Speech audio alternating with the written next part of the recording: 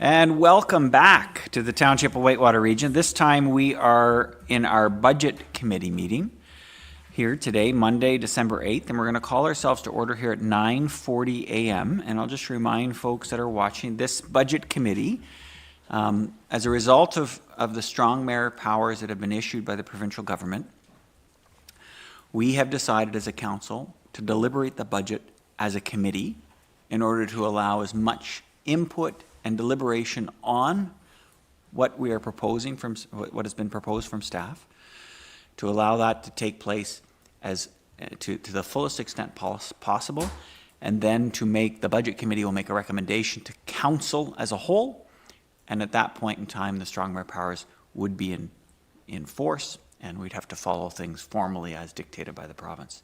So the budget committee allows us to the fullest extent possible to debate and deliberate on the presentation from staff. Good. First item on our agenda is the approval of the agenda, and I'm just going to get the clerk to read me the recommendation, please. Yep. That the budget committee approve the agenda as presented. And a mover and a seconder, please. Moved by Councillor Tabbert, seconded by Councillor Olmsted. Does anyone want to make any changes? No, sorry, the smile caught me. Councillor White. We'll correct that in the public record. Councillor White was the mover, Councillor Olmsted's the seconder. No changes to the agenda? I see none. We'll call for the vote. All those in favor? Unanimous, thank you. Next is the approval of the minutes. These are the minutes from our last budget committee meeting on October 21st. Those minutes are attached, and I'll get the clerk to read in the resolution, please. That the budget committee approve the October 21st, 2025 minutes. Excellent. A mover, Councillor Trim, seconded by the... Oh, yes? We just need to make the changes. Excellent. As soon as we get it on the table, Oh, I'm then sorry. we'll go back and Yeah, do the sorry. changes. But Yeah, that's okay. sorry. So I have a mover as Councillor Trim. I'll just get a seconder. Deputy Mayor? No. Can't be the Deputy Mayor because she wasn't there. Clerk is keeping us honest. Councillor Moore is my seconder. Excellent. And with that, we will take any corrections, omissions, errors, any feedback. Deputy Mayor, you're up. I just wasn't at that last meeting. Perfect. Thank you. And were you indicated as in attendance? Is that the error? Yes. Excellent. Okay, so that will be amended. Yes, please. So if we can just have a friendly amendment just to remove the deputy mayor from the minutes, and if the mover and seconder are okay with it as amended.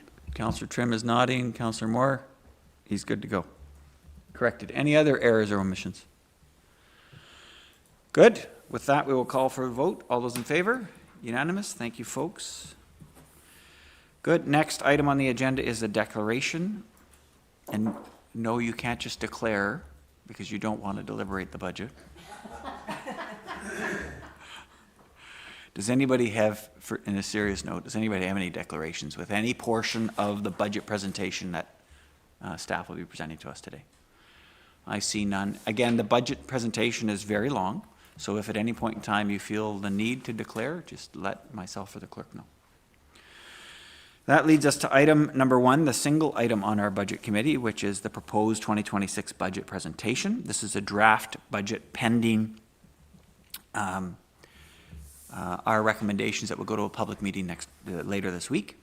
And the recommendation, just clerk, I'm going to get you to read it again. Sorry. Wasn't ready. Can I have it? That the budget committee receive and provide input to the updated 2026 draft budget. Mover and a seconder, please. Moved by Councillor Olmsted, seconded by Councillor White. Excellent. It's on the table, so we're going to turn the next couple of hours over to our treasurer. Oh, first our CAO. Yeah, thanks so much. I'll just have some very, very brief opening remarks. So just thanks to the members of council for attending today's second budget workshop. And thanks to staff for their time and commitment in putting this together, namely Curtis, but together with all staff teams that are contributing to the success of this. The last time we met was back in October 21st. Thank you, Curtis. where we had our first budget workshop, and we had tentative schedule to have the budget sort of completed by this time. One of the big items that we hadn't quite wrapped our heads around were the projections, the 5-year projections for the operating, for the capital, and the like, which are coming from the mayor's direction. And coming out of the first budget workshop, I thought it was really important for us to sort of work through that so that we could present sort of more comprehensive information to members of council in their deliberations for the 2026 budget. We've got to remember that the decision point is the 2026 budget. Future budgets will be sort of approved by future councils, but we want to create a framework that'll shape future decisions beyond sort of 2026. So those 5-year projections are extremely important. How we factor in affordability and replacement of all of our assets is extremely important. So we've made our best effort to take the information we have in hand today to be able to provide those projections over the next 5 years, recognizing that a big effort of those projections is our asset management plan. So our asset management plan is a sort of a legislated document that we need to prepare. The last update was due July of this year, and we essentially did not meet that timeline, which is acceptable. The province understands that. We're together with probably 65% of municipalities in Ontario who have not met that July 1st, 2025 timeline, so acceptable.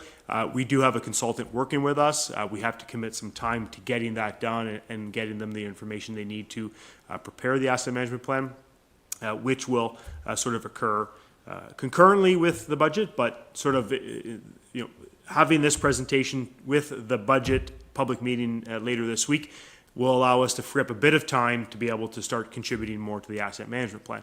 That asset management plan will shape the levels of services, shape the assets that we have, and have a whole comprehensive look of all of our assets. It will come sort of post 2026 budget deliberations. I am hopeful that we could make a final decision on our 2026 budget and then move to the asset management plan. So I think the direction coming out of the budget decision is that we continue to look at these levels of services, continue to look at these assets as part of our asset management plan, which will come in late January, February as well. So there's lots of work ahead of us when it comes to these projections and shaping future decisions around our asset management plan and budgets. So thank you again for your time. Looking forward to some feedback from the public and just highlighting, and I'm sure Treasurer McGonigal will highlight that, the Thursday public meeting is not the only opportunity to provide input. We are opening up the opportunity to provide input between now and early January. So any written, or if you want to meet with Treasurer, then he'll make himself available as well. So maybe pass it over to you now, Treasurer McGonigal. If you just want to highlight to the members of council as a starting point is what are the main areas of change in the presentation so that they're sort of tracking that. So I'll pass it over to you. Thanks so much. Perfect. Thank you, CEO. So the difference between this presentation and the last presentation, it looks very similar because I have just more or less added to the original presentation. I've added a bunch of pieces to talk about the affordability and about the 5-year capital plan, which was a mayoral direction piece, but I'll get to that there in 1 second. So this is the second presentation to council. Again, I always start off these budget presentations with the township's mission and vision statement. Those are the guiding principles that we build all the budgets on. So the timeline changed a little bit, as the CIO had mentioned. The 21st was the last time all of you have seen this budget. Then there was a bit of a break period to give staff that time to compile information. So we're here today at the 8th. The 11th will be the public meeting, which has been advertised on our website and social media. And I invite members of the public to attend. It'll start at 4:45. And the idea behind that meeting, because it is such a tight timeline before we're doing the public meeting, we're leaving the pieces for comments or questions to come back to me till January 8th. That way it'll give me enough time to, if anything needs to be compiled in or added into that presentation or brought back to council from concerns from the public, that can happen before it comes to council on the 14th of January for approval. So back on in September 16th, Direction to the CAO was given by the mayor to create a summary 2025 draft budget, or for 2026, sorry, apologies. So it was a five-year budget forecast, addressing cost of living adjustments, maintaining levels of service, asset management plan forecasts of 4.2%, our OCIF, OEMPF, and CCBF allocations, the OPP and county levies, Ministry of Education forecast increases, and an estimated annual assessment growth, all of which have been incorporated into this presentation. That was one of the pieces that was partially missing from the last presentation, was the five-year portions. So we've done that both for that and for capital, as well as for water, wastewater. We've incorporated into this piece the assessment growth. For this year, it's been quoted as 0.9% of levy. User fee and changes have aligned with inflation and are being increased and will be noted through the presentation. The public meeting will bring back the feedback from the community and council members.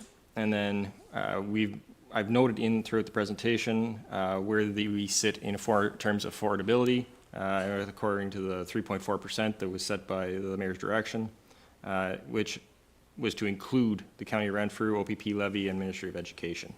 And I'll let the CIO make one comment. Yeah, thanks so much, Treasurer McGonigal. So I think what I wanted to highlight was this 3.4% of median household income. And where does that stem from? Just for the public watching today and who may come back and view the video in future, we held a council workshop, an affordability workshop back in the spring of this year.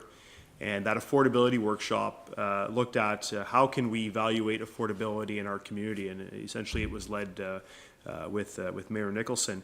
And affordability in a community, how do you create a threshold? How do you establish what could be affordable in our community based on household income and an average assessment? And I'm sure Mayor could provide more insight into that. But where this 3.4% is stemming from, it's stemming from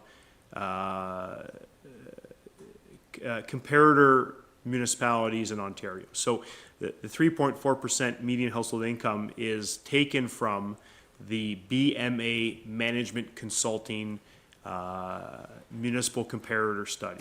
So this municipal comparator study, for the low cost, I believe it's $1,000, municipalities can participate in this study. And it's a consulting firm who takes the data from many municipalities in Ontario. In fact, it's 126 for 2024. And they look at socio-economic, financial, and service delivery indicators. They basically take a group of municipalities and evaluate them against each other.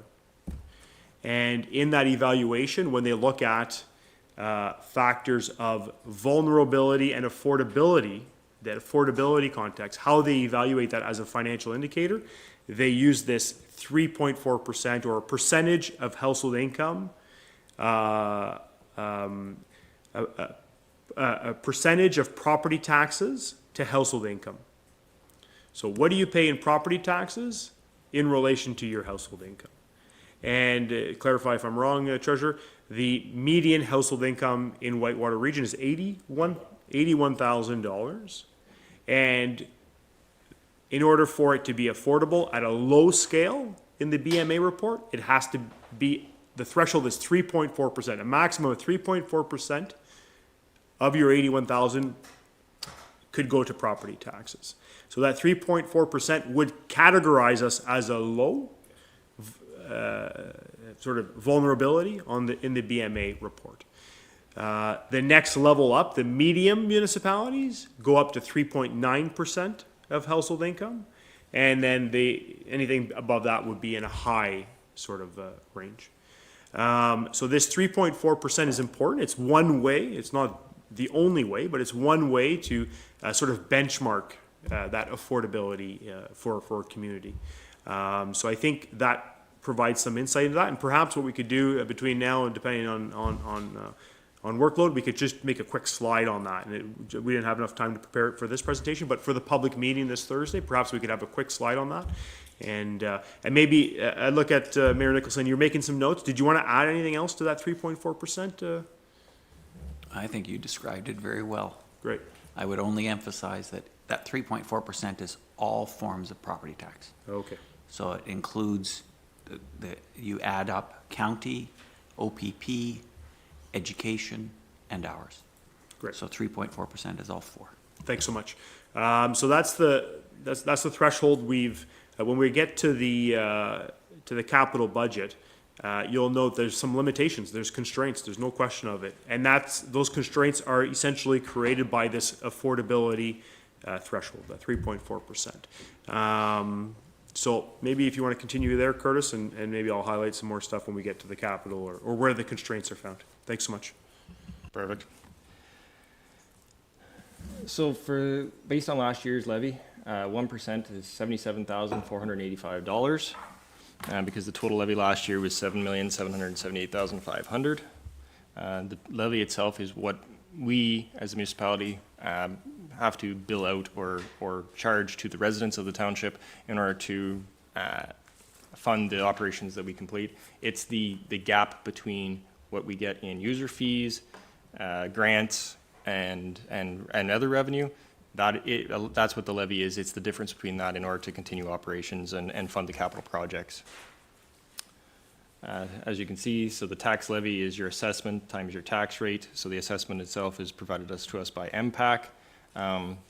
At this point in time, I will note that I do not have an update as to when the next assessment update will be coming. We are still working on 2016 values.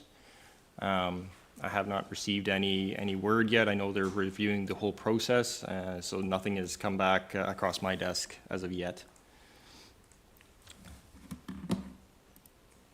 So this is supposed to be the assessment, how the assessment is calculated in Ontario. There's an impact video. However, I noticed this morning it did not work, and it still doesn't work, so I apologize. I will try and update this for the public meeting. It did work last night, I will say that.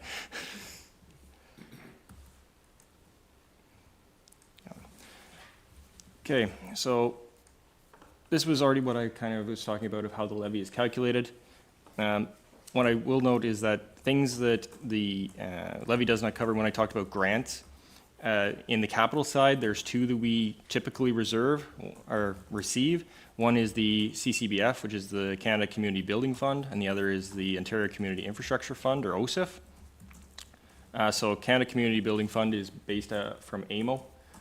Which is negotiated by AMO through a contract, so it's a set amount for the number of years.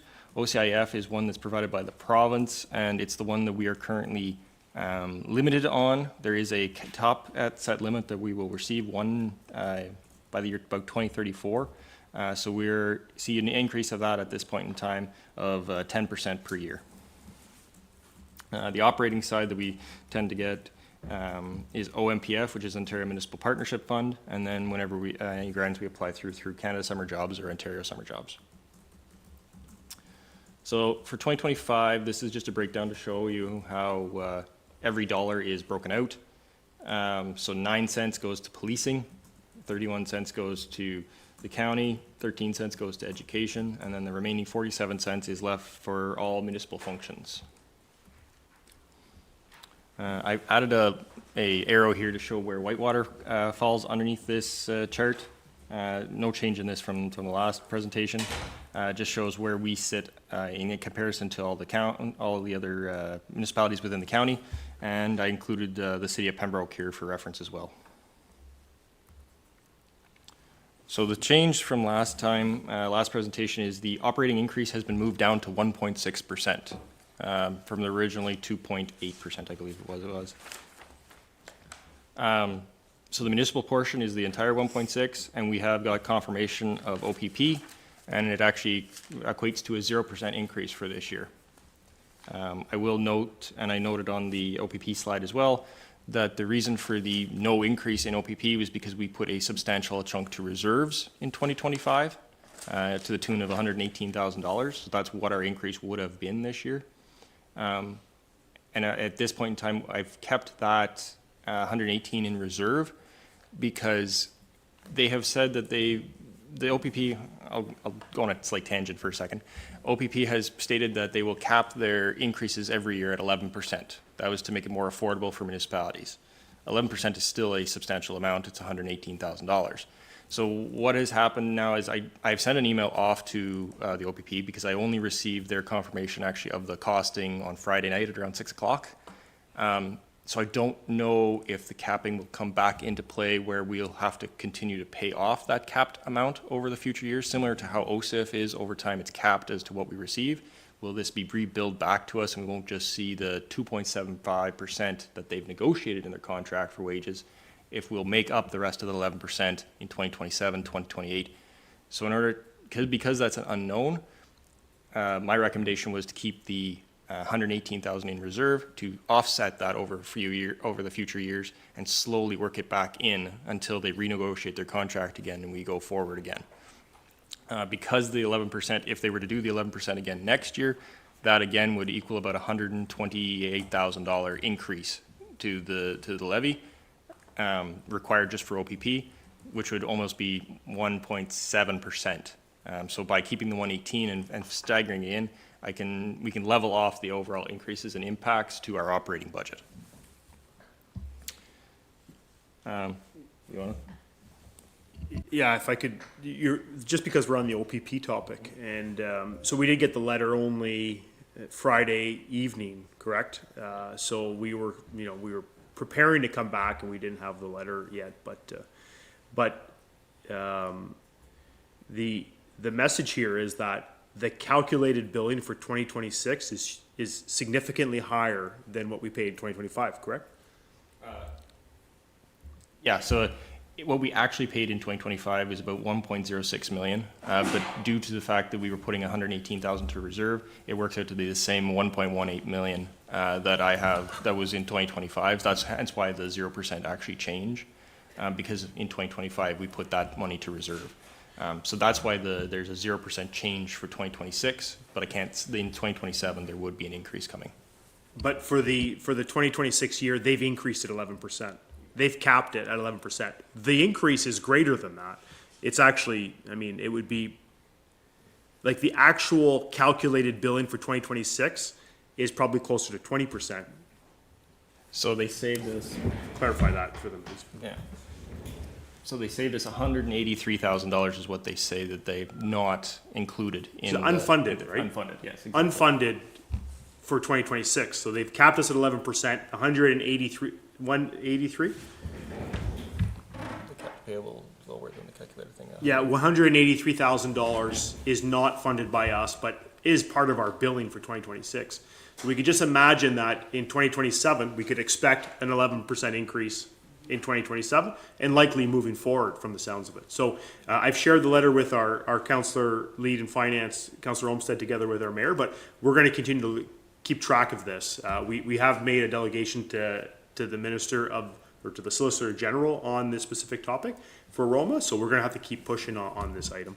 But we'll share the numbers a bit clearer with council together with the letter so you can see where there's a gap or shortfall of funding from our municipality and how are they going to fund that at the provincial level. So just wanted to highlight that that 11% is included in 2026, but there's still a shortfall of about $180,000 in our billing. Thanks so much. Thank you. Yeah, that's kind of what I was leaning into is the using of the reserve to kind of limit that out. So if that comes back next year and we see another increase of 11%, which works out to be $128,000, $127,000 for next year, for 2027, I mean, that 118 can be partially applied to that. Instead of seeing a almost 2% increase, we can work that down to be a 1% over 2 years until this 11% cap works out and we move back just to their 2.75 increase that they've originally negotiated in the contract. For the most part, this is like a back billing piece of the similar how they always did their allocations for when they reconciled year ends. They always put that onto the next year's billing. So this would be the exact same situation. They would just continue to carry it on until they are caught up and then move forward. The only thing I should note is the negotiation that we're just finishing paying off ends in 2026, so they will be renegotiating wages in 2027. So those are just nuances. My apologies again, sir. Just, we're going to update this slide because it says 0% OPP, which is not the case. They've increased 11% on their $1 million+ dollars. So if we could just be a bit clearer, because I don't want the public to perceive this as 0% increase to OPP, that is not the case. we'll just amend Yeah, I that. apologize. So the 0% means just over 2025. Because we've saved some money in reserves, yeah. So sorry, just to clarify, based on what I've heard, Yeah. it's an 18% increase this year, capped at 11%, fully funded from reserves. No. So the reserve has stayed. There's been no use of the reserve for 2026, no need to use it as 2026, because the original amount that was levied, that built the reserve in 2025, is the exact same amount in 2026. So there's no need to use any reserve. It just moves in. That's why it's a 0% change from 2025 into 2026. The two numbers are exactly the same. When I had done my math back in 2025, I knew more or less what it was going to be for 2026, and it turns out I was pretty close by about $1,000. So that's Okay. where it works out to be. You just might have to find a way to explain that. Yeah. That basically we levied last year in anticipation of this year. Yeah. Yeah, Yeah. okay, good. Yeah, the original anticipation was that they weren't going to cap at 11% or do any adjustments, and that 183 was going to need to be subsidized. So my original first presentation, where we were going up almost 0.5%, that included that because I was calculating for that full amount. Sorry for the confusion. So the other pieces that I'll just note on the key highlights is inflation pressures. So it's 1.8% is the average for June over June, which is Ontario all items. And then our insurance, so we've received our insurance back and we've received our health benefits increase back. So insurance seen a 3.7% increase over 2025, and health benefits seen an 11% increase over 2025. So capital increase, we're still sticking with the 4.2% as recommended through the 2022 asset management plan. Our funding sources for those pieces are the Ontario Community Infrastructure Fund, Canada Community Building Fund, and then tax reserves and reserve funds. And whenever staff went through the listing of assets that needed to be renewed, our criteria was must-have, can't fail, the timing is right, annual replacement, or strategically important. And this part came into more use whenever we pulled into our calculations for the 5-year capital plan. So there's a couple changes to this slide. Mainly our emergency measures for flood management. We reduced the amount to reserve by $5,000 for the contribution for 2026. Building capitalization or building administration for the truck, we increased by $1,300 to $5,000. There is now a transfer to reserve for waste of $29,000. That's due to our last council presentation where we were talking about the grant coming in for recycling plus the charges now for the ICI properties, but we'll get to that whenever we get to that section. Landfill post-closure has no change, and then ORPC, there is no change from the original presentation. Is there any questions? Yeah, Councillor White. What's the difference, excuse me, on number 13, it says tax, reserves, and reserve funds. What's the difference between reserves and reserve funds? So a reserve is a more discretionary piece. A reserve fund is actually passed by bylaw. So council would actually enact a bylaw and it actually earns interest. A reserve itself does not earn interest. A reserve fund earns interest. So it's something that is mandated to have. So certain reserve funds, I'm trying to think of one. Sewer is one reserve fund that we do have. Is it a ventured or a bylaw enforced one? I believe OCIF is also one that goes through that way. It's a mandated reserve that we have to have in order to allocate those funds through the ministry and through levels of government. I'm drawing a blank if there's any others we have, but those are the ones that are designed to be enacted by bylaw, then they earn interest. And so in order to remove those reserves, they cannot just be simply consolidated with others. They have to actually have the bylaw repealed by council.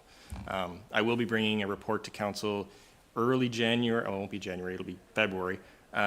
Bringing the reserves to council as a wholesome list, because we have a number of reserves, over 40, but there's small amounts in a number of them. And my direction will be asking to consolidate some of them and also eliminate some reserve funds that are unnecessary anymore, but I'll bring that parallel to council, and then as a wholesome piece to show what the township currently has held back in reserves. Thank you. Any other questions on this first section, Councillor Moore? Just wondering why we're reducing emergency measures, flood management. Because we're just sitting under $100,000, and this will actually bring it to $100,000 in that reserve. The other side to it is for any insurance claim through things like EMDRA, should an emergency happen, it's actually based on I believe it's 1% of our levy. No, 3% of our levy. So by having this in there, it actually moves our target further away to actually be able to make a claim, should we ever go to that stage. The reserve itself is just to help us bridge that gap, because we need to be able to have that money in reserve in order to be able to meet the minimum limit before we can actually make a claim. So that just is kind of to limit any impacts the year of event by the 100,000. Okay, understand, thank you. Good. I'll just add a comment. So Councillor Moore's question is perfect. It leads right into what Councillor White just asked about. And we've been contributing $10,000 to emergency services reserve, but what is the amount we should be having in there? We don't know that. So right now he's suggesting we decrease it by 5 because we're hitting 100. Why decrease it by 5 when we hit 100? Why not decrease it? Why not increase it? We don't know. That reserve fund policy he mentioned will give us those benchmarks. So we'll have something to measure, is that reserve big enough? We'll define those parameters, and then he'll have that as a reference point going forward. Good. That's exactly correct. So whenever the policy comes forward, it will actually set the limits itself, and then whenever we build budgets going forward, if there is a deficit in that reserve to build it back up, we'll actually include that in the budget for the following year, so those budgets maintain that value. And then in years that we decide that council chooses to use from those budget line items, those reserves, then in following years, it would just be a rebuild. Similar to how when we do a debenture, it's spread over a number of years. We would pull money out of said reserve and then rebuild it back over a number of years to finance that item and not have as large of an impact. It's the smoothing mechanism for taxation. Any other questions on this section? Okay, I just have one comment. It's on slide 11. If you can go back to slide 11, please. Yeah, the highlight that I would make for council and the public is that this is a great comparison across 18 municipalities that are geographically located within the county of Renfrew. But not all of them offer the same levels of service. It's great for us to know about Renfrew and Pembroke to the far right. They're significantly higher than us. But when you consider the services they offer, it should be significantly higher than us. They have pools, as an example. So the levels of services will cost those residents more. When you're looking at this for actual comparators, I'd invite you to look at municipalities which have the same types of services as us. And CAO, off the top of your head, which ones could you compare to in terms of level of service? I think we'd probably be sort of in the, recognizing you mentioned pool, and we don't have a pool, but we do have three sort of community centers. So you'd probably be in the sort of Pembroke, Renfrew, Arnprior, maybe Bonnechere Valley to some degree. They have municipal water, wastewater with some rec services. And maybe Madawaska Valley, which is way on the other end of the board here. But yeah, I think like the big 5 or 6 in Renfrew County, yeah. Yeah. Perfect. Let's keep going. Thank you. Thank you. So the next part we move into is salary and wages. So as I noted, there's a little bit of a change to this number based on the fact that the salaries and wages have changed just due to the 11% increase in benefits.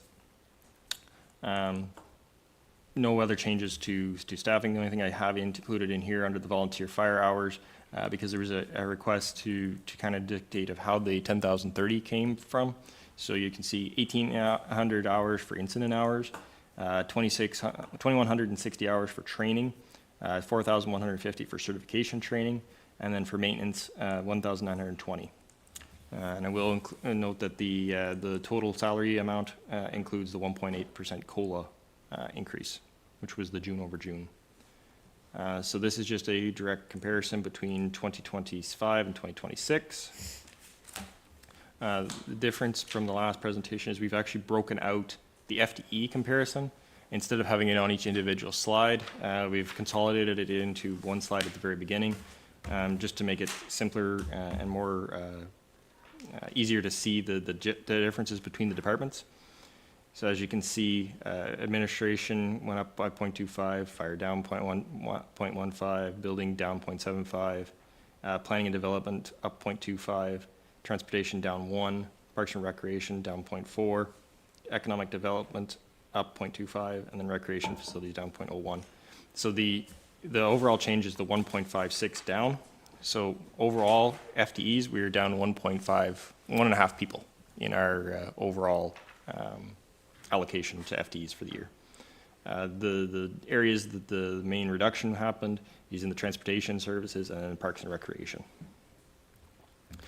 So this is the water and wastewater salaries, and only the change here is the benefits amount. And then again, the FTE, there's no change at all for 2026 over 2025. Any questions? Yeah, Councillor Umstead. Yeah, thank you, Mayor. Just on, between slides 18 and 17, just a little disconnect on the totals. So 2026 total 4.35 million, and then you revert back down to slide 18, 4.282. Yeah, so the total for general, the 4.282 should add in the 72,350 in order to get to the. What's that, 73,000 though? The 72,000 is water and wastewater. I have it up on the screen there. Oh, okay, so, The two add up together. That's the total salary, which includes water and wastewater okay, on this slide. thank you. And just to be clear for the public, it basically, you have to add slides 18 and 20 in order to get the total on slide 17. That's correct. Good. Any other comments from members of council? Good. Please carry on. Perfect, thank you. So now we move into general operating. As always, we've dictated this portion of the budget into the areas that come into the financial information return categories. So you have general government, protective services, transportation, environmental services, parks, recreation and culture, and then planning and development. So the first area we move into is general. So first we look at council. There's no change here from the last presentation. It still is the proposed increase of 14,475, partially from wages, and the other portion is due to a $10,000 allotment for the 25th anniversary celebrations coming in 2026. That was included in the council budget since it is council directed. Ad hoc committees, which is the Muskrat Watershed Council, is still set at $5,500, so there's no change over 2025. Administration, so there's an increase of $199,125. The first part of that is wages and benefits, then IT systems and computers, $52,000, election 30, audit and legal up 20, asset management up 15, and then staff training up 9. I will note that IT services computers is the biggest one you'll see an increase in over at the last presentation as well, because with the savings we were able to find reviewing the operating budget, we were actually able to integrate the $30,000 that was proposed to be capital into this line item for computers, because computers are another item that have a finite life and don't, similar to bunker gear that we did in 2025, it gets used up quite frequently. So in order to not have to capitalize those items, because the way they're purchased, the cost of a laptop now is not capital by our TCA policy anymore unless they're bought in bulk, which we tend to not do. It's more of a piece-by-piece basis. So that has been integrated in. So then it'll be integrated in going forward in the operating budget and won't have to be considered whenever we do the capital budget. So that's the $30,000 there. The $30,000 for election, 22,500 of that is actually coming from reserves, because we've, every year since the last election, we put $7,500 every year into reserves for the election to pre-plan for that. So the total impact in 2026 is only the same $7,500. Audit and legal is just to bring it up to the actual as to what's billed every year. Asset management is for the updates of the asset management plan, which are required yearly, as well as doing asbestos testing on buildings to continue with the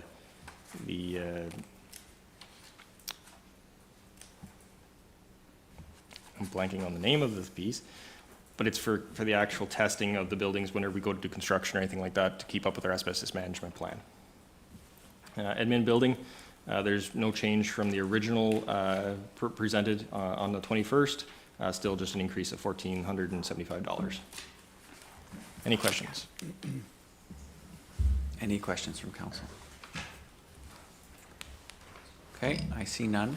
And unfortunately, I'm the chair, and I need to washroom break, so we're going to have a short recess, and we'll start again.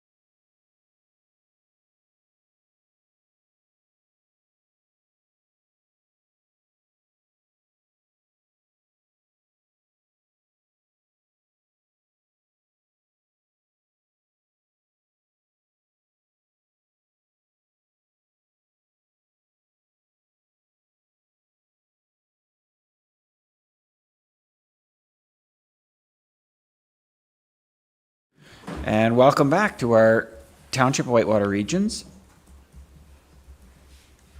budget, Committee. sorry, 2026 draft.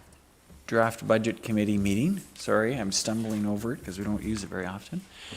Just before we carry on, we recognize Councillor Bell has been able to join us, and just make sure that you don't have anything to declare on any of the items on the agenda today. Okay, seeing none.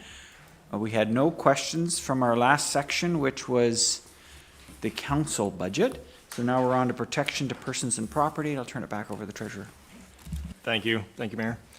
So protection of persons and property. So this section talks about fire, policing, emergency measures, the building department, animal control, and bylaw enforcement. So the first section we look at is fire. So the 2025 or 2024, there's an increase of 71,100. A chunk of that is attributed to wages, which is directly proportionate to the increase in hours that was noted on the salary slide. A $10,000 increase to PPE repairs and maintenance, $7,000 to equipment repairs and maintenance, and then $5,000 to hydrants, as the hydrants fall under the fire budget. Under policing, again, I noted that we received the increase for 2026. So the total for the year is under this policing, which includes our amount to the Police Services Board, is 1.2 million. So it's actually a slight decrease from the 2025 original allotment of $1,458, which directly goes to the OPP increase. As noted before, the 2025 budget committed $118,528,000 to reserve to offset / phase in future OPP costs increases. The building department, slight decrease over 2026 of $27,725. That's mainly attributed to wages, which were offset by contracted services. As we transition from a building inspector full-time person to a contracted individual who works between 2 and 3 days a week, that's the change between wages to contracted services. So I will note that there is a proposed change to building permit fees, and per the public meeting, there will be a separate public meeting on the 11th to speak about the building fees first before it segues into the general operating budget. Because per the Building Codes Act, it's a required piece to have a public meeting every time the building fees change. So for the most part, the recommendation is to increase the overall fees by 1 cent. This is accounting for the 1.8% increase by the CPI. And it's in order to avoid future larger increases of the piece. It was stipulated by the chief building official to kind of work this in over years instead of large increases. It makes it a lot more easy for builders and for homeowners to purchase these permits. The one thing I've added here is the building fee comparison. So as you can see, 1,000 square foot home with 1,000 square foot second story plus 1,000 square foot basement. So it's a total of a 3,000 square foot home. 1,000 square foot attached garage. So in 2025, the cost was $2,950. So 75 cents times 3,000 square feet plus 70 cents times 1,000 square feet was the $2,950. I apologize, that should have read 2026 Whitewater region. That would be $2,990. So it's 76 cents times 3,000 square feet and then 71 cents times 1,000 square feet. So it's a $40 increase to the overall permit cost going into 2026 for that same home. It was also requested, I believe, by Councillor Bell as to what a common permit looks like for costing. So this was provided by the CBO. So the one he provided me with was for residents of 3,100 square feet. The cost is in 2025 is $2,325. With an attached garage, 660 square feet is $462. The township-wide development charge is $3,000.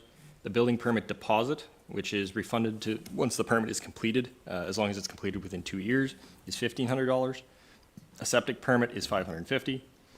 Entrance permit, if it's required, some lots already have these, so it's not a requirement, but it's $125. And then the civic address sign, which would be required for any home builds, is $175. So the total cost to build that home is $8,137. So the building department shows a decrease in the overall deficit for 2026. There's not a big change in budgeted revenue, but budget expenses are down due to the change from a full-time employee to a contracted service. Emergency measures by law enforcement and animal control, seen very little change. Most of the changes noted in these areas is due to salary increases. Any questions? Thank you, Treasurer. Councillor Trim. I'm just wondering, Mr. Mayor, through you to our treasurer, if it would be beneficial for the public meeting if there was a comparison with our township and other townships with respect to building permit fees. I can definitely make a request to the CBO to see if that information is available. Thank you. That's perfect. And we've had that in previous years. Good. Councillor Bell. Yeah, again, more towards the public meeting, just with that total, the total cost, that's without the $1,500 remittance at the end of the conclusion as well. So if that slide's going to be included in the public meeting, it might just be worth noting that the net cost is probably closer to 6,500 as opposed to just as a information piece for, so there's not something lost in translation. Noted. I was taking this from the piece of what the initial funds would be necessary to actually start the process of building a home. But noted, I will note that as a separate line. And just the other thing, sorry, is it part of a Whitewater bylaw that there's a public meeting for proposed changes to the building permit fees every time? No, so it's actually per the Building Code Act. Okay. It requires that a public meeting is held anytime there's a change to those fees. I was just wondering, moving forward, if the intent is to kind of keep up with inflation.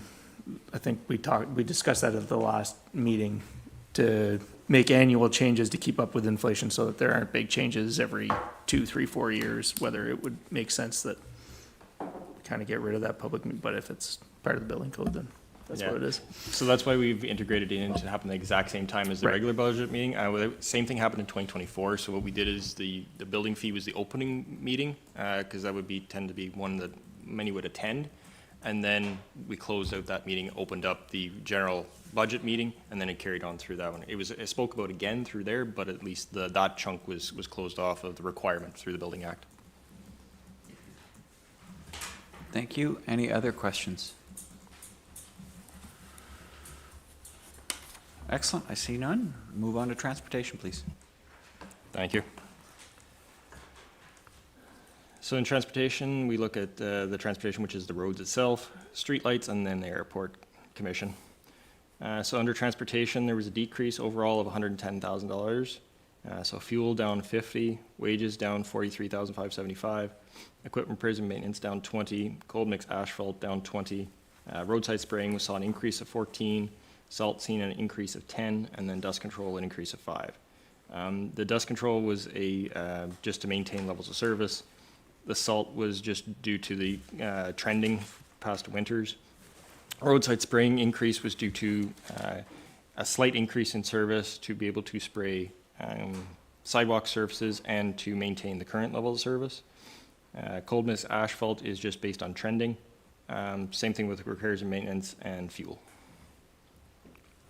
I know this is small, and it probably is even smaller on the printouts that I provided, but this is the gravel road program, and I'll draw your attention to the roads marked in red. But there is a list at the very top. So what was proposed is Acres Road, Garden of Eden, Broom Road, Elmac, Deserta Road, both sides, Nangor Trail, and Point Trail. And if there's any questions, I can ask them now if they want to talk. Well, I have the map up if they want to ask the manager of Public Works. Any questions on the gravel road program? Yes, Councillor White. What End of the blind line we're doing, isn't that like a driveway or is that part of the road too?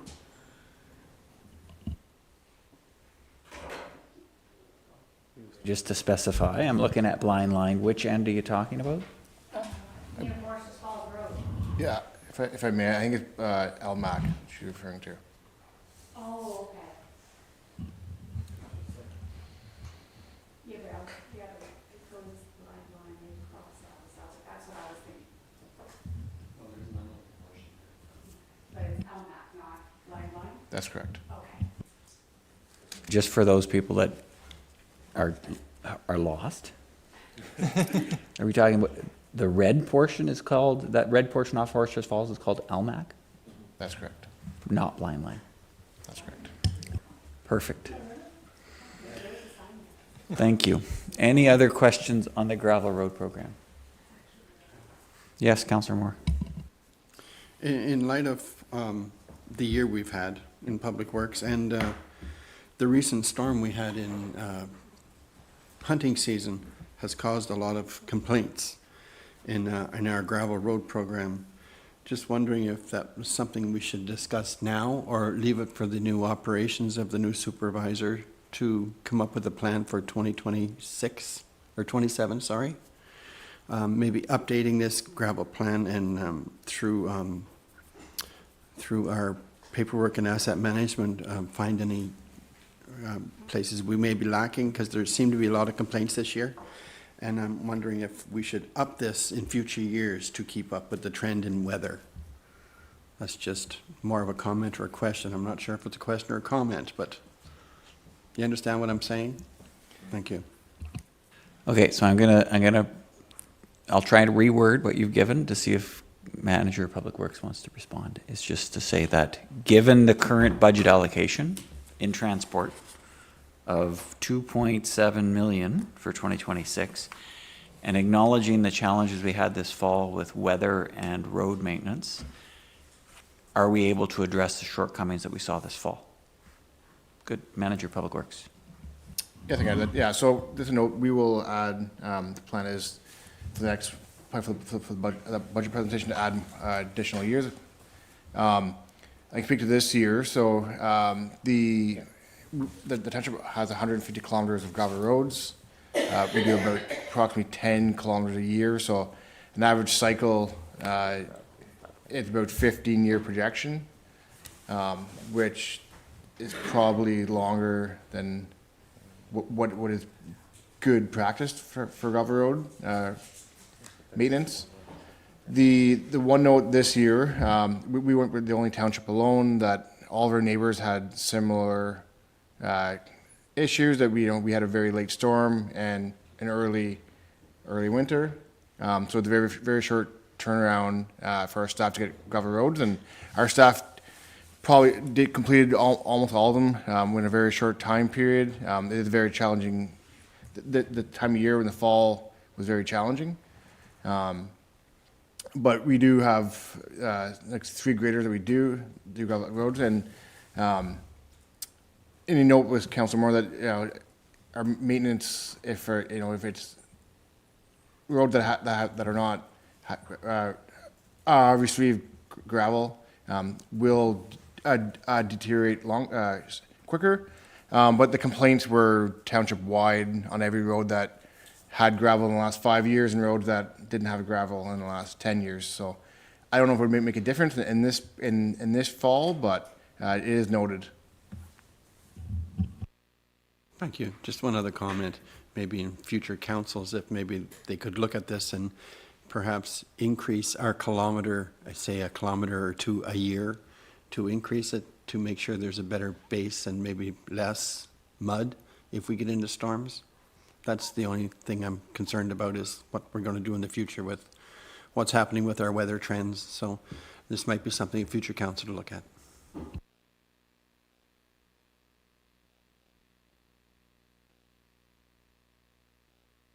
Perfect. Any council could look at it, but it is an increase in operating costs. I would be curious to know, if you were to go from 10 to 15 kilometers or 50% increase or something like that, what that would cost in terms of the operating budget. But that'd be something that you could ask the manager offline.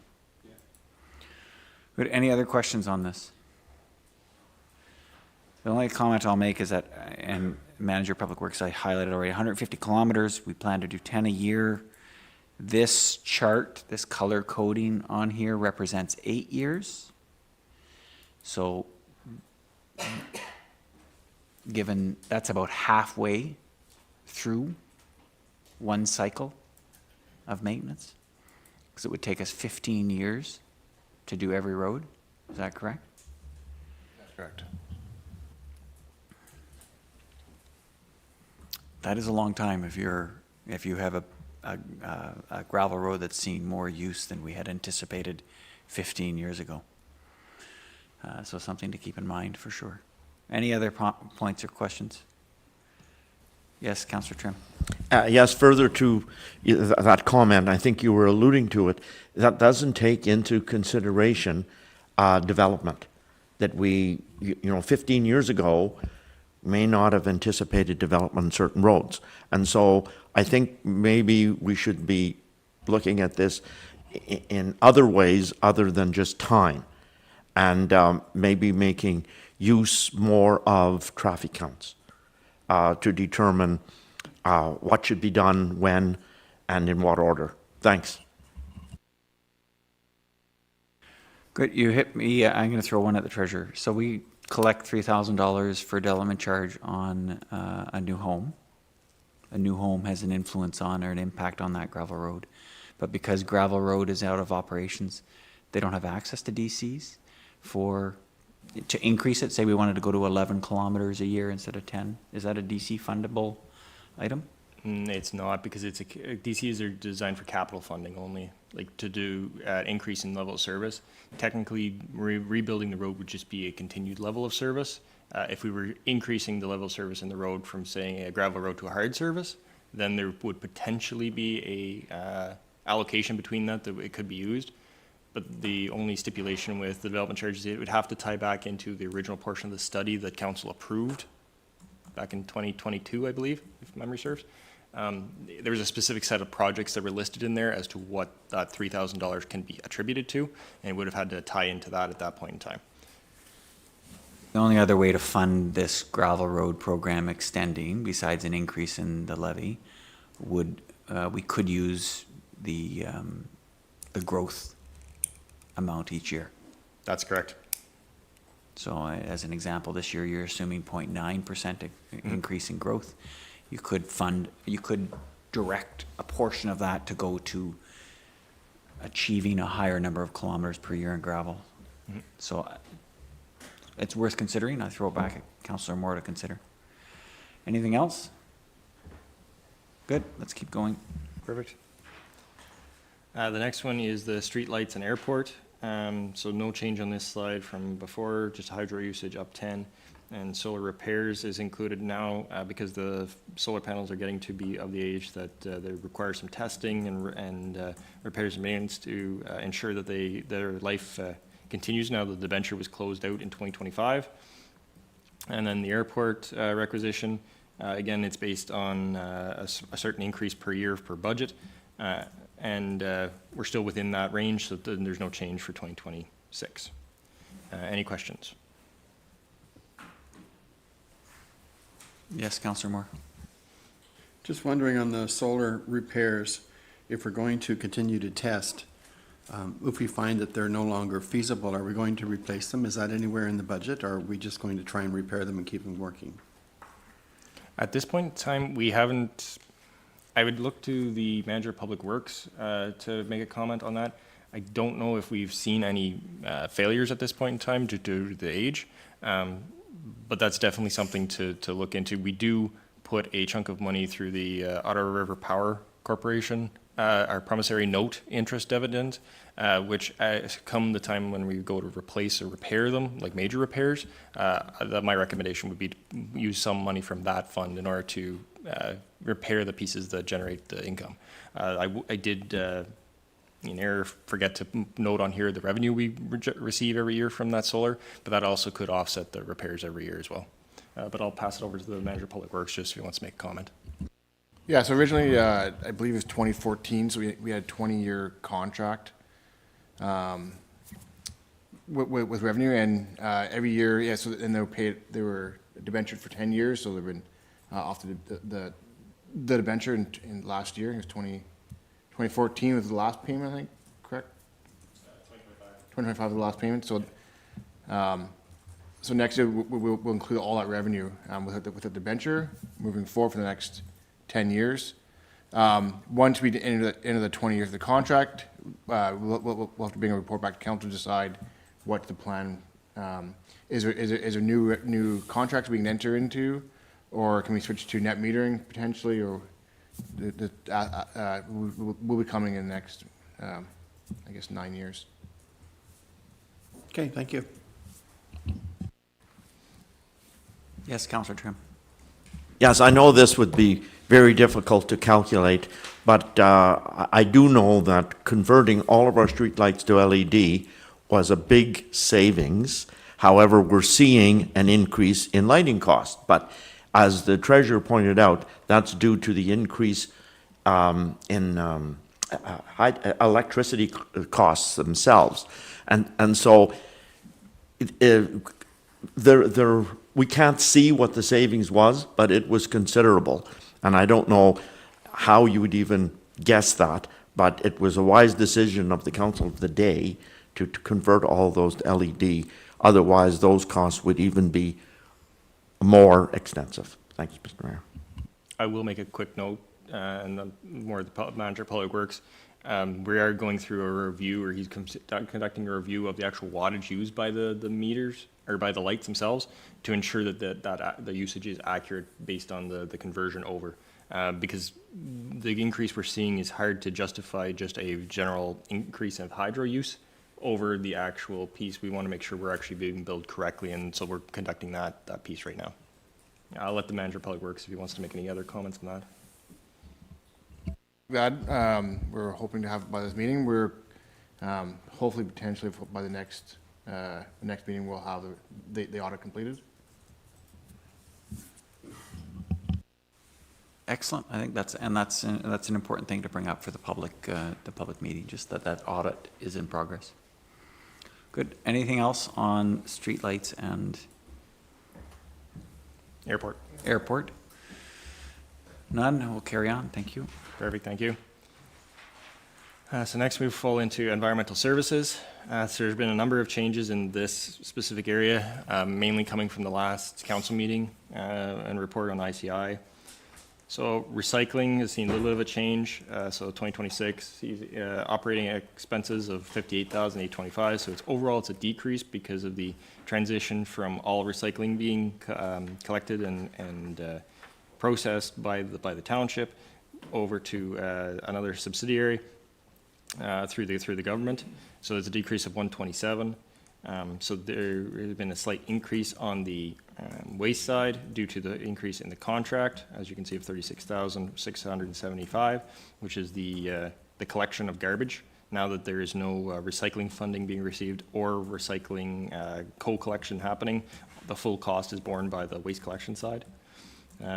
Landfill is up $26,100. That's mainly due to wages, equipment repairs and maintenance. As you noted, this year a large repair and maintenance event happened with the crawler loader. And it's anticipated that there'll be more repairs needed on both that piece of equipment, the excavator, and the new landfill compactor. So it's been recommended to increase that line item by $7,000.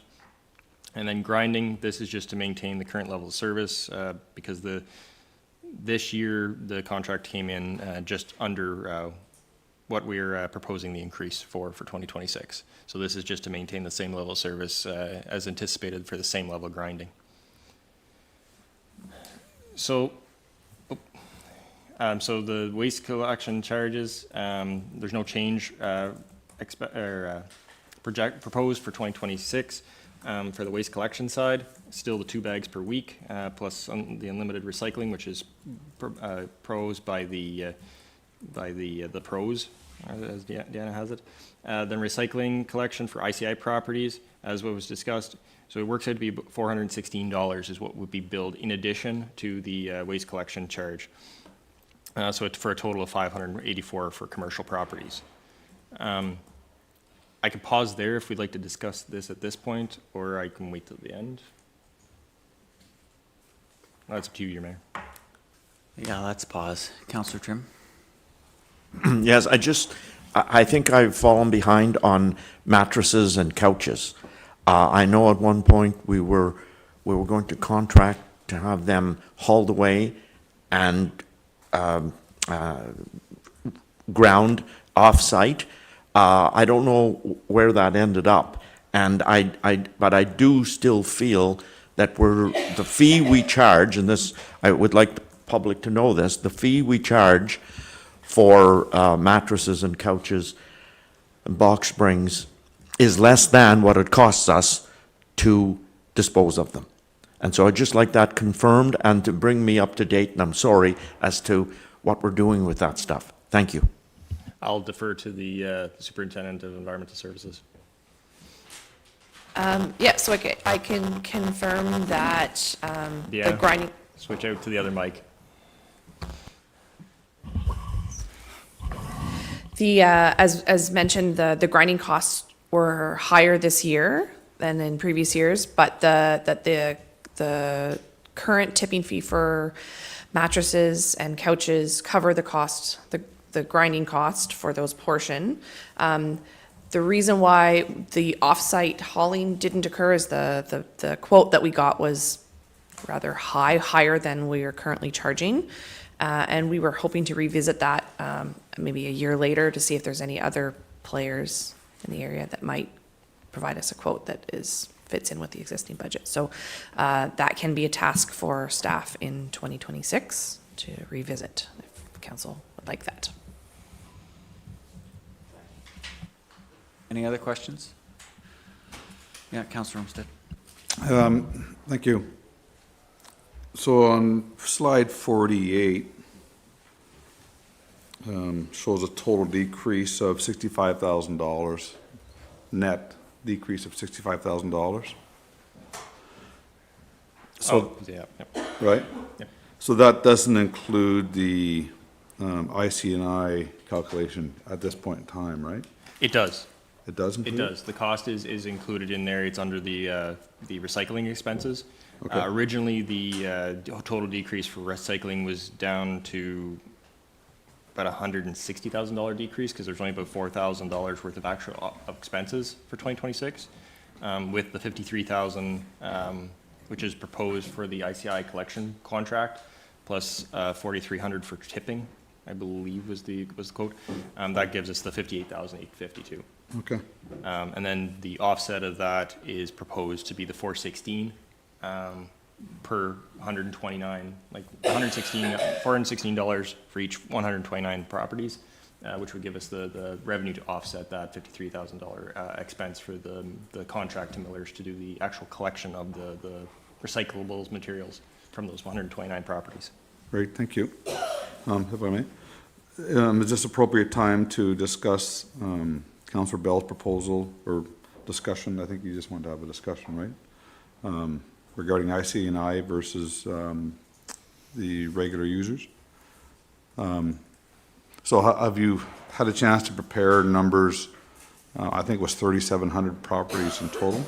Are you prepared to discuss that now? Yes, I've done some background research on it. So from the way I went through the Municipal Act and through the collection side, I feel like these fees fall more under 326, Section 326 of the Municipal Act, which fall as special charges because it's not as a it's not as a whole to all residents of the municipality or a majority of the residents of the municipality. There is only a few that actually benefit from this recycling because it is separated out from the actual waste collection, because these are the only properties we would be providing the service of recycling collection. And when that happens, only the properties that benefit can be charged. Hence why at this point in time I proposed the 416. If that was to be expanded or thought to be a general use of the landfill, as in there's more costs associated with the landfill in order to continue the recycling program at the landfill itself, that we could justify it being included with the landfill cost itself or the overall collection. There's 3,865 properties, so it works out to be $13.90 per. So the residential rate would go from 168 to 180, 190.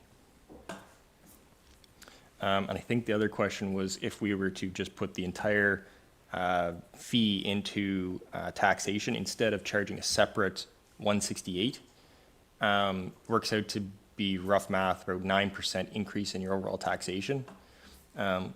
There's two sides to that coin, however. The 9% increase is, yes, it's an increase in, I'm gonna have to grab my cord for my laptop apparently. The pieces that the actual increase will go up 9%, but you'll also lose the 168 charge off your bill. So that has one net effect. The only change is that for properties with higher assessments, they will pay more than the 168, and properties with lower assessments could pay less than the 168. So right now, it's an even charge throughout any properties for any homeowner. If it was to go into taxation, it'd be similar to any other costs where it's proportionate based on your actual assessment, not based on your actual usage. Where that's the reason why it was broken out as a user fee in the first place, was to make us even for every homeowner. No matter how much your assessment was, you paid the exact same for that collection cost. So those are the 3 points for council consideration. So just to confirm, the $168 on average is going to come off the fee, so on average it'd be, I think I worked out approximately an 8% decrease, but then by adding it back to taxation, it'd be a 9% increase, so you're talking about a net 1% increase. Would that be accurate? It would be close. It would just depend mainly on the actual home assessment, because I didn't do the math back. That's one thing I missed on doing, is how much, if I was to take the 168 divided into the current tax rate at that increase, as to how much the assessment would actually be of a weighted assessment of a home. Say if it was $182,000 assessment is what gives us that 168 value. Somebody with a $400,000 or $500,000 home would now potentially pay 3 times more than this 168, where a home that's under that value would actually pay less. The other side too is that if we push it onto taxation, vacant properties would also be paying for this landfill collection side, not just properties that use the service. It's completely allowed to be done that way because it is a service that is available to all municipal residents. It's just that would be a piece that would change the overall amount. That total value would not be just broke over the 3,865 properties, it would be broken over all properties of the township. Mm-hmm.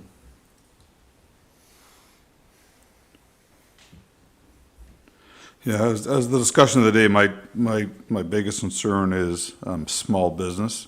Large businesses can absorb it. That's not a big issue. Small businesses, I'd hate to see a business have to sell another 250 ice cream cones or 250 more coffees in a year to offset something that was passed on to us again from the province. That's my only contention here. The only other piece I would note, apologies, Councillor Trim, is just that right now we tie the actual properties to what they pay for the collection. Should we move that into taxation, then every property technically would qualify for collection, and we would have to expand that list substantially as to where the stops would be, and it could vary for the actual where the stops are. And I can actually pass that off to the environmental superintendent of how the program was changed over originally for recycling collection, that the two wouldn't match anymore. Yeah, maybe I'll just some background. So I believe in 2020 was the first year when we went from, I guess it was the yellow bags to this 168. I'm not sure if it was, yeah, it was, I believe it was, you had to buy the bag. It was $5 a bag. And the actual, and the previous administration, but the actual curbside collection, like it was very low. And by pushing it in and putting it on the actual final tax bill, actually increase the actual, the curbside collection and reduce the actual, traffic going to the landfill. And that was the intent of that, at that time, and get rid of the yellow bags. CAO, please. Maybe let's pass it to Councillor Trim, and then if through you, the mayor, and then let me reserve my comments for a minute. Councillor Trim, please. And just quickly, and thanks for CAO, I share Councillor Olmsted's concern, but equal to, if not more, I'm worried about the increased, the decrease in diversion and the increase load on our landfill site. That is a concern of mine, because we have estimated how long our landfill site would last, how much airspace we have, and I'm worried that this would decrease, and that is going to be a significant cost in the end to everybody. That's just a worry I have, and I don't know how legitimate it is, but I've been thinking about it. Thank you, Mr. Mayor. CAO? Yeah, if I could just provide some, just to shape the discussion here, because I think we're kind of, sort of, in my view, sort of mixing things a little bit here. Because we're mixing in the wholesome collection, curbside collection, together with this ICI item. And to my treasurer, I'll ask him, is your remarks with respect to the ICI and it being a special service specific to them, it's your view that the section of that municipal act would generally apply in the basis that it's a service specific to a group and not the whole municipality, and therefore the fee for that service must be paid, shall be paid by the people who are benefiting from that service, or it would be common practice? Is it a requirement or is it not a requirement? So, and if it's classified as a special service, it shall. That's a requirement. Okay. The only piece would be is that if that program was to be expanded in any way that it could be attributed into the overall operation landfill costs, then it could be not specified as a special charge. At this point in time, since we're doing collection specifically, and not that 56,000 is just for collection at those 229 properties, that's where it falls into the special charge, because it is not all properties, it's only 129, which is not majority of the municipality. The 168 we're allowed to do, and it's more classed as the fees and services under Part 6 of the Municipal Act, because we service the majority of the municipality, and that's why there's the option that can either be the fee or it can go under taxation. The two are completely legitimate options. Because I know from experience, use Laurentian Valley as an example, wastewater services is actually based on taxation. So every property pays it based on their assessment for sewer usage within the area that they are serviced by, as a rate, not as a flat rate as we do here. So it's an option for those rates, but again, for the ICI, to the CAO's point, my feeling in reading the act and the categories that it falls under, I feel it falls under the special charges area where it would have to go just to those businesses.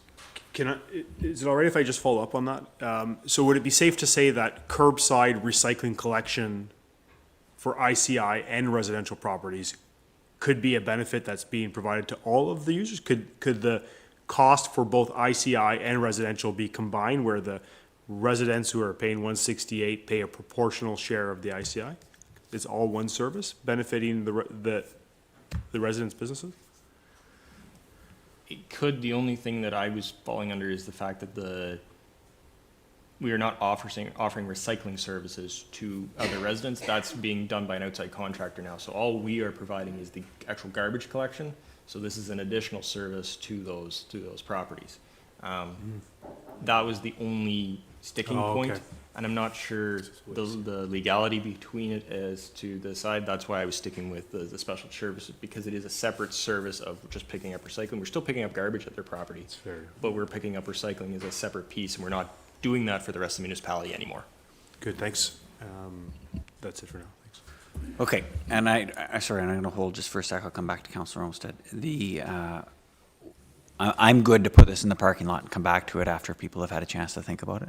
I'm just going to try to put in plain language what I've heard in the last 10 minutes. Is that ICI collection to the 129 users is, as the treasurer has defined it, as a special user fee. Therefore, general taxation and the principles of general taxation are trying to put it in with the 168. They can't apply to that 416. So it comes back to our two primary goals here. One is to make sure that we divert as much waste as possible from the landfill. And the second thing is to make sure that the small businesses in our community aren't unduly impacted by an additional $416 charge for something that didn't change. Like literally, there's nothing changing from what's happening today for the recycling. It's just the government decided to fold one thing under another thing. So based on those two premises and the fact of what the treasurer has given us, I have one question, and then I'll throw one thing on the table for people to think about. Is just in terms of defining those 129 areas, the only way I can think of that the system will identify them as is by their zoning. Or are actually you going to provide a civic address to define those 129? I believe their civic addresses, like they're actually noted whenever we filed for the original contract, I believe, but I can pass over for confirmation from the environmental superintendent. That's correct. It's 129 specific addresses that the businesses actually use curbside waste collection, and they ended up on the list.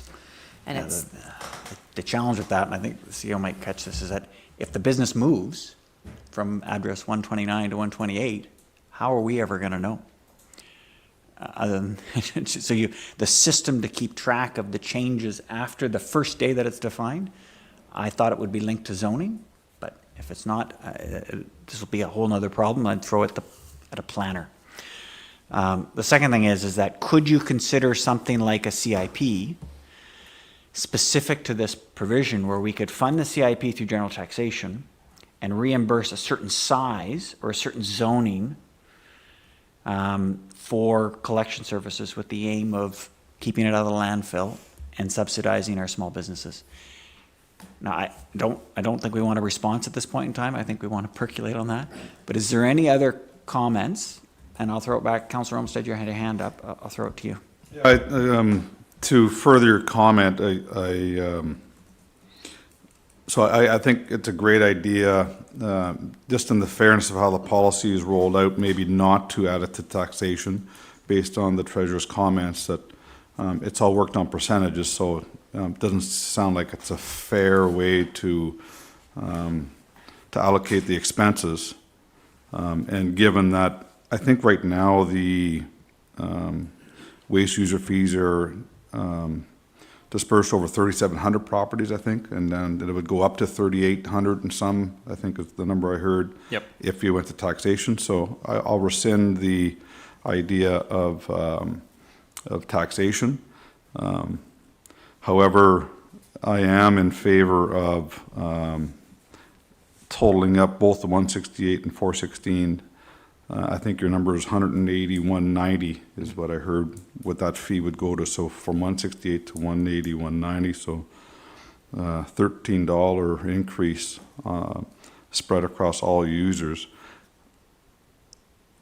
Regarding the special service and maybe not being allowable to do that, well, right now we're providing that service to these businesses, and we're providing that, if you wanted to call it a special service, to them now, and we're actually taking it away from them. And the reason why we're seeing them get hit with a $416 charge instead. So I don't agree that it's a special service we're providing them, or we're going to provide them, we're already providing it to them. And last comment is that 99% of those IC&I properties are also residents of our community, so they're already paying the 168 on another property, being their home property, and then they're going to be hit with another $416 plus, is it 416 plus 168? That's correct. Yeah, so, 584. right, so they're gonna be paying 2 home fees and the special $416 fee because they have a business now. So, in the interest of fairness, I would vote all day long to hit me with an extra $13 increase to help our businesses. And that's where my head's at, thank you. In a much less complicated way than tracking things through zoning and creating a CIP. Councillor Bell. Yeah, so I think I completely agree with Mr. Councillor Homestead's assessment there. I am just wondering, so we see a decrease of 127,475 in our recycling costs this year because of those 3,800 properties that are no longer receiving that service from the township. We're paying $168 fee annually, but that's not represented. The $127,000 discount that the township's seeing isn't translated into a decrease in the $168 waste collection fee that we're seeing, or we're putting on our taxpayers. So I'm wondering about that. $168 times 3,800 properties, we're looking at 638,000 roughly. But our operating expenses are 343,375 for the year. Can that difference be explained? Like, maybe I'm missing something, but I'm just.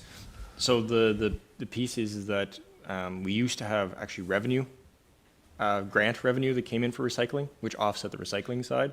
So whenever the tipping fee goes through for the 168, there's the tipping fees that go into the actual landfill. So times the 107.50 right now by the tonnage that comes back in. So that was part of the 168. So you had the contract itself, which was a little over $300,000, the tipping fees themselves, and a portion to reserves after that, as well as hazardous waste depot costs were also included into that for the 2026 year.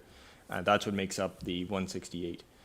The other portion of the 168, since it's going to reserves, that portion then back funds and funds the compactor as an extension of the landfill, and in order to extend the actual, because it's to the betterment of all properties under that collection umbrella, to go through the user fees piece.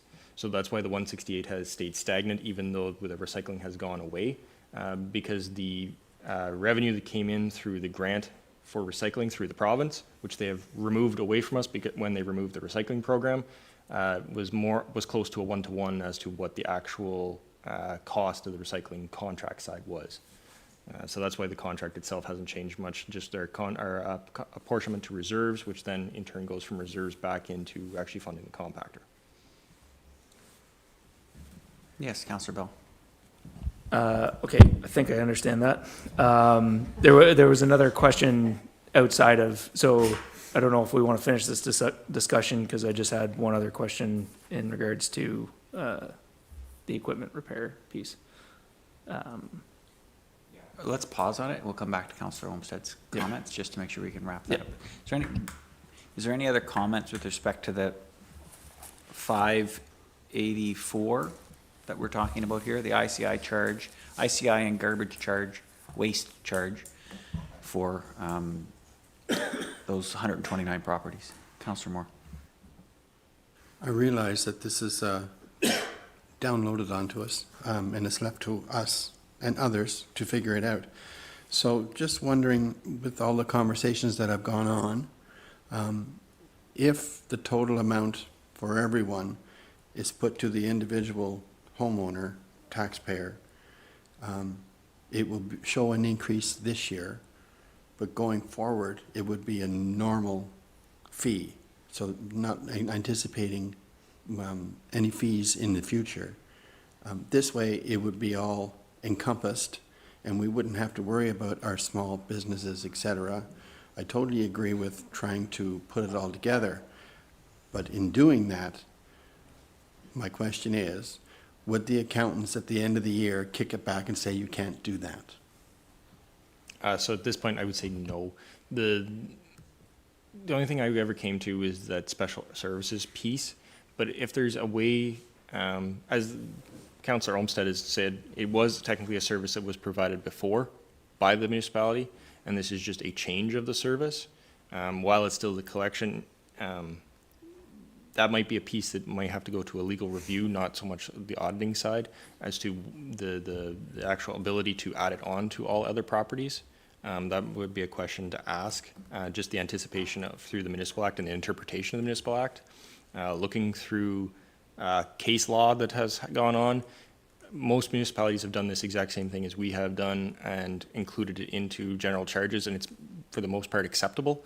But the fact that this change has happened now to the actual service we're provided, that would be the part that I'm not a specialist in to give a full opinion on that. I'm just going with what I've seen or what I've read and understood through the Municipal Act as the special services piece. Since it was a service that was provided and that's only a slight change and can be through the same contractor, it's through the same pickup, all those pieces tie in. It potentially, the 189 could be, or 181.90 could be a perfectly legitimate way of going about this. But I feel it would be before it comes back to council for final approval, it might be a legal interpretation request. Okay, follow up to the mayor. Would this be something that you could discuss at county to see what other municipalities are doing? Just maybe even a heads up, something we're missing or not, if there's a way to proceed? Because waste services aren't a county level of service, You're sitting with other mayors, so Could. they all have the same problem. If we're having it, they're having it. Absolutely. Superintendent Nicholson and her team there with Public Works have got that. They have integrated all those providing this type of service across the county.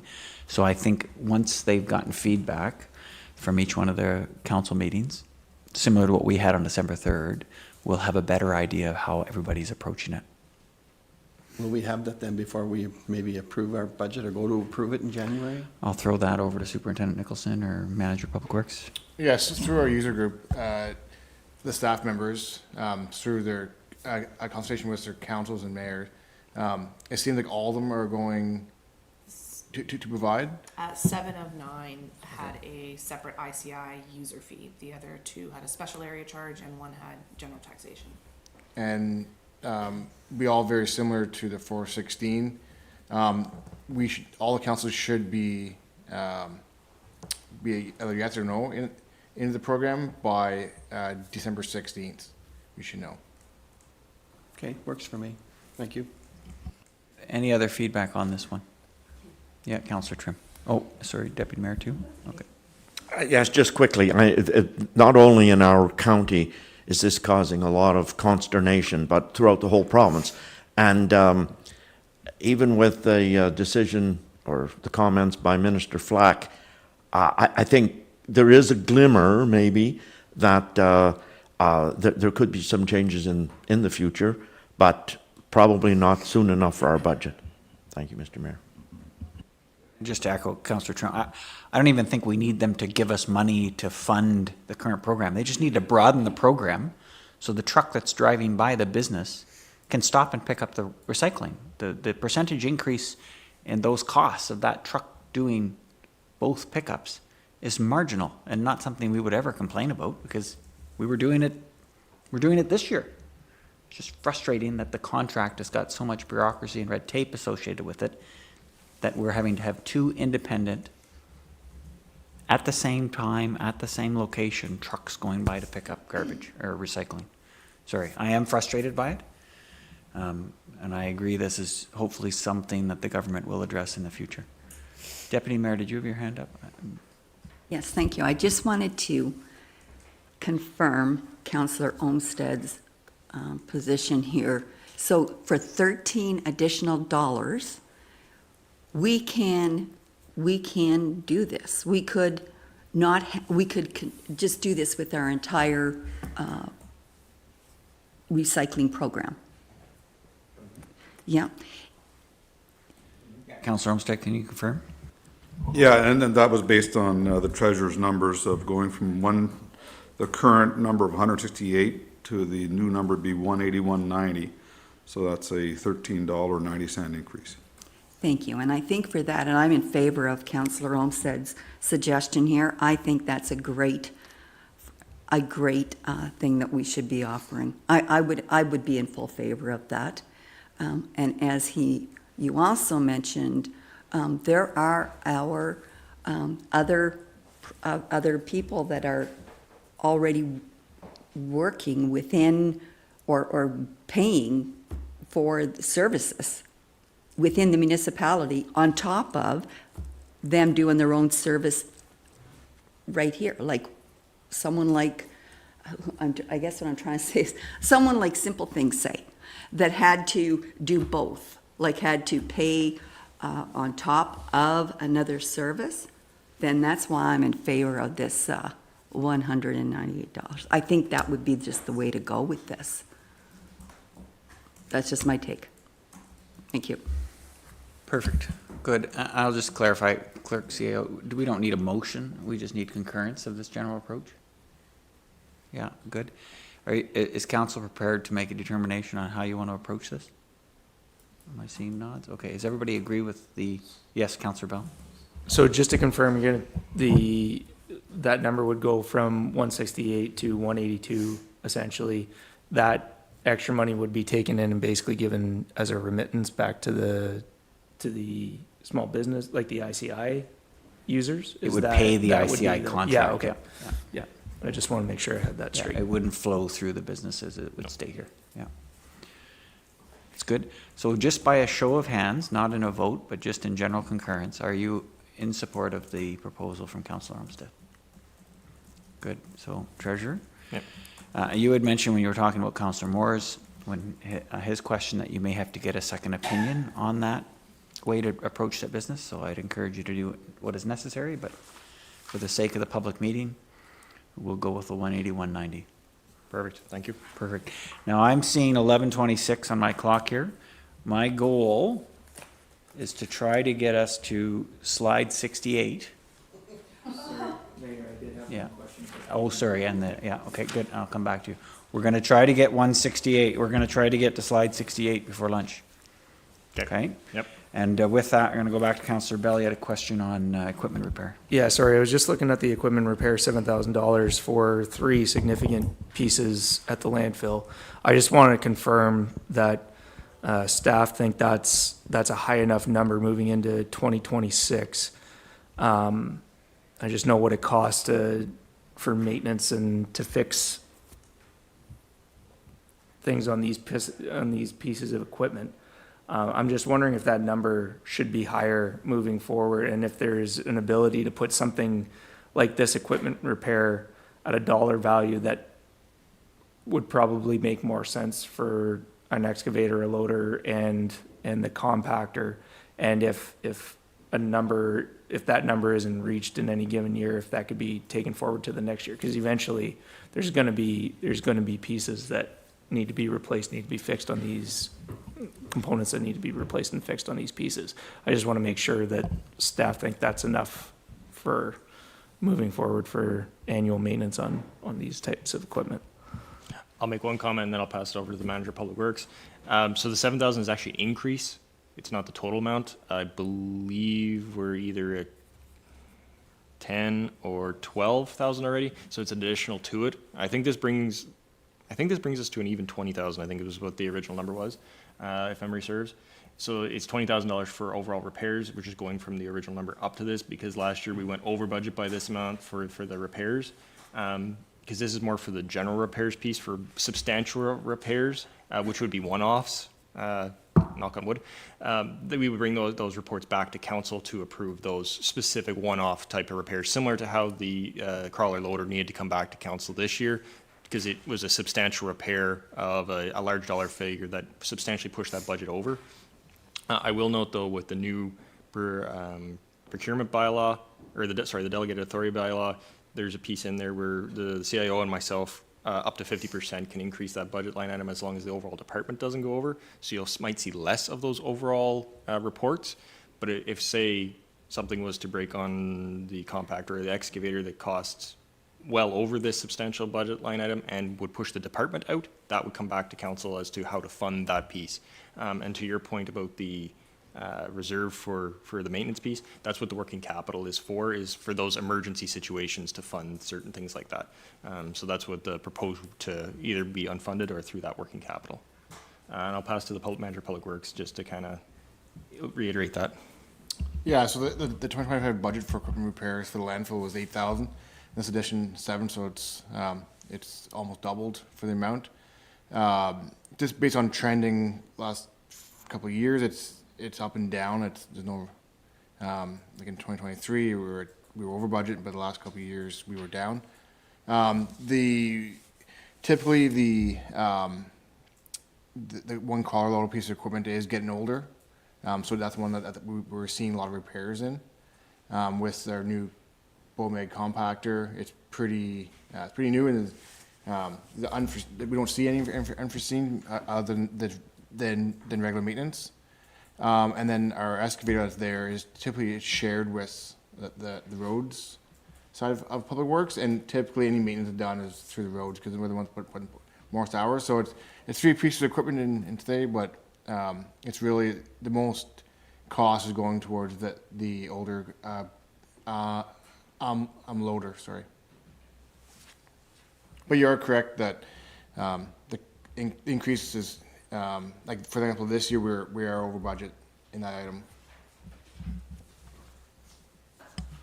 Good, excellent. So we've got, we're on to slide number 50. Perfect. So in the, no changes to this slide from the original presentation. Still looking at about a 50-cent increase in the minimum charge for landfill user charges. Tipping fees up $2.50. Same thing with sort of construction demolition waste. Up to 110 from the 107.50. Unsorted loads is still 2.5 times tipping fees, so overall increase is $6.25. And then trees, large branches at the tipping rate, as well as agriculture plastic bale wrap, and then boats. As people might know, boats in 2024 were by the foot, and that was changed over, so since we have the scales, it just is by weight now. Any questions on those specific rate increases at the landfill costs? Anybody on the rate increases? Good. Oh, sorry, Deputy Mayor. Thank you. If I could just ask, so boats are there, what about trailers? What about like trailers? I believe those were removed off, but I passed the manager of Public Works. I think they're by weight as well. They're which, I'm sorry? By weight as well, I believe. By weight as well? Yeah, so if it's an RV trailer, for example, we would charge by, it would be actually probably 2 times the rate because it's mixed components. But if they stripped it, for example, the metal would be free, and then any wood waste would be 1 times rate. Thank you. Good. I see no other questions. Let's keep going. Perfect. So next we push into recreation and cultural services. So under the parks, there's only a slight decrease, and this is due to a staffing change for the operator 3 position. So wages went down $17,500, and then grants, which is our community recreation grant, is up by $4,000, which is to attribute for the summer programs that went through. And I can let the manager of community services make a comment on that. So nothing's changed since our previous meeting, and it would be the $8,000 for the replacing the $10,000, and then $6,000 would be set aside for our summer programming for next year.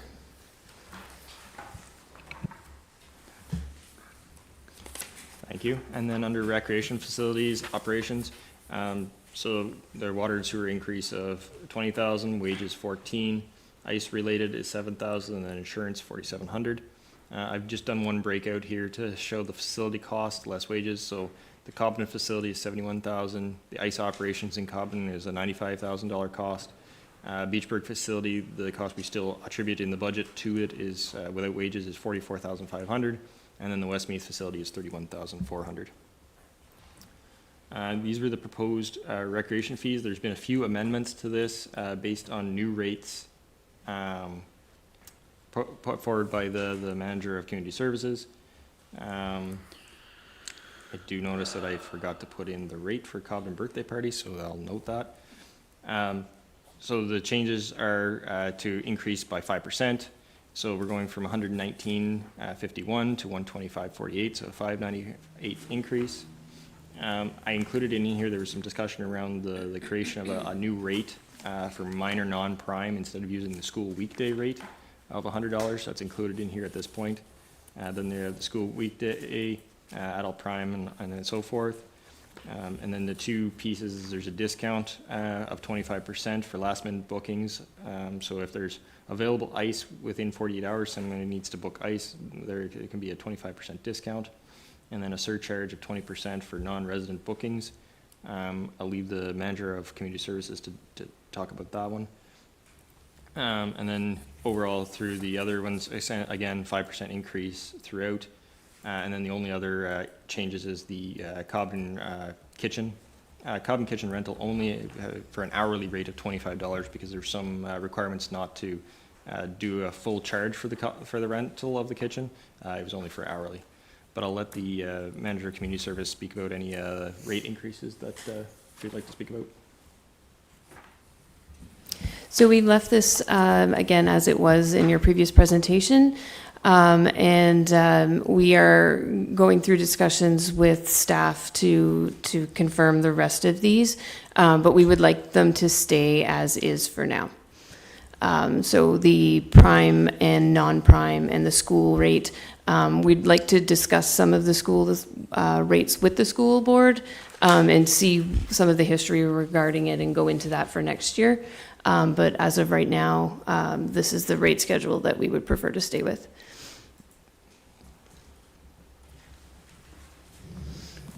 Thank you. And then moving on to tourism and economic development. No real changes in these departments. $6,000 increase to building repairs and maintenance under tourism for some improvements to the tourist booth facility. Under economic development, an increase of $40,850. A large portion of this is due to the reallocation of wages from the building and planning department with the change of one position. And then the streetscaping and signs up 11 with regards to the banners, and then advertising up for booklet changes. Social services typically not included in our budget due to the fact that it is grant funded. However, since we operate a building that is owned by the municipality, there are operating expenses, cleaning expenses, and then building repairs and maintenance are two of the biggest chunks of that overall increase, as well as the electricity, the heating, and the telephone in that building. Library and museum. So the library, through their budgeting process, has asked for a slight increase in their grant, which is the exact same as what was presented in the original presentation. So the grant would go from $80,525 up to $83,000. Overall budget hasn't changed much due to the fact that they're no longer in the facility owned by the township, so those costs have just been reallocated to the grant. And then the museum has asked for a slight increase in their grant as well as some operating expense increases so that there's some repairs and maintenance can be done to the 3 buildings operated by the museum. Any questions?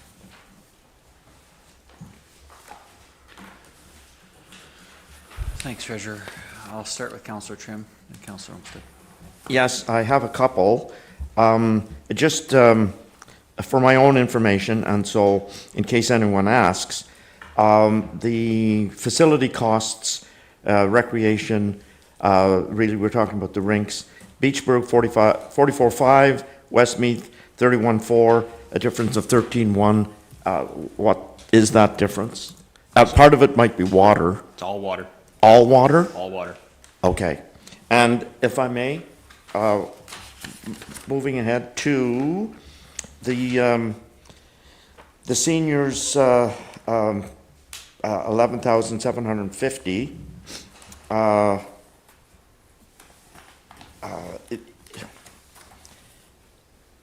Or maybe, or I should say, the 18,850. Would that be considered, Mr. Mayor, our in-kind contribution to the seniors program in Whitewater region? Yes, it is, and I'm getting the nod from the Treasurer. Yeah, so whenever we, for the most part, The hard thing that would be is the building repairs and maintenance. Under most grants, it doesn't allow for that to be part of the grant stipulation, so the $6,000 would technically be out of that. So it'd be more like $12,000 would be their in-kind, but it does allow for us to pay consider in-kind for hydro, for telephone, for cleaning fees, for general rent of the space or use of the space, should we be doing that if it's not an owned space. So that would be the portion that would be in-kind when we file for our grants, which allows us to get some of these grants for this. This is what allows us to have that in-kind portion, as well as staff time and salaries that go into that. A follow-up, I guess, snow plowing, grass cutting is also part of that. So, yes and no, in the fact that it's overall budget, but it's not tracked under this specific area because it's all an internal operation.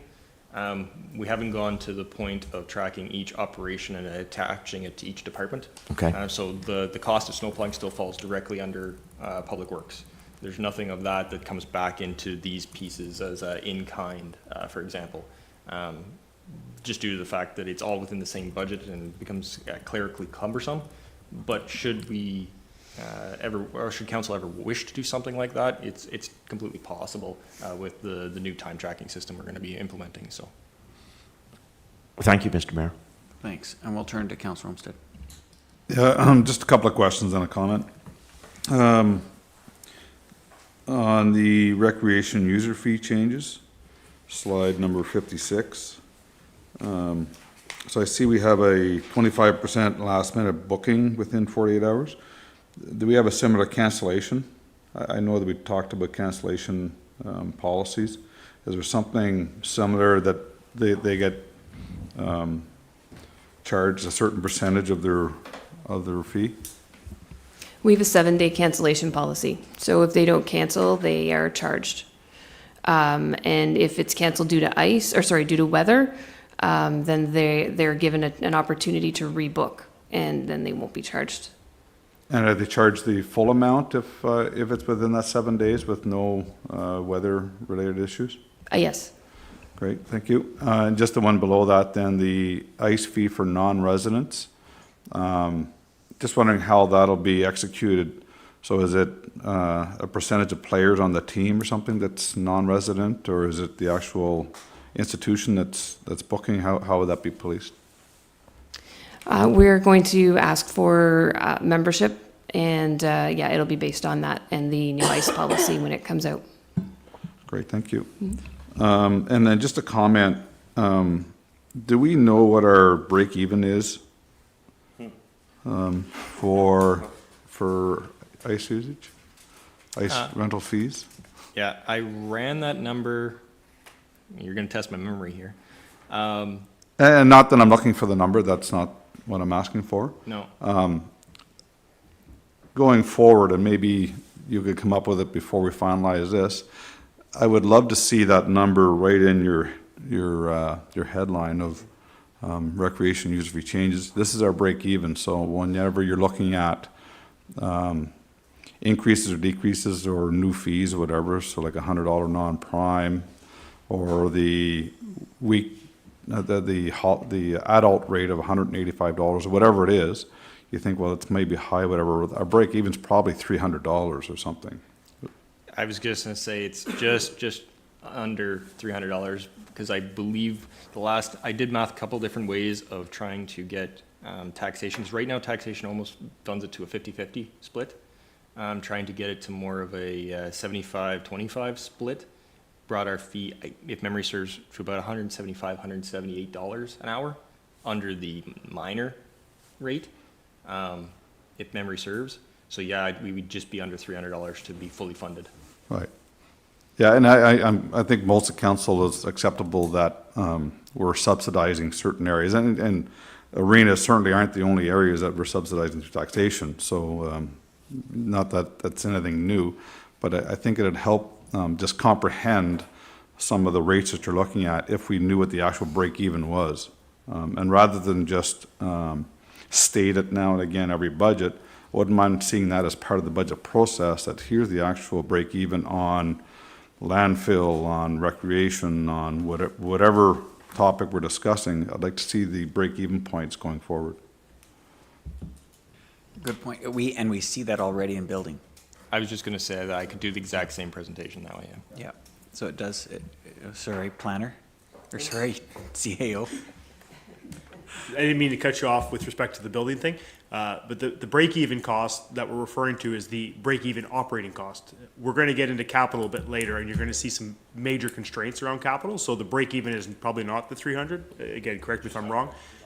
There's a whole bunch of capital expenses that don't come into play. And I'm just speaking to operating here. Understand that we're not talking capital expenses here. Any other questions on rec, Councillor Moore? Just something with Museum and Historical Society in Forsters Falls, and perhaps our other buildings that aren't on regular water, they're on wells. Because the building in Forsters Falls is serving the public, do we have a regular water testing, et cetera? And who's responsible for the well? So I can answer part of this. Oh, Manager Public Works not here, so I will answer all of this. So the well is our responsibility. And it's actually, you'll see in the capital plan for 5 years, there's actually a plan to redo the well in that 5-year plan. We actually have the water tested. Aqua does it, our contractor, as they do other facilities in that same area. So they do that, as well as, I believe, Westmeath Arena and I think Beach. Yeah, they do. Well, they do the Beachburg system as a whole. So the wells, they do Westmeath.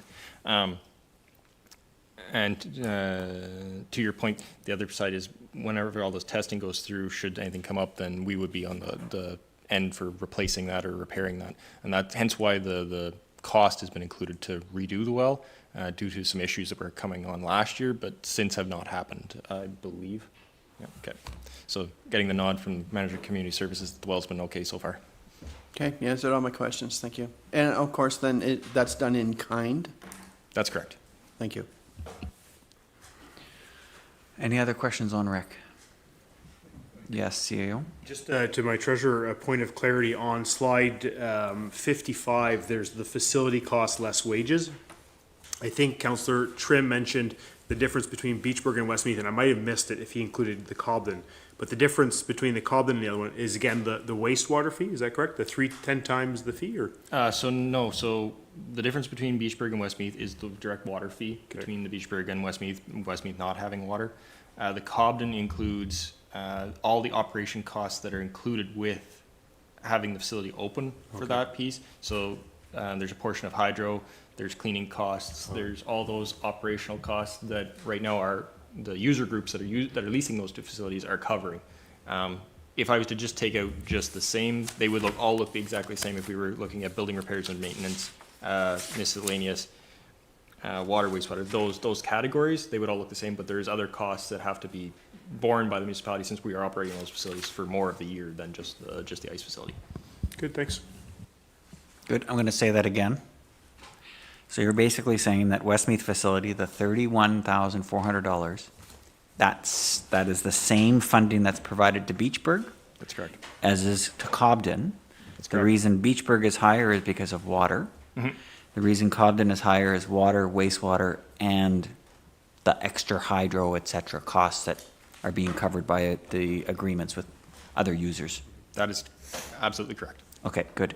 The other thing that I would just highlight, and I think it was brought up by somebody earlier, is just the water system in Westmeath is funded by us.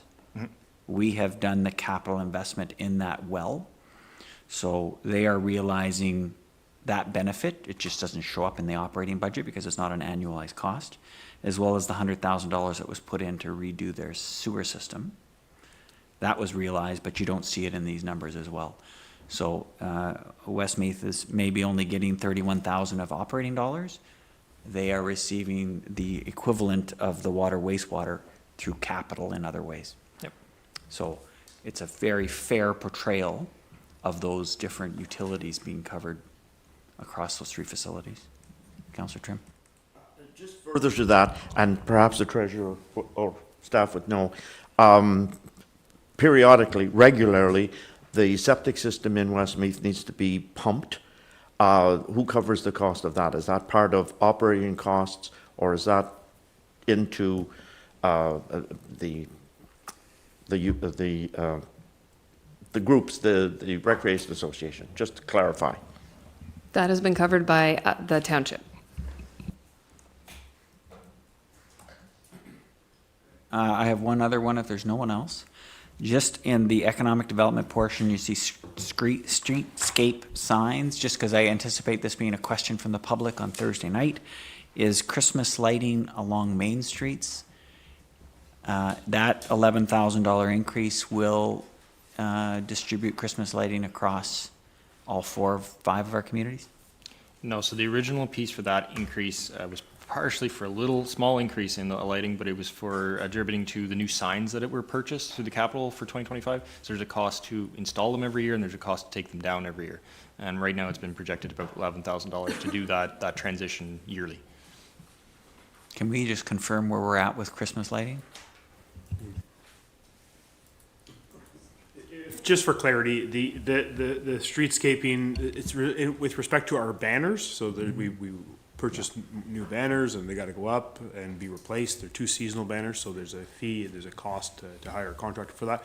And the streetscaping, we're also utilizing those funds to support streetscaping initiatives like flower beds, flower pots. So some of that money is, going directly to, organizers on our main streets in Westmeath, Beachburg, and Cobden. And I'll turn it over to our manager with respect to the Christmas lights. So the Christmas lights go up and down every year. There's no capital dollars budgeted to replace as of right now. So anything that goes into the Christmas lights, that we go up and they go down, the money that is in there is not included in that 11.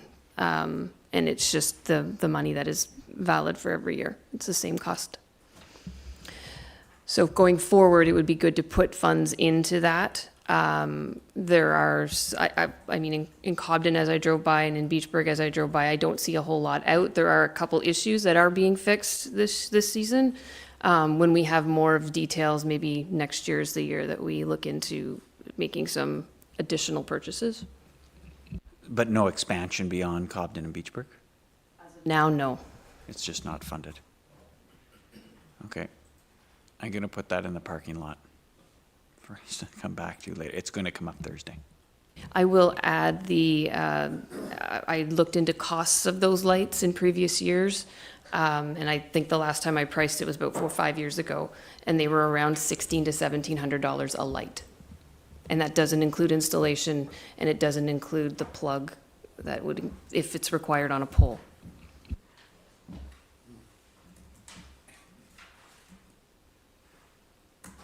Perfect, thank you. Any other questions in rec? Good, we'll keep moving. Thanks, Treasurer. And lastly, we move into planning and development, which includes the planning and drainage. So I've kind of summarized this into one slide to make this a little simpler. So planning seen an increase of 22,000. That's just from wages reallocated due to the fact that we split one position. One side became the communications position, and the other one came the corporate services assistant. So it went from a 0.25 FTE to a 50%. That's the increase in there. And then drainage, which is our municipal drains, just an increase of $3,700, and that's just due to the overall salary increases. Any questions on that section? I see none. Let's keep going. So one of the last slides we look at is our revenue slide. So our total operating expenses for everything that you've seen before you is $9,350,645. The operating revenue, which is revenue that we generate without the levy, so it's our grants like UMF and all of our user fees, building, recreation, landfill, those types of things. It comes to $3.3 million. So the balance remaining to be funded for the levy is 5.9 million. Prior year was 5.77. So the overall levy increase for just operating is 2.5. You minus off the expected growth or the estimated growth of 0.9, so it leaves us with 1.6, as was noted in the highlights page at the start of the presentation. I will come to this one, which was the additional considerations. So with the 1.6, there's 2 requests that were brought forward, one by council and then the other one by staff. which was, one is the fire tier response, which was per that 2025 report, which is 34,000, which is plus a 0.44% levy increase. And then infrastructure coordinator, high-end estimate is 130,000 for total cost, not salary, just total cost, which includes benefits, OMERS, all those costs, puts it as a 1.68% increase. That's high-end, could be, if, depending on where the position gets graded or scored, could be in the range between 100 to 130. But I'll pass over to the CAO to make comment.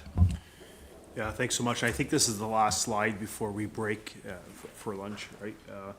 So the discussion with respect to the fire tiered response, I believe that the fire chief and Councillor Bell were going to connect with respect to sort of different levels of service. I think it is kind of what type of training the firefighters may need. But in my conversation with Jonathan just last week, the question was, well, what's the path forward, at least for 2026? And our discussion led us to the fact that the 2026 capital budget, which we're going to get to very shortly, does include a capital budget item for training equipment to provide for in-house CPR and first aid. So the fire department is seeking to purchase this equipment so they could do in-house CPR training, which right now we're doing with consultants. And for the $25,000, we could do that in-house, so train a trainer, if you will. If we were going to go do this tiered medical response, we're going to have to procure that training equipment anyway. So purchasing that training equipment in 2026 will bring us one step in the direction of the basic life support or the tiered medical response. So whether we choose to move forward with that additional service now, the decision doesn't need to be now, is what I'm trying to say. The decision could occur as part of 2026, later on in the year, or in a subsequent year, and we'll slowly have worked in procuring that equipment to support that. So that's kind of the summary on the tiered medical, tiered response. The infrastructure coordinator, I started the presentation with the fact that the decision point with respect to these presentations is the 2026 budget. There are requests through the direction of the mayor to prepare these 5-year projections. And these 5-year projections, while we've realized it's a bit cumbersome for staff to prepare that and try to project into the future, this asset management plan will help shape that. However, the asset management plan is a document. It's a booklet. It's a document, right? And in order to keep this thing up to date, you need resources to do that. And in order to ensure that the projects that we decide to move forward with, and in order to update this year over year, we are seeing a gap in resources to support that. So the infrastructure coordinator, I mean, we haven't fully grasped what it might look like. We have some job descriptions from other municipalities. Some of them fall in like financial analysts in the finance department. Other ones fall in public works. I think what we're trying to note is that we're identifying a gap, and a gap that will essentially help shape decisions in the future. It'll help us to be compliant, where right now we are not really compliant with that July 1st, 2025 deadline. Certainly, the alternative is reprioritizing our workload. So that's one thing that we could ultimately do. We task ourselves with what we task ourselves. So the staff team that could work on the asset management plan could reprioritize and work at getting that complete. But we recognize that other duties won't be fulfilled. It's there currently. I recognize as the CAO that it exceeds the 7% budget threshold that we've been placed on. So until we could work through some changes, it would be very hard for me to recommend that position. Noting that the cost is up for review because we haven't fully finalized that job description. So at this point, I think you leave it with us still, and we'll come back in January with a more refined costing, refined position as to what it may look like. But if there's any discussions or deliberations, glad to take the input, and we'll return back in January with some finalization on that. Thanks. Thanks, CAO. Any comments or questions from members of council? Councilor Moore. Just one that has to do with fire. Do I understand then that fire will be increasing their training this year with implementation of the new service in 2027? Is that? So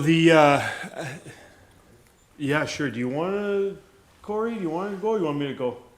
Go ahead, I can augment you if you need it. Excellent, great. The decision around tiered medical response has not been made by council, so the service delivery decision is not concluded.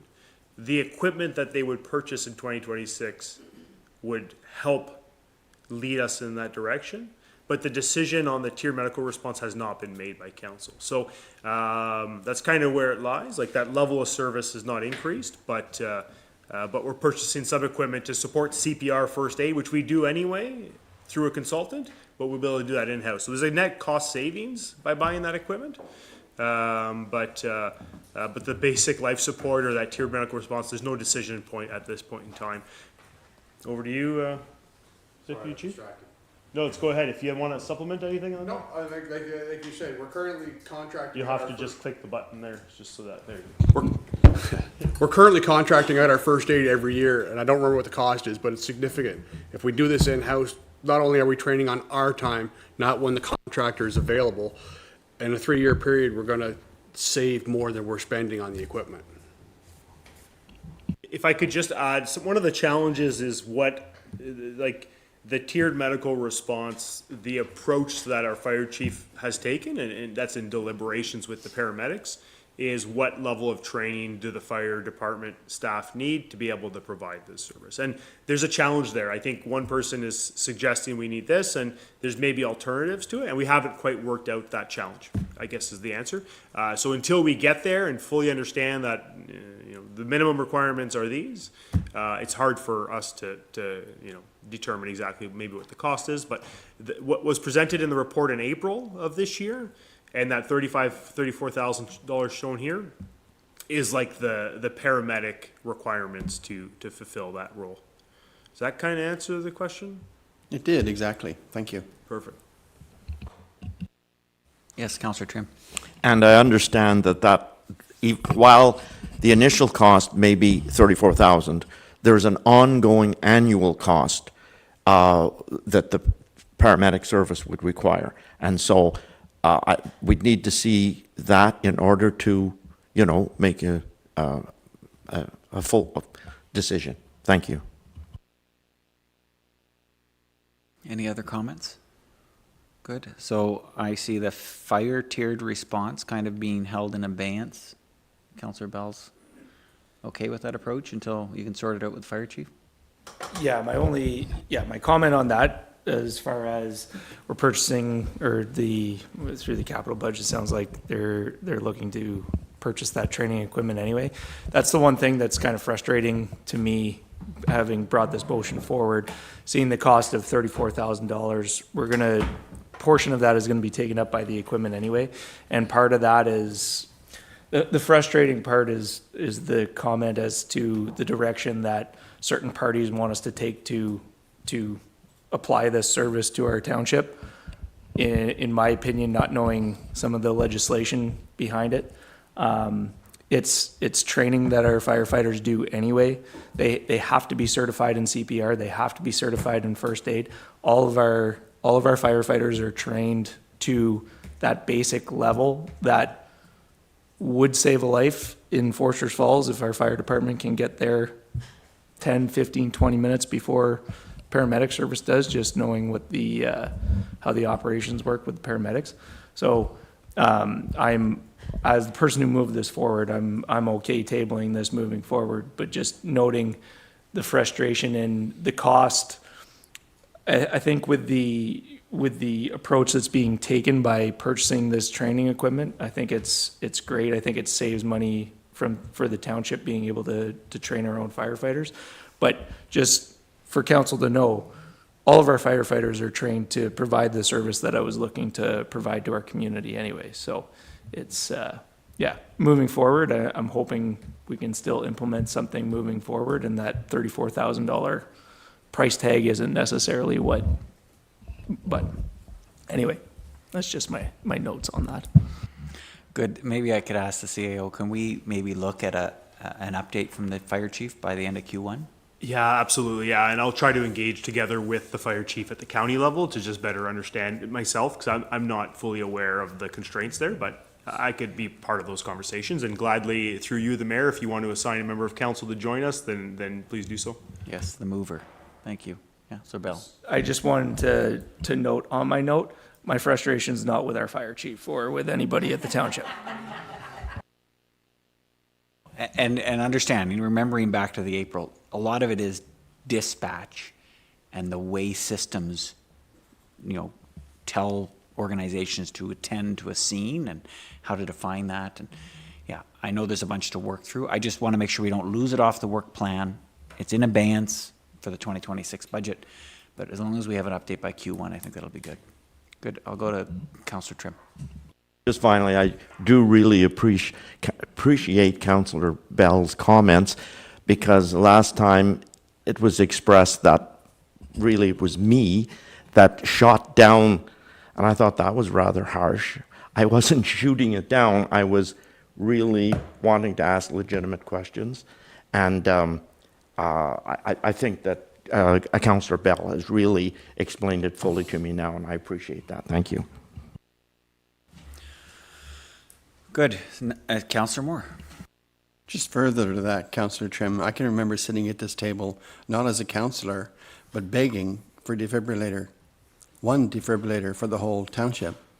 And now we have come a long way. There's defibrillators in almost every truck, et cetera. So it's baby steps, but we've brought it to the limelight, and now we're going to rely on this table and who's ever sitting over there in the hot seat to keep us abreast of what's happening and to make sure it doesn't get lost somewhere. Good. Nothing else. I'm going to move on to the second item on this sheet, just so we don't miss the additional considerations. I want to highlight, it's always difficult to want to increase by an FTE. We don't want to have more people than we need to have to deliver the level of service in the best, most cost-efficient way. You've seen staff in the report earlier. I think 1.56 FTEs have been realized as savings. And that's, I think, a direct result of council's direction to ensure that we're providing the level of service we defined and nothing more than that at this point in time. As part of that review, and you heard the CAO talk about it, we're realizing a huge gap. We're going to hear about it this afternoon. And to manage that gap that hasn't been managed to date, that capital gap, this infrastructure coordinator is something that's been identified as a possible way to do that. I acknowledge it. We don't need to make a decision today. This can be, we want to make sure that when we make the decision, we understand the need very clearly, but this to me is something that within the first quarter of next year, we're going to have to be able to make a decision on whether or not that's something we want to increase in order to make sure that that gap is addressed. Good. No other additional comments on that? Okay, so Treasurer, we're done operations. So we can take a recess for lunch and then come back and attack capital. That's perfect. Good? I probably need a time on when you want to, like, how long are you going to go? 30 minutes, is that good? So for 30 minutes, so we will recess until 12:40 and then we'll kick back on. Thank you.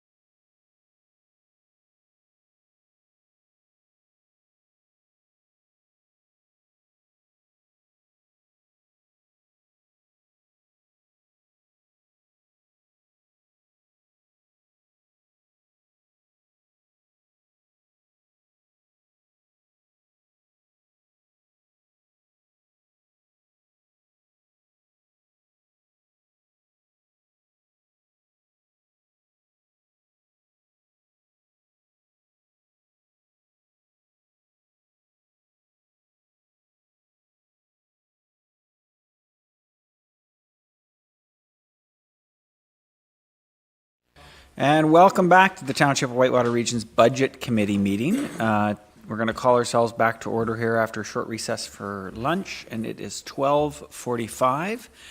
This morning, we finished our review of the operations component of the budget for 2026. This afternoon, we're going to focus all of our efforts on capital. And with that, I will hand it over to the treasurer. Perfect, thank you. So the next section we work into, capital and special projects. I hop right into where our funding sources come from. So the first one I'll talk about is Interior Community Infrastructure Fund, which is our OSIF. So the 2026 allocation has been confirmed. It's $817,064. We do an allocation based on the assets that this fund is calculated by. So $420,135 is allocated to general capital, which you'll see in the following slides for the capital side. And then $396,929 is allocated to water wastewater because the assets that is generated from come from that specific department.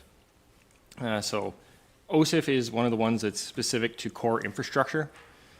So that's our water, wastewater, roads, bridges, large culverts, those types of things. It doesn't tie into things like recreation, things like that. So that's where the OSIF is directed or based on. The next funding is the Canada Community Building Fund, which is our CCBF. $236,620, it's our 2026 allocation. Again, that's confirmed through the AMO negotiations for the next 5 years. This one's a little more broad. So it's construction, renewal, or material enhancement of infrastructure, and it's less specific than OSIF, so it tends to be pushed more towards the recreation side.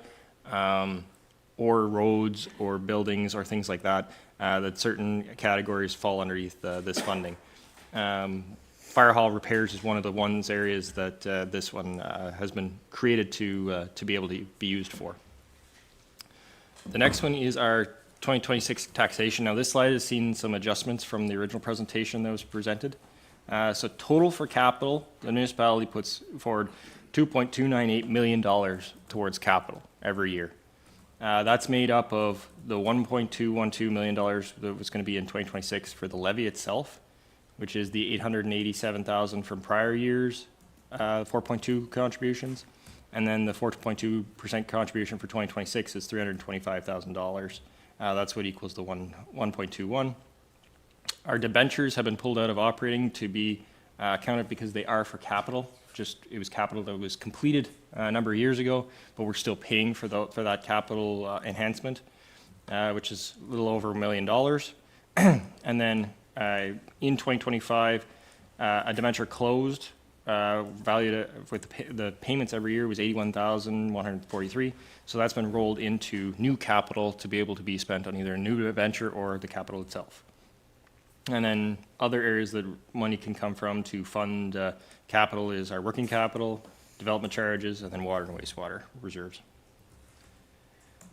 So this is what the 4.2% looks like if it was to be carried on throughout in perpetuity in order to us to get to that requirement of $9 million through the asset management plan, that current replacement value. You can see by the year 2032, we'd have just a little over $3.5 million, and we continue on past that until we get to that $9 million figure. The orange line has been added to here by request of the mayor. That signifies where 3.4% as affordability hits. So you can see by midway 2028, that's where that stops. So whenever I went through the calculations, and I'll show more of this very shortly, we would go 4.2 for 2026, 4.2 for 2027, a 3% increase for 2028, and that was where we would reach for our 3.4% affordability figure. So no other increase would be able to be done going forward after that in order to hold that affordability piece with the capital. But in speaking with the mayor, he did indicate that we need to have something to kind of maintain that level of funding with because all costs increase. So in order to kind of keep up with that increase of just the cost of still doing the same inflation of that item, I've attributed a 1% every year going past that for 29 and 30 in the calculations that you'll see following. Any questions about that? That's a good one. Okay. Counselor Trim. Yes, you say that that's when we will reach the threshold, but does the threshold change over time? Like it's 3.4 now, but would that change over time? Is a question I have. So we'll come to whenever I show the capital budget forecast. Whenever I do it, there's some assumptions that I make. One of them is a 1% increase in that median value of the 81,000. I also account for a 1% overall levy or overall taxation increase of assessment, and some other stipulations that I push into there too to maintain that 3.4. But including those, that's where the 3.4 target hits. It's just a little under 1.86 million. Good. So essentially every 4 years when StatsCan redoes, I think it's every 4 years.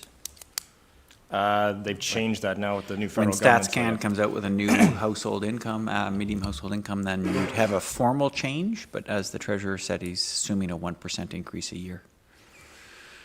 Good. Other questions on this? So this little chart is vital. Sorry, CAO knows I can't not say this. If this chart extended all the way to the point where it fully funded the asset management plan, it would be at $9 million. The blue line would be at $9 million, right? That's correct. So our asset management plan calls for $9 million a year to be put into our assets.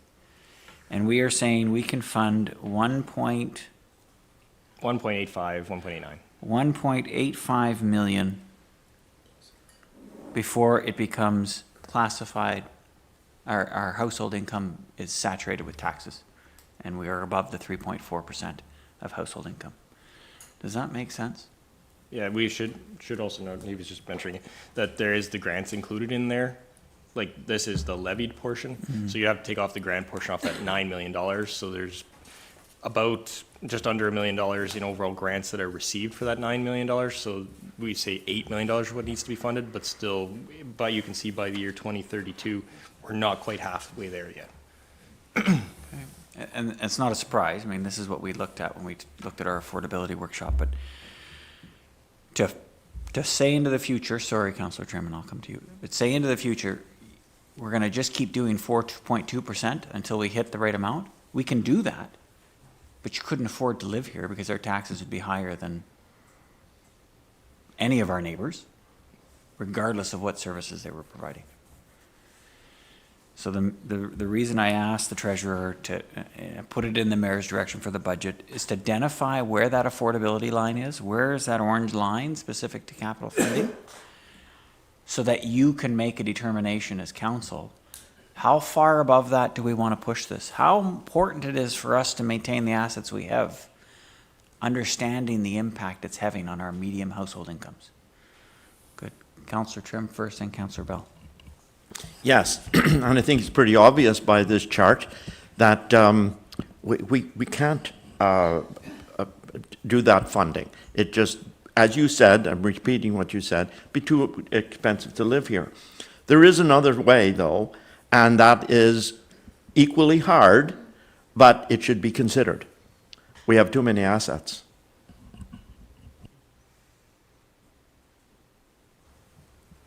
Absolutely.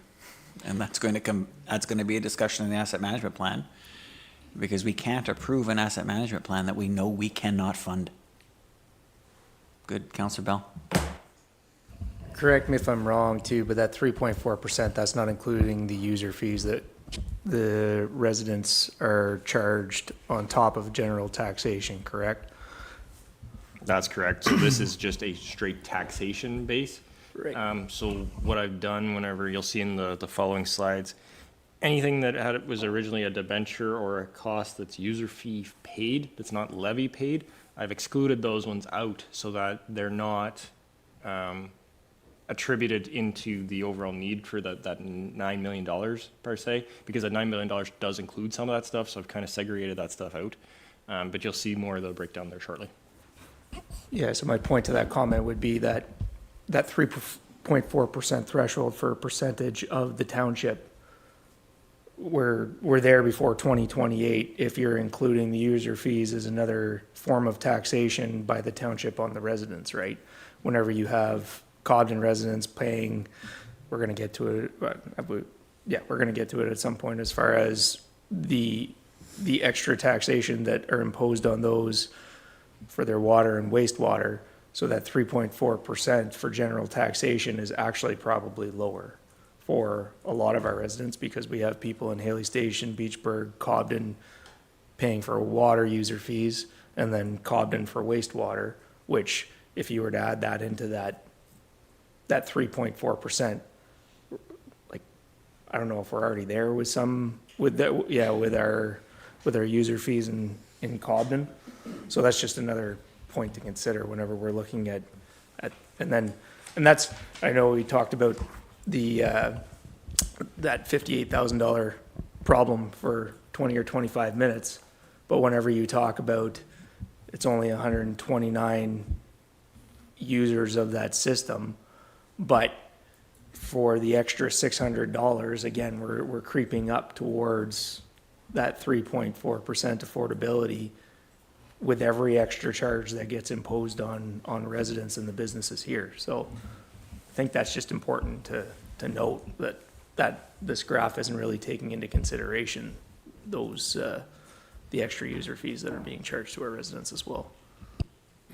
That's a good catch. When we do the presentation to the public, can you make a note just to articulate that Yeah. when you're presenting this slide? That it does include user fees such as ... Other comments from members of council? Yeah, Councillor Olmsted. So the $9 million, is that considered what we need to fund the asset management plan? Is that today's number? That's the 2022 asset management plan, that's correct. 2022? Yeah, so annually, they want $9.6 million Yeah. to fund that, the assets that are listed in it. Understood. In case the public is, somebody's really keen and tracking, I think the total asset management plan is over 12 million. That's correct, yeah. He's excluded water and wastewater from this discussion, so the 9.6 is everything but that. Okay, great. Second question to that, I assume, knowing you've done the projection out, what year do you see us hitting that $9 million? Is it like 2045 or something like that? Yeah, memory serves around that, just, it wasn't 2045, I think it was like more like 2040, because it grows so much sand, like you can see Sure. how much faster it grows as it goes along. But yeah, I think it was around 2041, I think. And that sounds like it's a long way out. That's 14 years out, so 2040 isn't that far away, Yeah. really. But great, thank you. Any other comments? Yeah, Councillor Bell? Just the one other, I know we've talked about this before, but to fund our asset management plan as it sits, are there any, I'm just bringing up this comment specifically because we've talked about our roads. So our DST roads right now are considered capital investments. But we've also talked about with the longevity of that type of road and how much is incorporated into the network in the township, whether that form is actually appropriate for our capital or whether that should go into our operating cost, right? Like we've had that discussion before, I believe, or those comments have been made. And I just say that to say, is there anything in our asset management plan that we could foresee coming off as a reassessment of our asset management plan in general? Coming off, you mean coming off and being allocated to operating? Yeah, or just not coming being off? allocated as a capital investment or one of our capital assets. Essentially like we've done gravel. Exactly, yeah, exactly. And I believe that's where that conversation has come up before. And I thought this might be, just to get clarification from myself. But we've talked about kind of what our assets consist of. Yeah. And as Councillor Trim pointed out, there's ways to go about decreasing the amount of capital that the township holds as we need to reinvest in it. But are there things like that in our asset management plan that we're considering changing the allocation so that they don't sit as I will capital comment. investments? I'll give it to the treasurer here. The only two that I can think of that we've done recently is bunker gear and ITs. Both are, I would say, a grain of sand in the beach in terms of the situation we have here. Yeah. Treasurer, you want to add anything? Yeah, so the piece is that depending on whether it's capital or operating, it still has to be funded. So it really doesn't matter which side of the pool it's sitting in. The change would be is if we changed a DST road to a gravel road, where it's a much less costly increase to level of service every year. It's really like the gravel roads program where we do 10 kilometers of road for $110,000. Where if you do that same 10 kilometers of DST, you're looking at $1 million.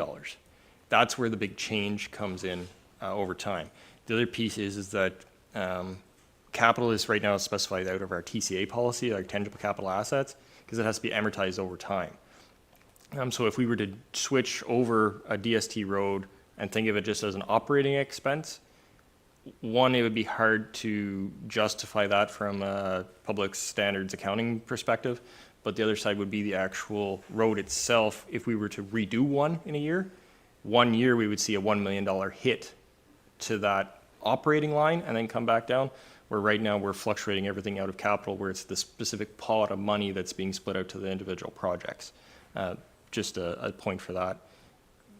I can't, like, as the mayor brought up, the IT services and the bunker gear, they're perishable assets or finite life assets where they have a short period of time before they're replaced. And that's the reason that it was thought to include them in the operating budget, because it just takes away from the pot of money that we're building for capital to be spending them every single year. If we spend this exact same thing every single year, it becomes like an operating expense to do it. So it was more beneficial to hold that in that pot of money and that stays that operating side and separate out the stuff that's fluctuations, different amounts every single year. So it gives us an easier way to program out future costs. I don't know if that fully answers your question, but. Any other comments on this? So it's kind of dire. I will highlight that one of our main efforts has been at every delegation that we attend at AMO, Roma, when I talk to the warden, when I talk to the MPP, has been the importance of these grants. OSIF, CCBF, they represent 1.85 million of a $9.6 million problem. And that proportion, that difference is so significant to put on to our community. We just don't have the population base. We just don't have the assessment base to support, I want to say 130 kilometers of DST, another 50 kilometers of asphalt. So we have 170 kilometers of roads being supported by a population of 7,200 people. Doesn't matter which way you skin it, the numbers are still going to come out that it's just not affordable. And if you don't have another way to raise revenue, the only way to raise revenue is taxation. Good. Everybody's thoroughly impacted by this now? Yes, Councillor Trim. Yes, and when I'm talking about assets, I don't know if it's time to revisit some sort of a petition to the county that maybe they should be, maybe there's a road or two that they should be looking after, because those roads contribute quite a bit to the benefit of the whole county. Maybe we could revisit that as part of our projects for the new year. Yes, low-hanging fruit, and I'm sure the manager of Public Works will share with you. As part of the transportation master plan process that's ongoing, that roads rationalization has been looked at. And if you were to go letter of the law on that roads rationalization, there's a number of county roads just due to the sheer traffic use that could be downloaded to lower tier. County has decided that that's just not a position that they want to take at this point in time, so it is noted. they're not downloading any roads. But again, it just speaks to, we have all of these roads and just not enough people. That, bottom line. Manager of Public Works, did I do justice to that? That is correct. Okay, any other things? Last thing, and I'll leave it. When we talk about this asset management plan, we as a council, we as all the staff, have to figure out how do we get $9 million down to, 1.85 plus grants. Yep. How do we get it down to that? And if we don't come up with a solution, all we're doing is pushing the problem onto the next person. And that's going to be that's going to require some direction. Do we decrease assets? Do we make the replacement of an asset conditional upon certain circumstances? I don't know, but that'll be coming to us probably Q1 with the asset management plan. Okay, with that, we'll keep moving. Perfect. So the next one we look at is debentures, and which is our debt. So this is assets that we've bought or completed the construction on, and we're just paying off now. So I've listed these ones in order of maturity. The only thing I forgot about the note that was before was the year we actually took on some of these debts. So I'll make that note to add that in for the public presentation. But you'll see two come off in 2026. So our final payment happens in 2026 for the compactor drum roller and our grader. And then so there'll be a change in there of just a little over $110,000 of payments that won't be needed. So that'll roll into capital funding for 2027. So you can see for 2026, we'll be paying out $1.529 million in debenture payments. So that's principal and interest for the prior projects completed per that list. Okay. Yeah, so just, certainly the treasurer would highlight this, but one thing to note here is that when we get to the capital projections, is we've set an amount, a portion of our capital funds for roads, a portion for buildings, a portion for fleet, and we've taken that portion less what we're paying debentures on, and that's the fund that's available for the year. So this is important, this debenture thing. These debentures are important because it's financial amounts that are being removed from the allocation for 2026, 2027, and so on. So as they come off the debenture list, then there's more money for that pot, if you will. Go ahead, Curtis. Wait, Treasurer, I know Councilor Umstead's probably calculating this right now. The 1.5 that you've listed here is different than, I can't remember what you talked about. Yes, page 73, you have $1 million in debenture payments. That's water, wastewater exclusive, yeah. So the difference between those two numbers, 1.5 and 1, That's what's to water, wastewater, correct? is water, wastewater within that debenture list. Okay. Yeah, because if you notice, the very bottom one is the Cobham wastewater treatment plant is 303, so that's not included in that general taxation piece. I talk about that later on in the water, wastewater budget. Okay. Good. Keep going, please. Perfect. So the next one is, this is a new slide that I added in. So this is our estimated 2026 annual repayment limit. So the Ministry of Municipal Affairs and Housing limits the actual amount that a municipality can take on as debt and how much they can pay off every year based on this calculation that you see before you. So the top numbers is the actual total debt that the municipality holds, then total revenue, which is $15.318 million is what my projection is. And then you exclude revenues from the following categories, so tile drainage, any grants we receive, both Ontario and federal, and then any deferred revenue to bring down the net revenue to the $12.8 million. We are only allowed to hold 25% of that. It's a fiscal stability factor that the Municipal Affairs and Housing has put in, so it's $3.2 million. Our current debt is 1.52, as noted on the page before, so it leaves us 1.7, let's say. $1 million of repayment annually. In the following slides, you'll see there's a piece to debenture project, Crawford Street. The total cost of that, total amount of that debenture is $1.942 million. Current rates are at 4.33%, and if we debenture that over a 20-year period, the duration is up for debate between council whenever we come to that project, should it be approved to go forward. So the total, it'd be a 20-year total. Total interest would be paid on that loan is $980,000. The annual payments would be $146,000, so it would leave $1.5 million of the annual repayment limit remaining. Just for high level notes. And my next slide is questions anyway, so if there are any questions. Numbers, numbers, and more numbers. Any questions on what you see in front of you? Yeah, Councillor Olmsted. You're looking at me. A couple of questions. One is on the chart on 77. You're going to put in the start year for that Yes. as well? Yep. You'll add that? Yep. Is there, can you put in the interest rate as well? Oh, sure. Just the percentage. So that leads into future councils looking at, for instance, if you look at,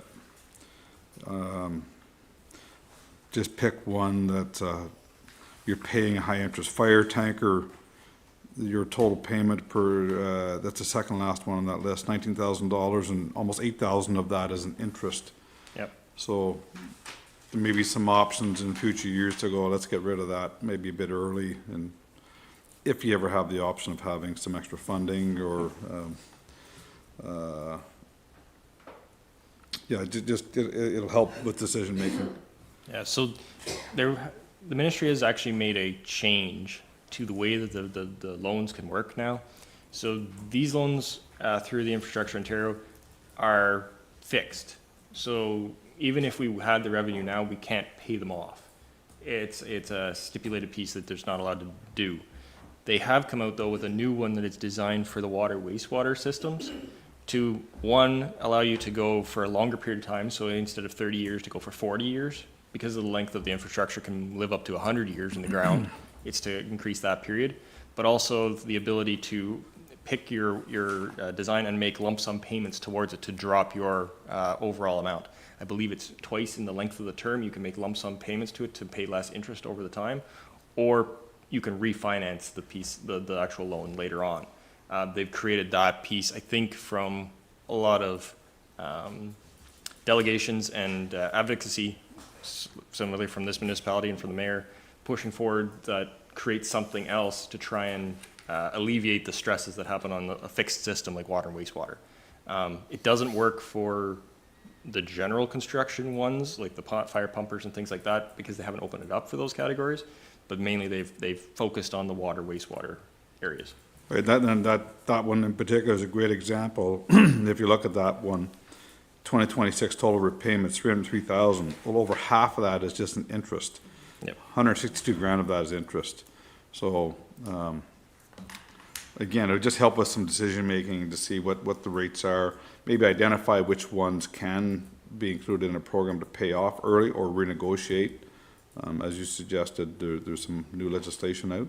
Yeah, so none of the existing loans could be, but future loans could be, depending on what they're. So is that including the water treatment plant? No, the water treatment plant is a frozen one. It's stuck for the 30 years. What is? It is, yeah. I've posed this question to Infrastructure Ontario, and there's no flexibility on that one. It would just be new ones going out. So for the water portion that happens on Crawford, it technically could fall underneath that category should the funding be still available. It's a application-based funding or debenture, different than the regular approval process for Infrastructure Ontario. So as long as there's still remaining funds, my recommendation would be to split that debenture and have the water piece under that side so that it gives more flexibility in a longer term potentially for that water piece. Great idea, thank you. Yeah, CAO, can we put that in the parking lot for Roma delegation? That's a good ask. Okay, good. Yes, sorry, Councilor Olmsted. Sorry if nobody had any other questions regarding that. I was just going to go down to the ERP, or ERA, whatever you call it. ARL. ARA, yeah, there you go. Slide 78. So you're suggesting we have $162,000 in payment room now? Like, so we're 90% of our annual repayment limit now? Yep, just about 50%, a little under, yep. Right. And then a couple are coming off in 2026, about $110,000, so that'll drop. So the question is, what happens when you go over that limit? So municipalities have been known to go over the limit. You have to ask for ministry approval to do so. The issue is that it becomes such a large chunk of your actual levy that's going to debentures that it becomes less fiscally ideal for future loans. There will become a time where the Infrastructure Ontario or private lenders won't lend money to a municipality who gets to that situation. There was actually a recent municipality in Northern Ontario that just went through this situation, that they had more debentures than they could actually pay off, so the municipality itself went bankrupt. So that's the factor that they put in this 25% to try and eliminate that. Because right now our levy at $7.7 million, we're right now spending 1/7 of that, a little over 1/7 of that in our debenture payments. So if we were to go to the $3 million and still say we had the same levy that we have today, we'd almost be spending half of it on that, out of the levy on debentures. So it's just, that's the piece that they look at. They don't want to go too high out of own revenues before you start looking at that. Thank you. CAO. So just on the ARL number, so currently our debentures are in the $13 million, which the repayment is about 1.5 million, and our ARL that's remained about 1.6 million. We could assume that generally, in high level speaking, our additional debt that we could take on would be in the range of about 13-14 million, depending on interest rate. Depending on interest rate, so I would say less, because interest rates on many of those loans is actually not substantially high. It's lower than what we're currently at right now. So you'd be in the, it depends on 3 factors: size of loan, interest rate, and time of the loan. Yeah. If you go for a longer period, the payments are less, so you can borrow more money, but you'll pay more interest. Like, there's always that piece, right? If all of those loans were to be 30-year loans, then we'd have a very, very, very small payment. And we could borrow much, much more money, but it would cost the taxpayers that much more for paying that duration. So those are the pieces. If we were to do the exact same thing as what you see there, you'd probably looking at about $11 million at a 10 or 15-year debenture. Good, thanks. Yeah, so I'm going to rescind my earlier comment. I was doing the calculation of the limit left. So that is the $1.7 million is the, right. Right. Gotcha. Sorry, I didn't catch that. That's what we actually pay every year. So that's like, you have $1.7 million of repayment limit, which would be the interest and principal annually for whatever we pull as a debenture. Right. That's why whenever I was mentioning the annual repayment limit, if we take on the new debenture for Crawford, at $146,000 is what the annual repayment would be, like the interest and principal, which would leave us with $1.5 million of the new ARL potentially, if we take on that debenture for 20 years. Got it, thank you. Good. Anybody else? Okay, just again to recognize, in our debenture list, we're paying about $466,000 a year in interest. 1/6 of our capital budget for the year is going to interest. We don't have a debenture policy. In the past, we've debentured all different price values, all different types of assets. But going forward, understanding we only have 1.7 million left of room, we have a huge gap in the ability to fund our assets in our asset management plan. We have to really consider what needs to be debentured. It should be the highest priority, the most expensive items that we need to smooth out over years. And I would argue we're talking not a 5-year purchase or a 10-year purchase, but greater than 10 years, greater than items like $2 million or more. Because we have to acknowledge how much interest we're going to pay on it, and that just takes away from our ability to spend it on anything else. If we don't need to smooth it out, we shouldn't be. And if we took our full ARL, so the current 1.5 million that we're paying and the balance that we have available, the 1.7, if that's our whole capital budget.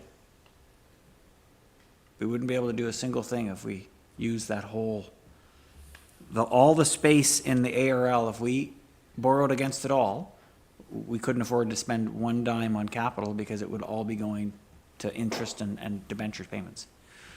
A lot of municipalities have said, we are not borrowing up to 25%, and they've by bylaw imposed a 15% limit on themselves, which would put us right where we're at right now. So if our limit was what we're spending right now, we said 15% is the limit we want to have, we're going to borrow this much, and a fire hall collapse tomorrow, we would not be replacing it. As an example, because we wouldn't have room in our borrowing limit.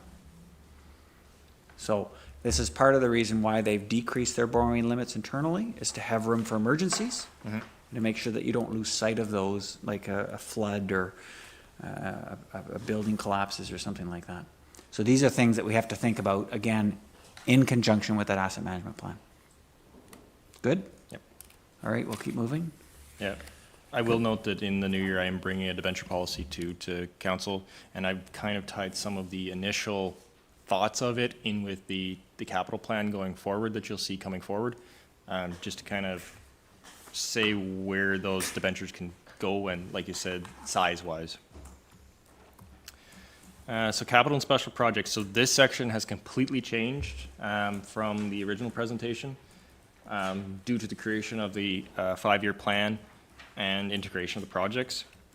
So the first slide I'll bring you to is our division of unallocated capital funds. Now, I realize I should have put a slide ahead of this just to kind of say how I got to these numbers, but so out of the allocation for capital from taxation, the allocation for OSIF and our CCBF value, and the or the released portion of the debenture payment, it comes to the $1.95 million. Through senior leadership staff and the asset management plan, we've come with a percentage allocation to create certain pots of money for each category. And the categories that we used are the categories defined in the asset management plan. So you have the road network, stormwater network, buildings, machinery and equipment, vehicles, land improvements. So at this point in time, we've allocated 50% to the roads, which gives us an allocation of $777,136. Stormwater network, 5%, 142,511. Buildings get 10, 285, 023. Machinery equipment 10, 174, 942.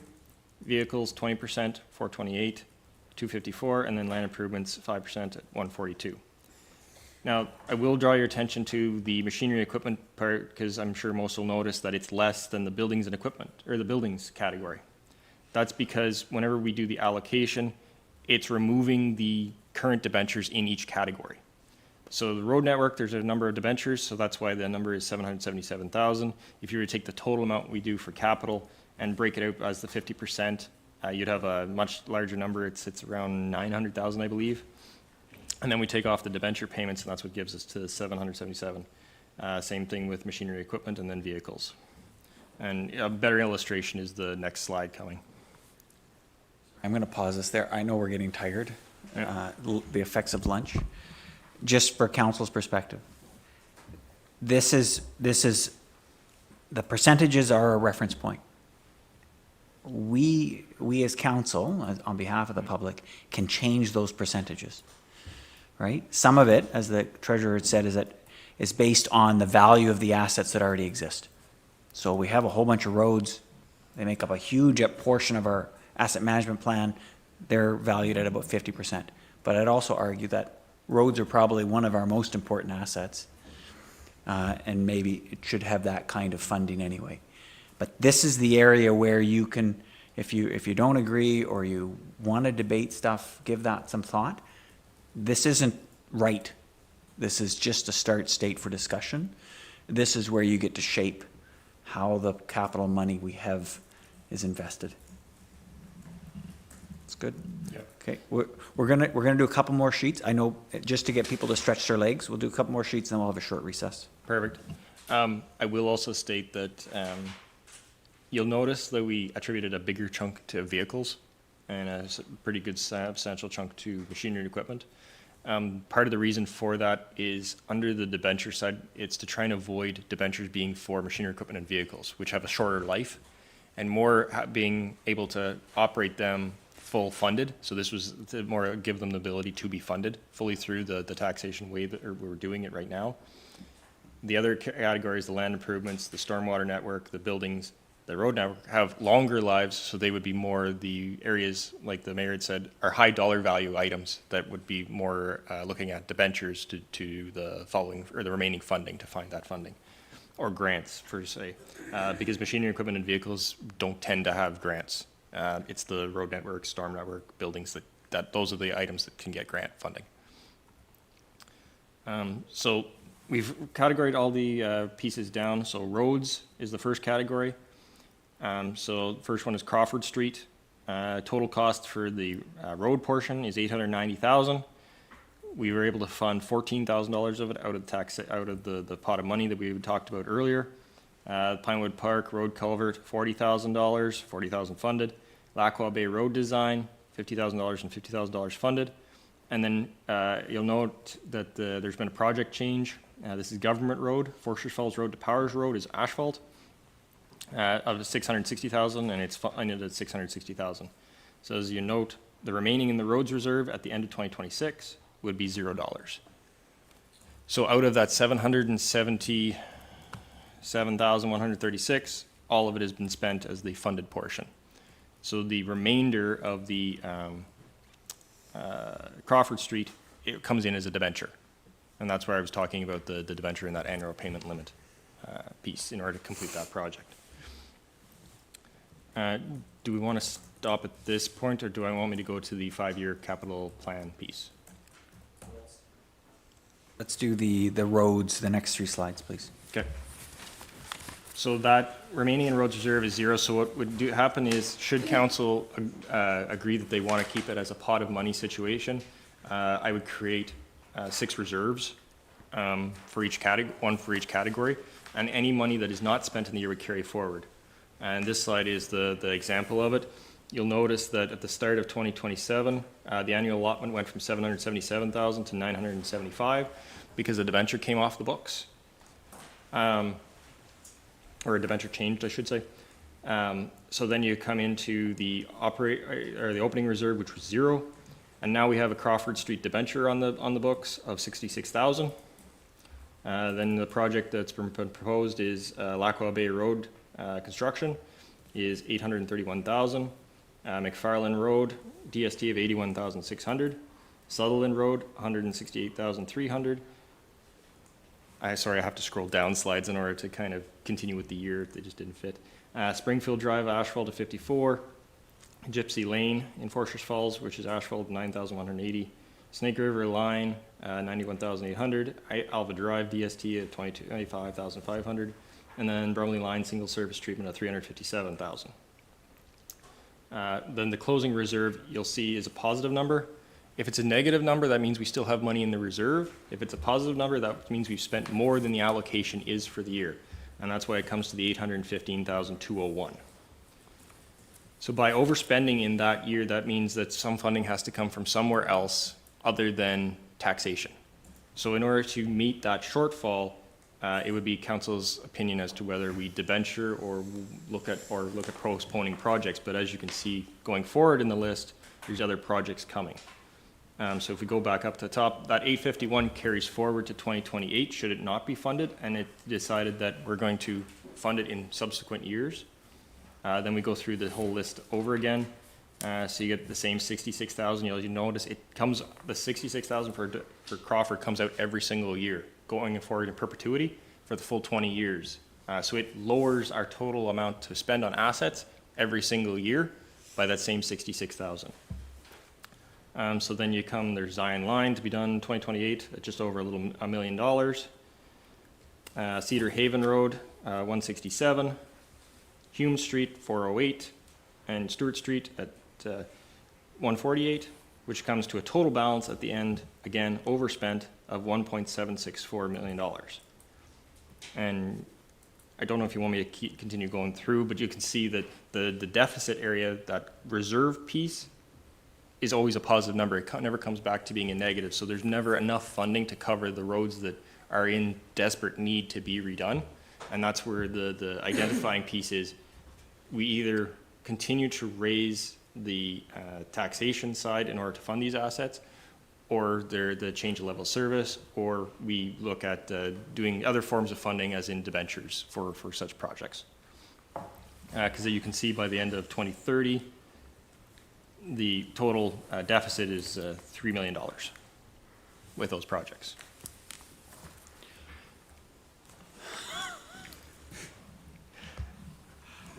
Okay, I don't know how to respond to that.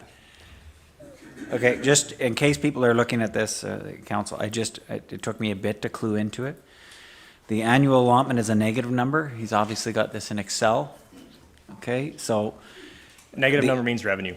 In a bookkeeping side, it's revenue. Negative is good, positive is bad in this case. So the opening reserve in 2028 of $815,000 is actually, we owe $815,000. That's correct. It doesn't exist. We're short it. Okay, so we'll take questions on this and then we'll take a quick break. Is there anybody who has, you may want to take a minute to absorb, but Councillor Trim?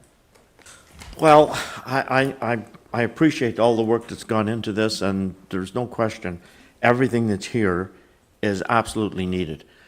I just know that I'm going to pass on a lot of frustration that I've been getting with respect to the design line. And it's been reported to me that there's been vehicle damage, and so I don't know how long we can continue delaying this project, but the projects that have been proposed are all legitimate. It comes down to us not having enough money for capital. If we had the $9 million, we would be doing everything we need to do, but we don't have it, and so choices have to be made. I'm just saying that truckers would like an alternate route, in some cases, around Watchorn Street and Beachburg. And design line isn't feasible for them. So I am making the appeal on behalf of people who have contacted me, and but any changes to be made to this plan would disappoint other people. I understand that also. So I promised individuals that I would bring this forward, and I am. I don't know what we can do about it. Thank you. Thanks, Councillor Trim. Yes, Councillor Moore?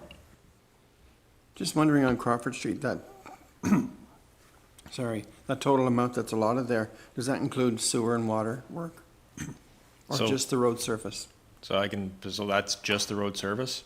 You'll see when I get down to the stormwater side, I have a separate debenture for stormwater for the piece, and then another separate debenture underwater for the water portion. The total, that's where it comes to that total debenture, the 1.95 million.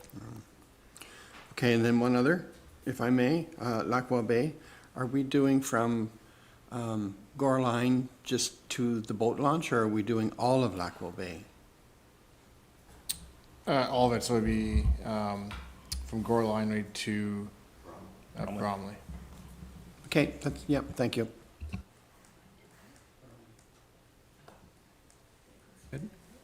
Other questions? Yeah, Councillor Olmsted? Yeah, to Councillor Trim's comment regarding design line, it seems like every council I've been on the last 4 times, we've done some sort of work on design line, from the whole thing to half of it to resurfacing it again. And I think I'm in my 12th year now, and here we are again talking about it. So can we get some sort of a history of what we've done in the last 10 years or so, design line? Because it always seems to be a sore spot, and it's always the road we're working on. Thank you. I'm going to tread water here for a second before I hand it off to Manager Public Works. But I will note that if you divide it up into 3 chunks, West Ross, being one chunk, and then say the one by, Sturgeon Mountain, being, if you divide it up into thirds using those two reference points, the part from West Ross to Foresters Falls, the one highlighted in the 5-year plan, hasn't been recently done. And it's the one that is, I mean, I use it every time I come to Cobden. It's pretty significantly poor. Good, did I tread water long enough, Manager of Public Works? Yes, yeah, so that section has not been done. In the last 5 years, only one section of Zion Line has been done on the far end side of Zion Line. Sturgeon Mountain to Beachburg Road. No. And then we, I think last year we did the far side as well, right? To Hyla Right. Road? Hyla, yeah, Beachburg to Hyla, yeah. Right, right. And it may have been 5 years, but I do recall doing the, I don't know what section you want to call that, the southernmost section. And I don't know whether we didn't put the final lift on it or what ended up happening with that, but I think it was supposed to get 2 or 3 lifts, and I see the deputy mayor acknowledging as well. I don't know whether we ever didn't do the final lift that was supposed to be done or what happened there, but I do know it's been in the plans, like every council that I've been a part of, that section of road's been in the plans. Not to say that it doesn't need to be done, but it's something is missing that we seem to always have to go back to that portion of Zion Line. Can you speak to that at all, Manager of Public Works? Is it a traffic count? Is it a type of traffic? Is it just us not putting the right surface treatment on? Yeah, so if, I can't speak to what has happened in the past, but to my knowledge, only a select few roads have gotten the third lift of treated surface. If you look going forward, there's some roads that are slated for it. We've done in the past. We've done Rapid Road, and you'll see a few roads that will receive the third lift to extend the life. With Zion Line, I don't have it on me, but we can provide council a map showing what years of each section was done. I do want to acknowledge that I think this is the first time that I've seen asphalt on that section of road as well. And I know that was an option we looked at, I'm going to call it 8 or 10 years ago, and the council of the day decided not to go that route, and we seem to be paying for it ever since. But thankfully, it's the first time that I have seen asphalt stick to the page, pardon the pun. Yes, Manager of Public Works. And sorry, if you can scroll up, Councilor McGonigal. Sorry, Treasurer, sorry, I'm getting tired too. And sorry, if you scroll up 2 more, sorry. Yeah, sorry, there's an error in the slide, my fault. So that 660, sorry, well, that was DST section, so that was the entire section, sorry, my fault.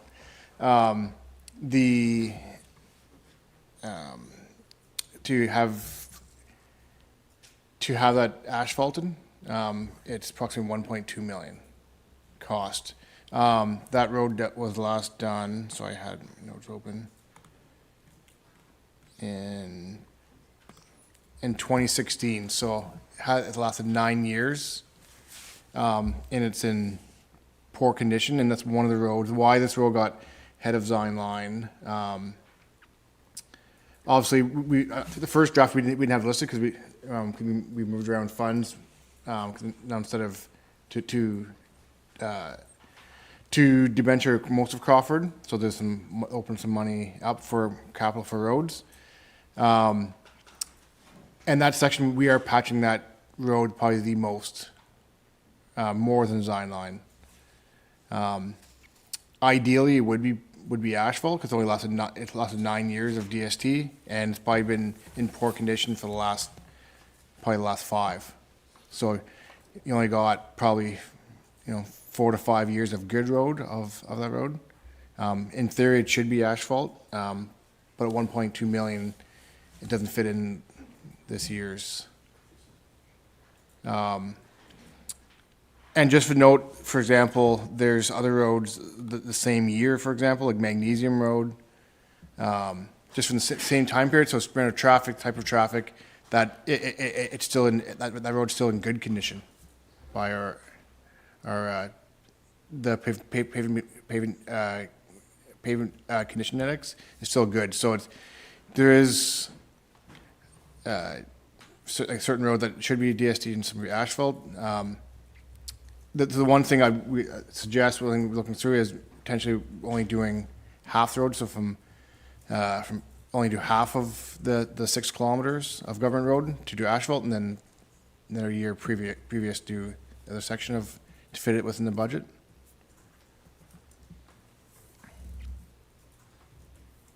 You're full of good news, Manager of Public Works. Okay, Councillor Bell. That's what it seems to me like. The Zion Line, Government Road, a lot of these roads are big portion of the year. They're getting heavy equipment driven on them by local farms, which it's just the fact of the matter. And maybe that's something that we should be looking at as far as how we treat certain sections of a road in terms of how we replace it. If we know maybe the traffic count's not up to where we think that it requires asphalt, but if there's gonna be a tractor driving on it every day for 4 months of the year, maybe there is, even if it's not half the road's done in asphalt, but a 1 kilometer or 2 kilometer section where we know there's, like, for instance, on Government Road, there's the Claysy's farm there, they're using that road quite often with their heavy machinery because they need to go from field to field. I don't think I've ever heard staff talk about specifically doing portions of a road based on the utilization of the people on it. But I know Zion Line, that section that is very poor right now, it's a section where there's 3 or 4 farms that exist, heavy tractors on it on a daily basis, 365 days a year. That road's torn up after a few, is that something that we should be considering, is the residences and the businesses that operate on that road, and whether we should be doing a 1 kilometer stretch in asphalt to mitigate the loss of what might be the majority of a road over a 5-year period? Good, Manager of Public Works. Yeah, and staff do look into, it's the type of traffic, it's the amount of, if it's urban section versus rural, how many residents on it, and how much the actual traffic volumes. And also if you the last previous budgets, there's a list of how many like in the grand list of capital projects that were shown in the first section. Government Road and Zion Line's been on there for quite a few years in a row. The big thing they've been challenged, and even Zion Line, it's one stretch from Forster Falls to West Ross, so it's the one segment. But the cost it hasn't fit in any year's capital amount of funds provided. The only way, is in this budget, for example, is to go over the 50% that's allowed. That's the segment for road, but then it would take off other ones, or would be to find other funding sources.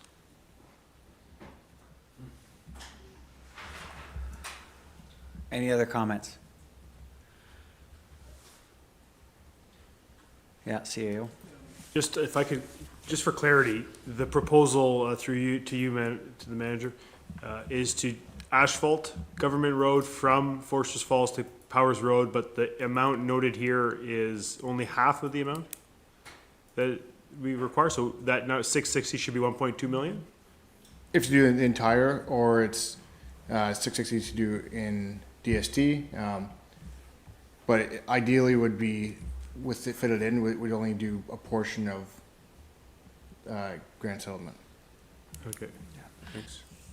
Sorry, just to jump in there, from a level of service perspective, council, basically this is the perfect example in that you can do DST for $660,000 because we can afford it. 6 kilometers of road. He just explained to us that it was good for the first 4 years of its life, and we've suffered through it for the last 5. So 9 years, we're spending $100,000 a kilometer. We could asphalt it. It's double the amount. It's got a lifespan of 20 years. I don't know how many of those 20 years it would be defined as good for, but hopefully more than 10, half of it. So the output for that level of service is significantly higher with a $1.2 million investment.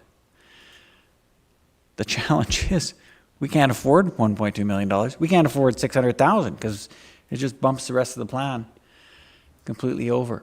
So we're stuck with making a level of service decision. Do we just DST it and buy ourselves another 5 years of good, 9 years of use? Or do we reallocate more than 50% to roads and not do something else?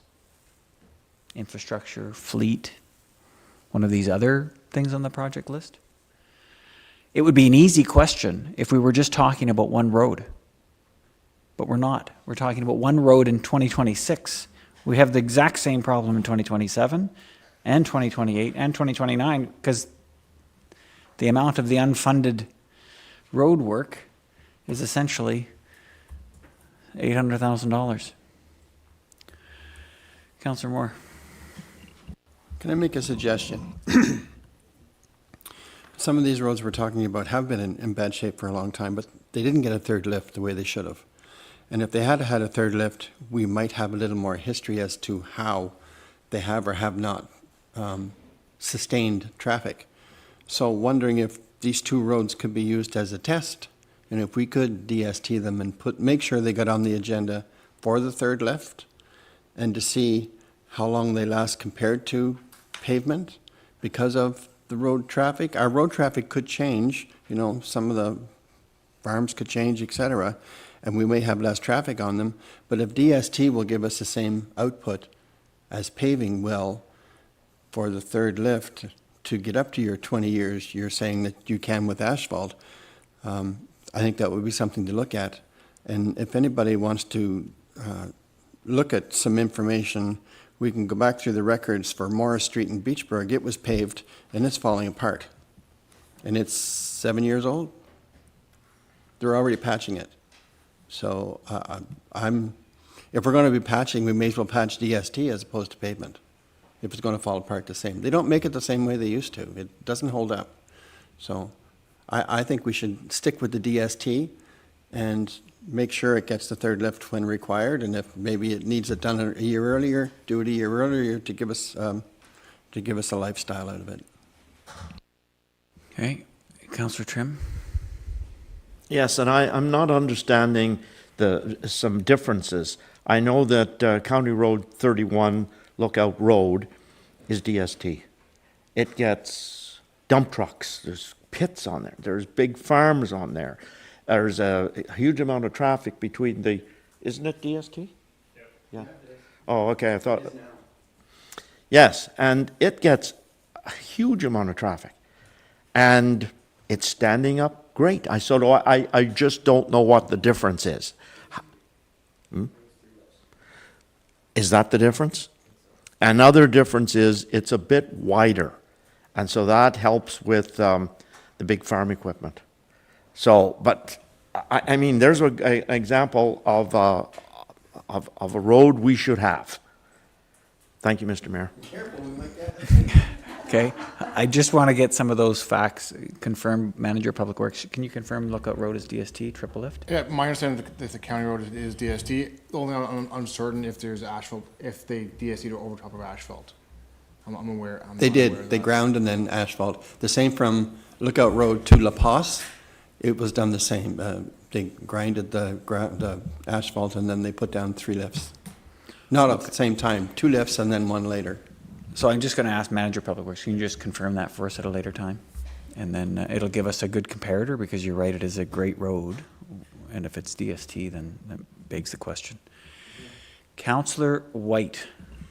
So I've heard these mentioned before in different council meetings. Why aren't we giving our roads what they deserve? Like if they're supposed to get a third lift, Is there no one keeping track of how many lifts they're getting or why we aren't giving it the third lift? If that will help preserve our road? Is there a reason why? Do we just forget about it or, I'm not sure.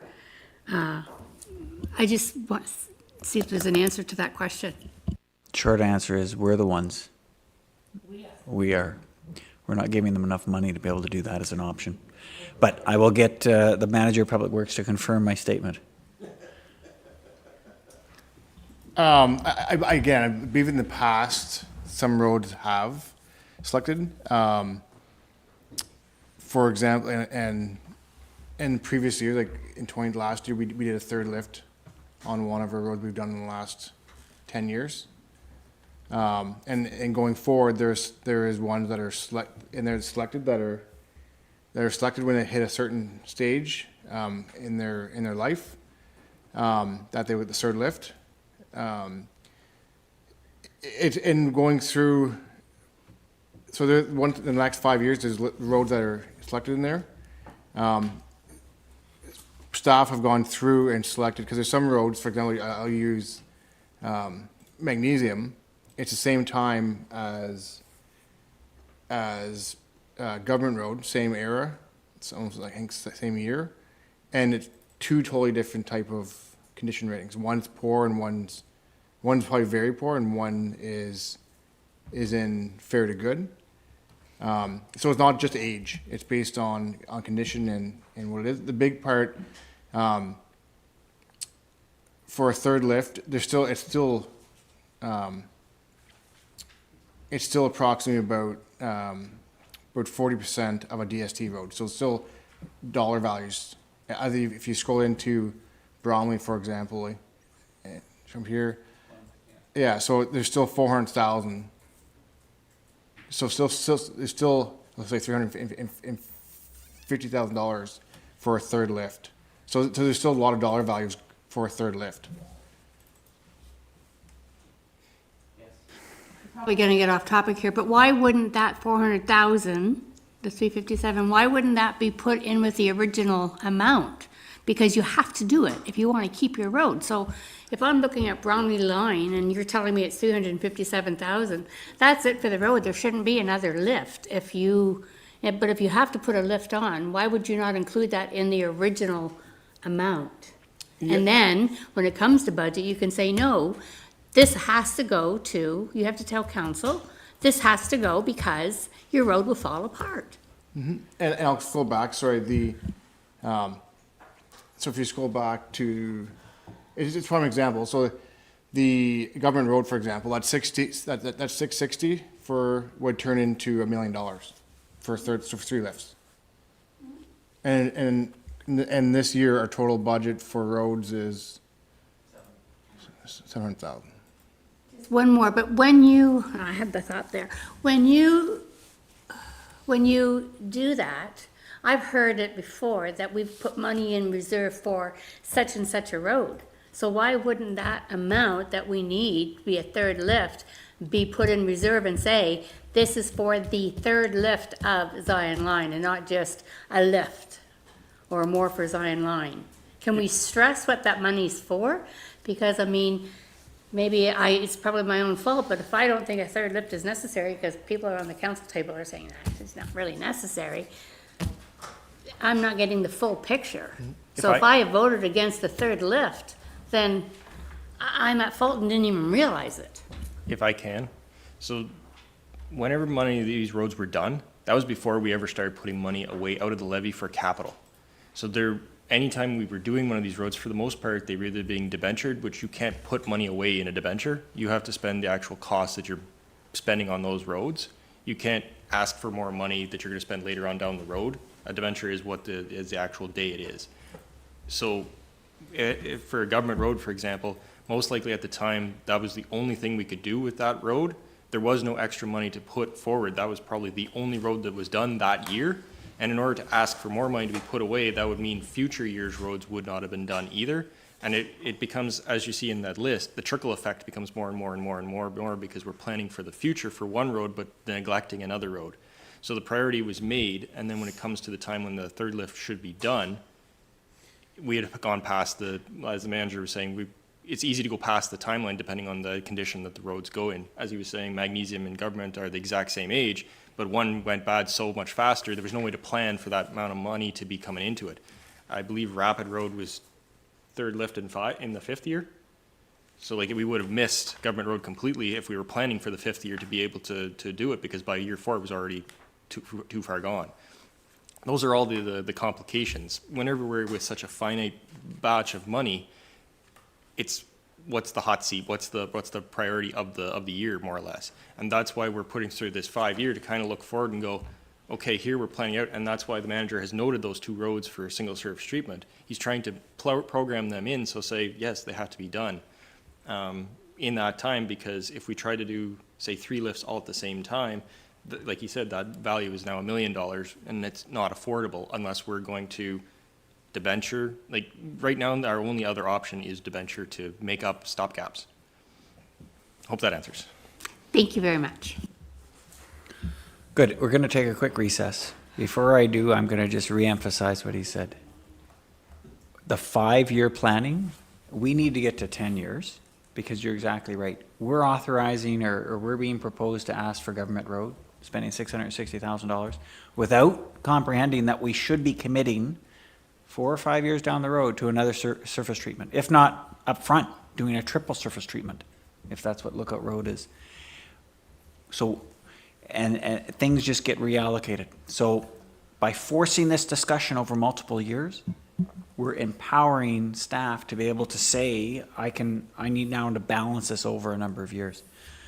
The challenge we're going to go back to is we have about 1/3 of the funding that we need in any one of these categories.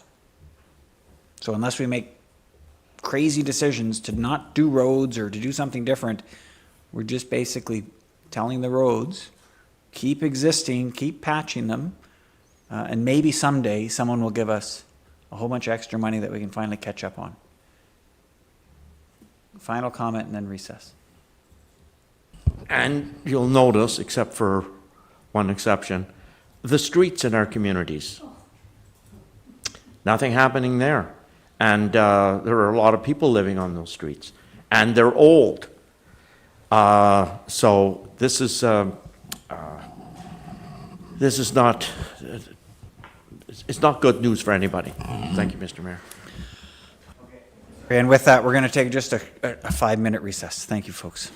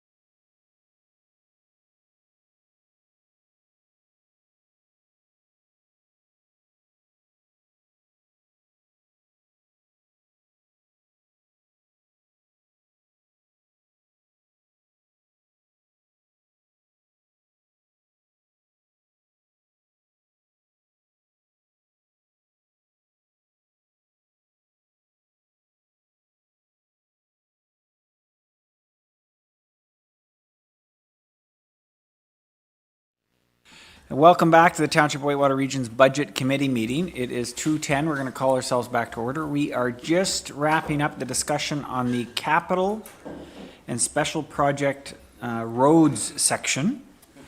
And just to articulate, the staff have done a tremendous job of forecasting the roads that are in poor, extremely poor, and worse condition that need work over the next 5 years. They have been projected in this table to have work done between 2026 throughout to 2030.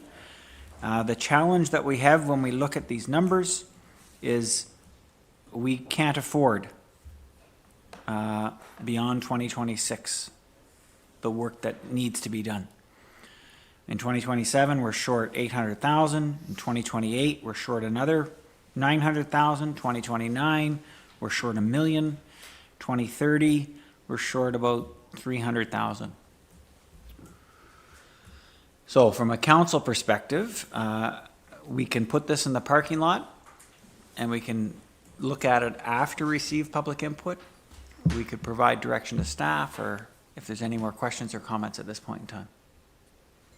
Yeah, Councillor White.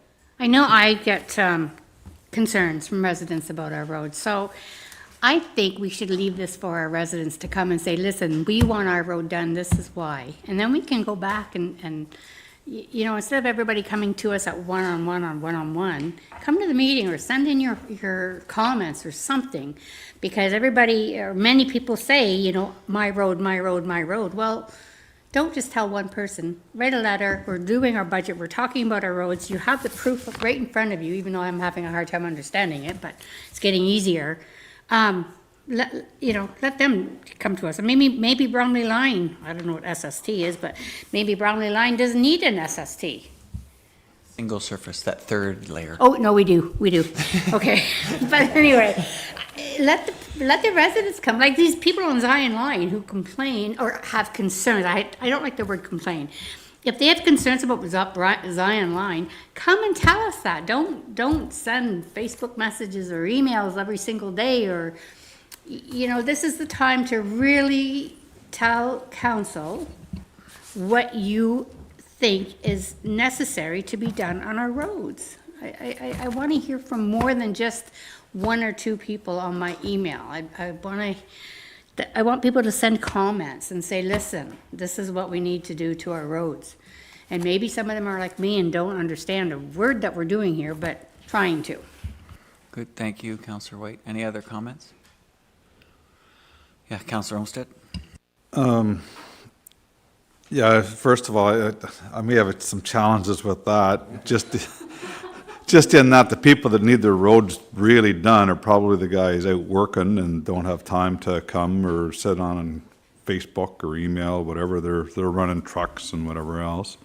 And I think we need to form a system, like a asset management system, and absolutely stick with what the system says as a long-range forecasting tool to direct us how to spend the money. Further to that, we can see that, as the mayor suggested, you know, we just can't afford what we're lining up here. So question to the treasurer is, let's say hypothetically, we decide we need to take a step back here and do a reset, blow it up and figure out what we can afford. So we're in the year we're heading towards 2026. We plan 2026 as is. We're too late to kind of go through that process, as you need to get tenders and that kind of stuff out. But let's say in 2027 you go, we're going to put a freeze on anything capital whatsoever. We're going to forecast the capital out. We're going to still tax as you would normally tax, but we're putting a hold on spending anything that's not a grant. I know grants, you only have so long to spend them, so we'll go ahead and forecast that. But for taxation, you're going to go, okay, we're putting a freeze on any of those. New council will be in place at that time as well, so next year, or that, for that year, you're not forecasting anyway. But I think we almost have to take a step back and go, what really can we afford across the board here from a taxation perspective? Because clearly it's not working, and it ain't gonna work. You're trying to get to $9 million, and it's taking another 10 years to get, or more, 14 years, I think, to get to that $9 million. Like, it's not sustainable. And what we're doing, in my opinion, what we're doing federally, provincially, municipally, right now is not sustainable. I don't know if anybody had a chance to read the OPP report, but to see the salaries now that are in there, like, it's not sustainable. It's just not. So, I'd like to understand, you don't have to answer that question today, Treasurer, obviously, but I'd like to understand what would it look like if we just said, okay, we're not doing anything until we really understand, when we get the asset management plan sorted out and what does it look like, and then we're not doing a damn thing until we understand that we can afford going forward. Councillor Trim. Yes, and I really appreciate those comments because they're coming from a successful businessman, and that would be the strategy of a successful business. And I don't need that reset. I already know some of the steps we could take to reset. However, who is going to make those difficult decisions? They are very, very difficult decisions. As I alluded to before, we have too many assets. And if this was a business, that would be changed very quickly. We're not a business, and so those decisions are really difficult to make.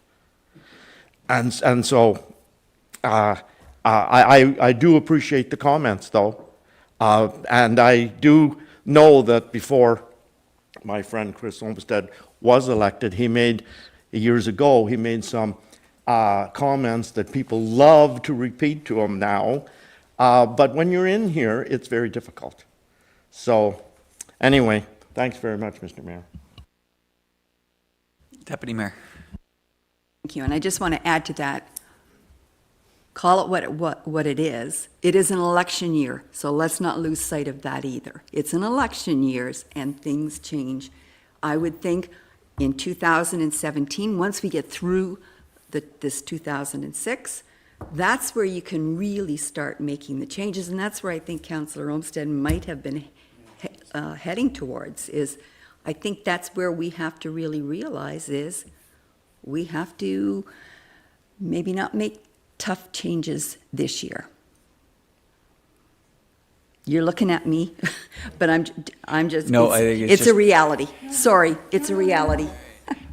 I think it was all just you referenced. I think you meant to say 2026 and 2027. Oh, sorry. Yeah. Sorry Good. about that. Yes, No. yes. Any other comments? Okay, I was chatting with the manager of Public Works, and I said, why don't we just take this 5-year plan and stretch it over the amount of time that we can afford it? Like, it's 5 years. What if we just stretched it to 10 years and spread this money out over 10 years? Well, he said right away, he said, no, there's roads that need to be done in year 6 that aren't on this list because this is only a 5-year plan. So we can't just buy our way out of this with stretching it out over time. Next question, could we just debenture anything over $1 million? And I don't think, and based on what we've heard about DST, it's just not smart to debenture DST. It's not smart to debenture roads. Their life cycle can change dramatically based on so many different factors. Debenture should be saved for something like an asset, like a stormwater, sewer, water lines, water towers, buildings, ice surfaces, large things that you can debenture over 50 years. We're not sure if this road's going to last 4 or 9 or 15 or 20. So we're just coming right back to where we were before we went on recess. We don't know what to do with this. we have a conundrum in front of us. I don't think we're in a position to make a decision on this. Is council prepared to let it stand as presented for the public meeting to see what input we receive from the public with respect to this plan? Everybody okay with that? I'm getting nods. Yeah, Councillor Moore? I think that's a great idea, but what happens after that meeting if no one shows up? Oh, we have to make a decision as a committee to make a recommendation to council by January 14th. So would we have to have another special meeting then for budget after? We're just looking at that. That would take place just before the council meeting on January 14th. Okay, works for me, thanks. Good. Everyone else is okay with that approach with roads? I'm not seeing any negative. You're okay? Yeah? Okay. It doesn't get better, it gets worse. So, Treasurer, back to you. I apologize in advance. So the next one category is stormwater network. So it was a 5% allocation. It's much larger in our asset management plan, but due to whenever the manager of public works and myself went through the actual asset management plan, it is more of a allocation that we are putting a bigger allocation to roads versus the stormwater. So in stormwater, Crawford Street, there's a portion of it that could be attributed to. So the total cost for the stormwater chunk of that project is $460,000. So the total funding available is $142,511. So we would fully use that funding, leaving the stormwater network reserve at the end of 2026 as being a zero. And then we would debenture the remaining $317,000. So this is what the programmed out 5 year for next 4 years looks like past 2027. So you can see the annual allotment in 2027 is 162,335. There's nothing in reserve because we spent it in 2026. The debenture is 29,400, and that will go forward in perpetuity for the next 20 years. Simpson Street, sorry, those are 29. So the ending balance at 2027, the closing reserve is $135,000. 935 for us. It's held over in reserve. That money carries forward to the next year with that contribution of 177 minus the 29,400 for the debenture leaves 284. The next year that rolls over again. We put 184,000 away, carrying forward the 284, less the 29,000 for the debenture, less Simpson Street redevelopment at that period of time, less Meadow Street at that period of time, still leaves 248. Then in 2030, that 248 carries forward. We have the 192, less the debenture again, leaves 411. And the reason I left in that portion is because in the future years, even though we've now built a nice reserve of $411,000 by the end of 2030, there are projects that come past that would fully use that amount. And the goal is to not have to debenture future projects.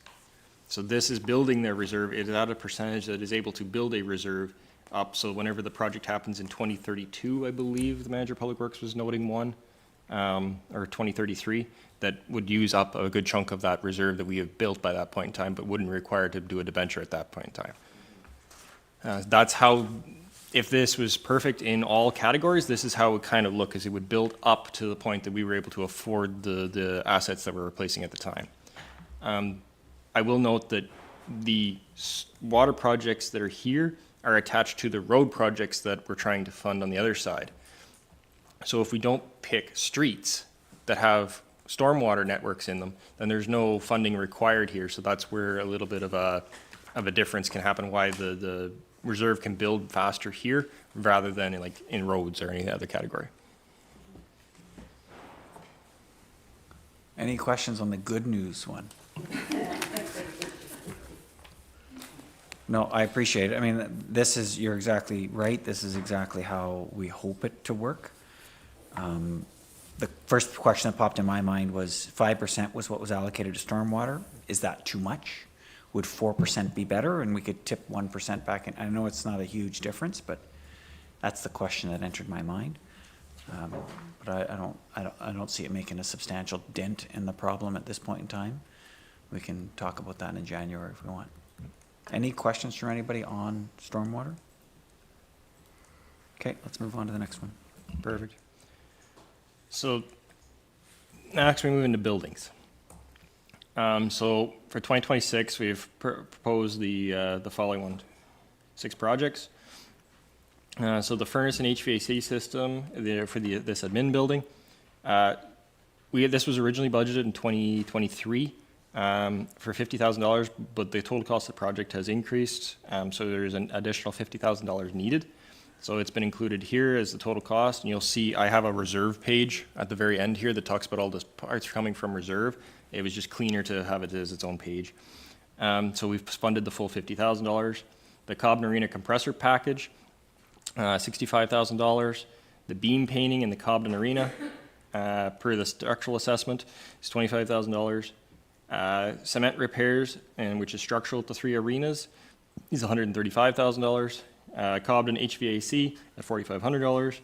And then per the museum's request for their snow roller shed, $5,000 for that. As you can see, after we funded all those assets, or all those purchases, the remaining building reserve at the end of 2026 is $523. That was out of the $280,000, I believe, is what it was. Now if we roll to the 2027 to 2030. So the annual allotment for 2027 is $324,670, plus the $523 from the opening reserve. Per the building condition assessments, and that's where all these figures have come from, through the reports and the studies that we have had completed. Beachburg Arena needs $204,500 in 2027. Westmeath Arena needs $493,000. Cobden Arena needs $83,400. The ice surface needs $165,000. Municipal office, $25,600. Westmeath Garage, $36,483. Mindview Garage, $30,532. Salt shelter is $65,810. Cobden Garage and the fire station is $81,000. Haley Fire Hall is $107,400. Fortress Falls, $71,000. Beachburg, $36,400. Westmeath, $46,500. The Fortress Falls Seniors is $12,000, which leaves the closing reserve as overspent of $1.135 million in 2027. We then roll into 2028, so that 1.135 rolls up to the top. The total allotment is $355,000. Beachburg Arena again needs $215,000. The Westmeath Arena needs $5,500. Cobden Arena needs $285,000. The ice surface, which was programmed in, needs $3 million in order to do an the ice surface, which would be 2028. The municipal office needs $13,500. Westmeath Garage, $134,000. Mindview Garage, $86,000. The sand shelter at $6,000. The fire hall in Cobden, $60,000. Haley Fire Station, $65,000. Fortress Falls, $90,000. Beachburg Fire Hall, $38,000. Westmeath Fire Hall, $76,000. Fortress Falls Seniors, $21,000, which leaves an over expenditure again of $4.927 million. 2029, there's only a few projects, so you can see that carries forward. There's only the Cobden Arena. There's some requirements for $300,000. Then a series of projects again that happened in 2030, leaving us completely overspent by the end of 2030 of $5.245 million.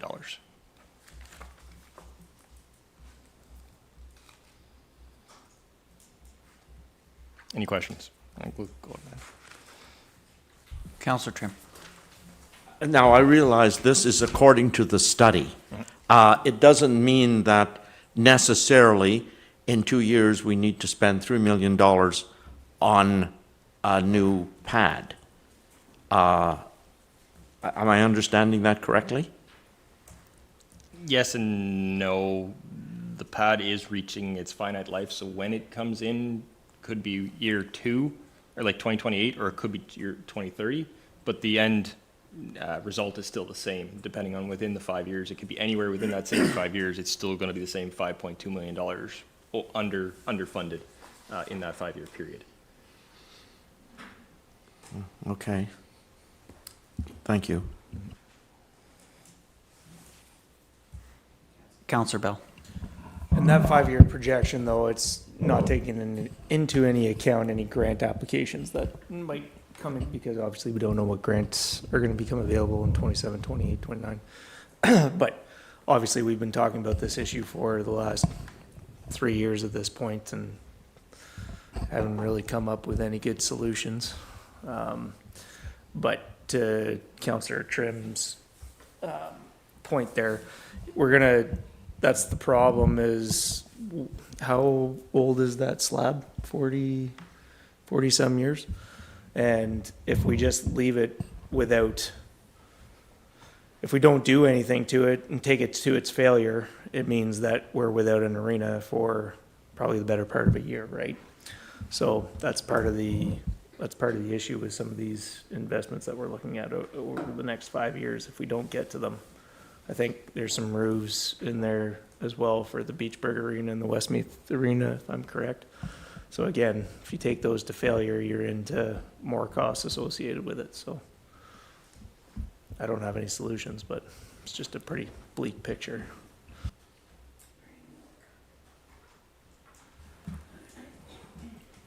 Anybody else have a comment?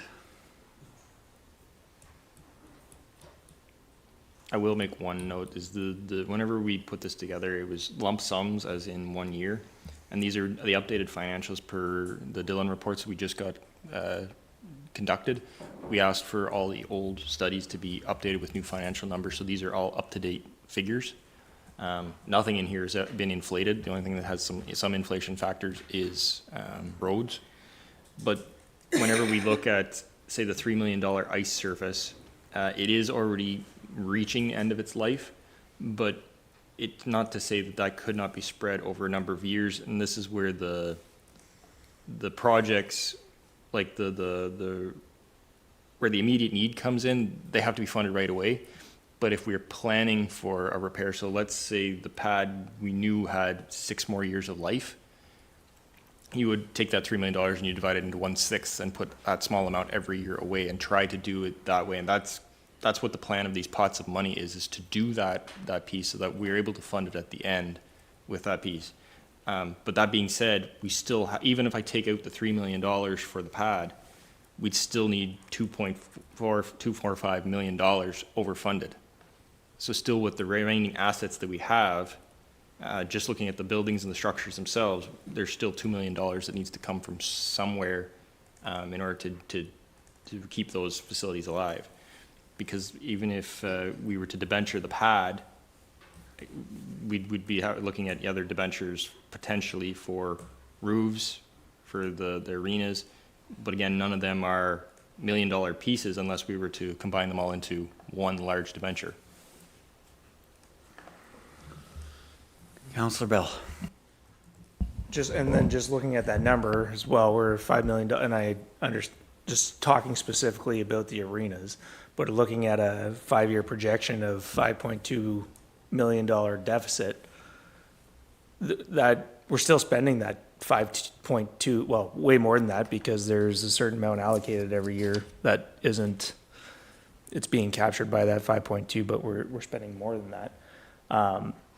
So spend $5.2 million on old buildings that are going to continue to need maintenance and upkeep.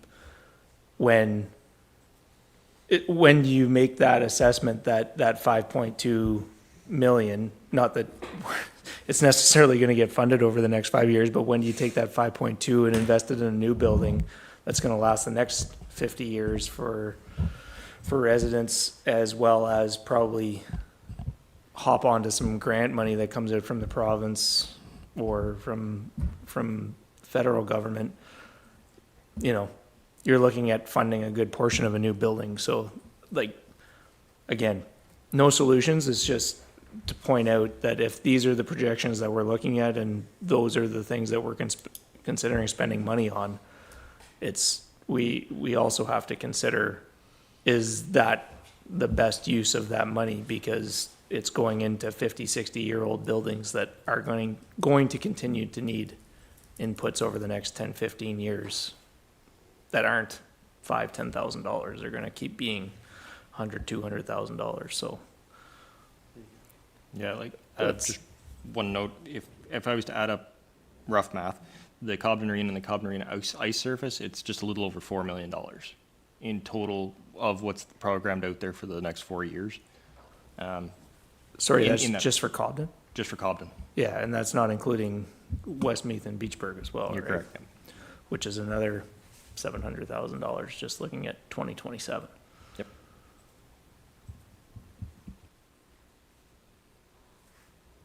That's not counting operating. Nope. Okay. I'm going to let Councillor Bell mull over that. Councillor Moore. I think as we all sit here, I think our priority is for the safety of our residents. So I think some of these lists here should be prioritized as to what is important to life safety within our municipality. When you start looking at fire halls and arenas, et cetera, what's more important? Do we need a fire truck to get out of the building, or do we need to provide free skating on Saturday night? So I think we need to take a hard look at what we're doing with our services and emergency services, because services can also mean plowing roads, et cetera. So we have to decide what's most important. And when you look at these lists, what's the most important thing on that list right now when you look at it? Is it fixing up the municipal office? Is it fixing a fire hall? What's most important? And we have to look at safety of our residents, safety of our workers, and then perhaps move on from there. So I've been sitting around this council table since amalgamation, and the same things that were up on the list then, but only it was in paper, because we didn't have that. It's basically all the same thing. There's nothing really missing. You have to replace trucks, you have to replace fire trucks, you know, the roof on the fire hall is done, et cetera. Them things are still there. They haven't gone away in 20 years, 25 years. And in fact, some of the roofs haven't been touched, and it's been 25 years. We're having our anniversary this year, and here we are. We're still debating the same thing. So I think as a council, we have to decide with that list what to prioritize and what to move down the list. And I guess maybe that's the mayor's job. Thank you. The fact that we're discussing this is first steps. Any other comments from members of council? Chris, do you want to? Yeah, well, as, just looking at slide 89, that's the one we're on. Yep. As chair of finance, that's a hard no. There's just no way that we can spend almost $5 million in the three arenas between now and 2028, call it 2029. There's just unaffordable. And as Councillor Bell has suggested, you know, that's probably half of a new building that's going to last us the next 50 years, not limping along for the next 50 years, putting $200,000, $300,000, $400,000 into these buildings every year for the next 30, 40 years. So, as I said earlier, I think it's time to kind of take a hard look at some of the capital that we're going to be spending and make some real tough decisions, because there's no way that on the page is sustainable. Talk about sustainability, that ain't it. So, I'm in favor of moving forward with the 2026 agenda, but beyond that, not a chance.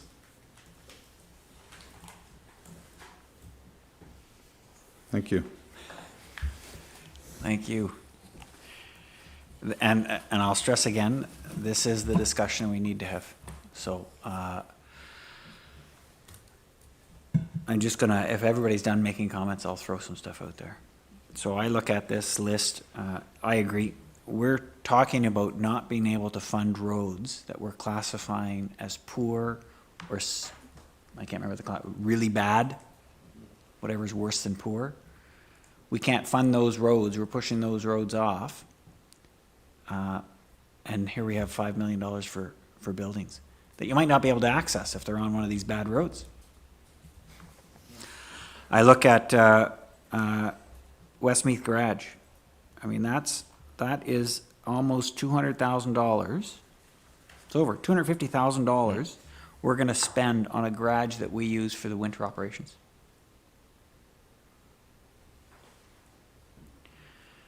It stands empty all summer long, because we don't need it.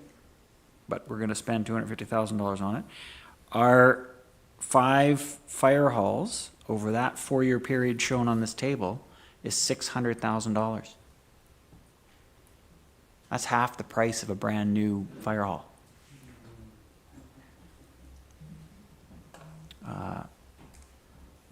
Is that achievable? We can't afford it. We know we can't afford it now. So talking about those numbers on the page is just a fairy tale. We get into the Cobden Arena, $3 million, there's no way we can fund that without a debenture. And without at least, I would throw it on the table, 50% funding from the province. It's completely conditional upon getting a grant. We can't. That's the amount we need, that's what we're short in roads for 5 years. Just that. Same thing with Beachburg and Westmeath Arena. I mean, if we can't, I don't know how to fund that. I absolutely don't know. We can't debenture, or maybe we do debenture, something like that. But it's gonna come at the cost of fire halls and garages and other roads. We haven't even gotten a fleet yet. But I'll put it back, Councillor Olmsted said, it's been reiterated by everyone else, we just can't afford this list. And to carry on thinking that we just keep approving 4.2% increases, we know that now. And that direction that we give staff will help to shape the recommendations that come forward. Should we be repairing a roof on a building if we know we can't do anything with that building? Okay. Unless someone has a way to achieve this, maybe we just leave it for public input and then we'll come back to it. Is that fair? I'm seeing nods, okay. All right, keep going with your great news, Treasurer. Again, I apologize. Machinery and equipment is the next category. So there's an RWS and CCTV system. RWS, I believe, is Road Weather Information System. I'm getting a nod. And then CCTV is the actual TV or camera system that's attached to for the road patrol. So it's a replacement to $50,000, which was be funded. Training, so it's the in-house CPR and first aid equipment for the fire department, which was noted earlier, as cost $25,000.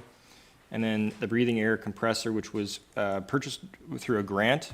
So our portion was $16,000 and was noted as unfunded in 2025. So we're funding that in 2026. So out of the total amount for machinery and equipment, which was $141,000, I believe, $83,942 is left. So we roll that forward into the 5-year. And so in 2027, the annual allotment is $324,670. That reserve amount of $83,942 is pulled forward. There's an ice resurfacer. That's the only thing noted at this point in time for 2027. So it leaves $248,612. Rolling into 2028, the 2028 allotment is $355,513.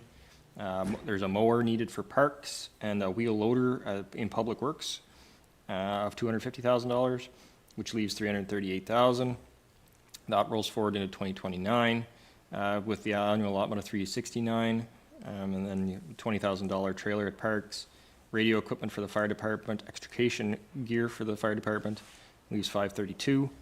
The $532,000 is added to the annual allotment of $384,707.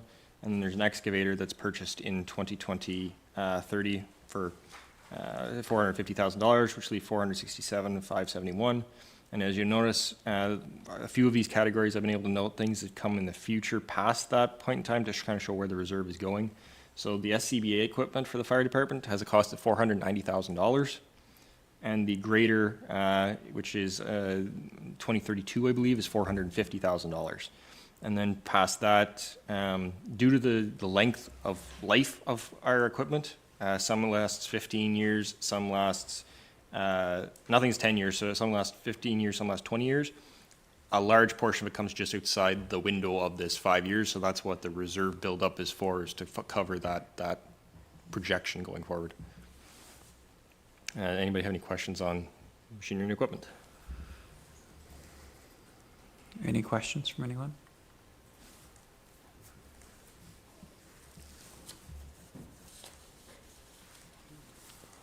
Yeah, Councilor Moore. Ice resurfacer, I think we just bought one 2-3 years ago, so where will this one be going? Cobden. The one that was purchased is the one in Beachburg. Okay. So this one will replace the one in Cobden. Yep. Okay, thank you. Good. Okay, I'm just going to throw questions out that, when I look at the three bottom items, wheel loader, excavator, grader, like graders, I know we have 3 graders. Do we need 3? I would defer to the manager of public works. Yeah. But these are the questions we have to start to ask because we can't afford anything else. We have a $450,000 purchase here. An excavator and a wheel loader, I'm imagining we only have one of in these ones. Wheel loader, we own 3. And excavator, we have 2. One's a wheel, one's a track. So could these be rebuilds instead of replacement? Have we examined options like that that could try to decrease that cost or increase the life expectancy of those assets? Manager Public Works? There's a few questions there. I'll start with the first one. Do we need it? I guess, for example, with the amount of buildings we own, for loaders, for example, we need multiple loaders for each garage to load salt and sand. So if you had one, I can put it to council, if you had, say, one garage, for example, would you need as many equipment? The level of service of graders, we have 3, which is, we always had 3, but 2 were mainly, we replaced a very old grader back, and we kept one as a spare for a third. For example, we had all 3 graders out this past fall when we were getting many calls, all the time in the room, we getting many phone calls.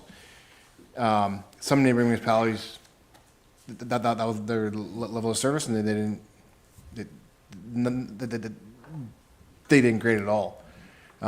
Do we need 3 graders all year round? You know, and sometimes most of them sit in the summertime, other than some road construction. So it's level of service. A lot of this equipment. Same with ice resurfacer. We have 3 of them. So it's any other question about maintenance, like repairs. So for example, we have repairs on some equipment to extend the actual life of it. One prime example was the landfill collar loader, was rebuilt to extend the life. I would say a lot of this equipment is in the TCA policy is, I think it lists 15 to 20. I think we're all 20. So we're to the maximum. Most of this equipment is 20 years old.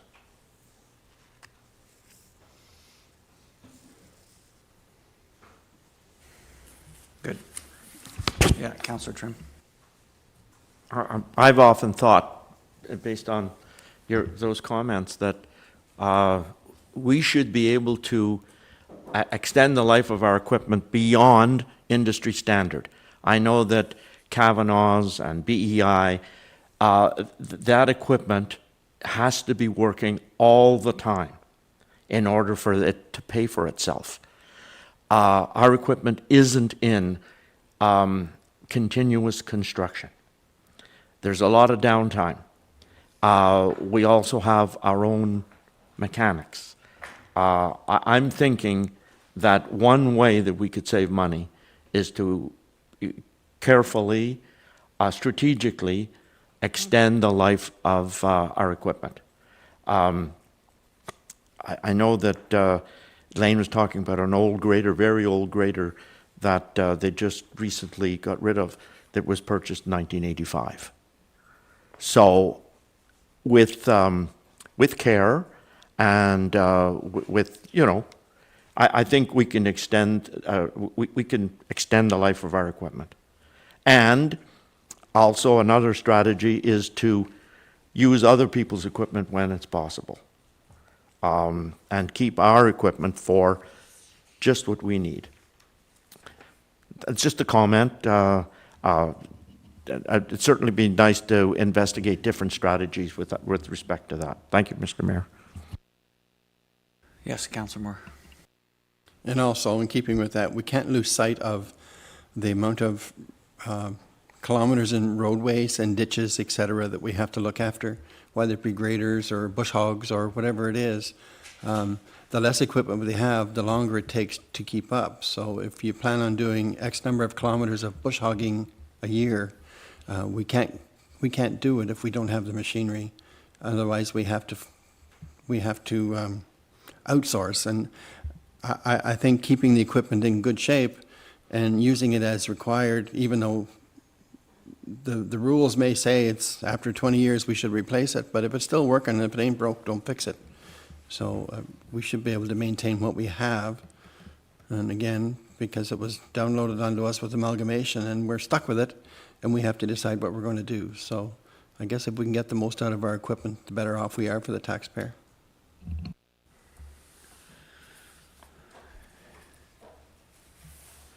Okay, the only other comment I'd make based on what you both have said is there are options for us to provide the same level of grader service, but without the capital investment, and that's leasing or contracted services for surge periods. It doesn't cost us a full FTE, it doesn't cost us the maintenance of the equipment, but it may come at a higher cost of operating. These are the things that we're gonna have to look at. Okay, no more questions on equipment. We're gonna carry on to vehicles. Perfect. So this one's a short list for vehicles. One is, and this is an example of one that's looking to be replaced earlier than its original anticipated period. Is a tandem plow truck at a cost of $425,000. It's looking to be fully funded. And then the remainder of the fire tanker, which we've got word that might still be available yet at the end of this year, very, very early January, $50,000. The only issue is that this plan makes the vehicle reserve at the end of 2026 overspent by $46,746. So this is a situation where, because of a fluctuation, and you'll see in the next slide, at the end of 2027, if we were to leave it remaining as unfunded, by the end of 2027, it would be funded. So the annual allotment for 2027 would be $540,180. That opening reserve of a positive $46,000, so needed to be funded. The roads mechanics truck would be replaced in 2027 at a value of $230,000, which leaves $263,000 left in the reserve. That goes forward to the next year in 2028, plus the $634,000 for the year. Replace two light trucks, two light trucks or one light truck at $130,000, plus a fire pumper for $750,000. Leaves $17,000 left in that reserve. That carries forward to the next year's 2029, where we have $662,948 added to it. Another two pickup trucks are replaced, $130,000, leaving $550,000 in the reserve. That carries forward. And I realize I didn't carry that number forward because it was supposed to be at the top of 2023, so don't look at my end number right at this point in time. But it takes off, math still works, I just didn't put it up there. $717,000 is what the end would be if we replace another tandem truck by the year 2030 and another roads truck of $130,000 in 2030. And I put, just for note, because we programmed these out for 10 years, light trucks, there's another $320,000 to be replaced in the next two close years. Another tandem truck, I think, is 2032, 33, somewhere in that range.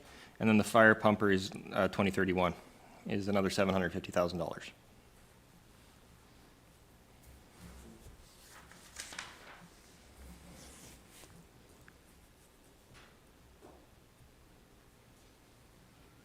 Councillor White.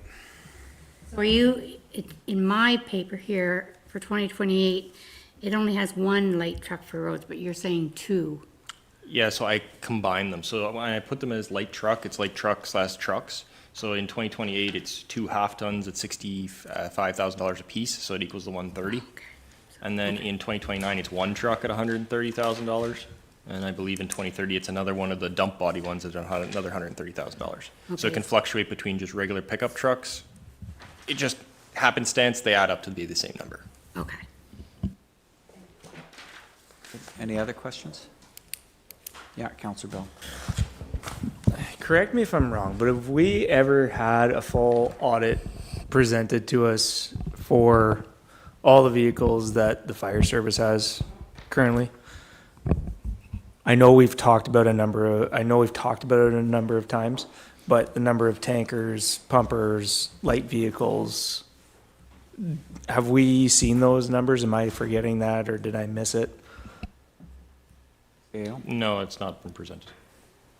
So Sorry, just a fire master plan. Yeah, Would there's a have fire been- master plan, whether it stipulates what fleet is available on hand in that document, I'm uncertain, but it should probably cover that as well, yeah. Because I would like to see exactly what we have at our 5 fire stations, because we have Haley's, Forest Falls, Codman, Beachburg, Westmeath. We looked at the buildings. Every single one of those buildings needs investment in the next 5 years. Seems like every year we're funding, $750,000 truck pumper, and I know these things aren't cheap. And part of the issue is that we're legislated to change out these trucks so many years. It's not something that, to Councillor Trim's point, that you can kind of baby things along. Even though they're in good shape, you have to replace them after a certain amount of years in service, I believe. Correct me if I'm wrong. Yes, I believe it is legislated, the number of years you can keep a fire vehicle, yes. Something that I would like to take a look at, because I think it's come up a couple different times in conversations, but we're talking about what we can fund and what we can afford. And whether we can or can't, I know it's an important service to have in our community, but are we able to sustainably fund 5 different fire stations with the amount of vehicles in every station? How do we dispatch those out of each station? I would kind of like to see a wholesome overview of what exactly we're housing in these buildings, in the 5 buildings that we have, because whenever we're starting to look at this affordability crisis or question that we're looking at, and then we're looking at another fire pumper coming up $750,000 in 2028. I would kind of like to see that moving forward, just to see if there's any efficiencies that can be made. Is there something that we can, because I know we've done things a certain way because that's the way it was back prior to amalgamation, but is there ways that we can streamline this service in our township and maybe possibly save on some of these investments that we're making in $750,000 million trucks every, as these pieces age out. So that's something that I'd like to see whenever we're talking about this affordability piece.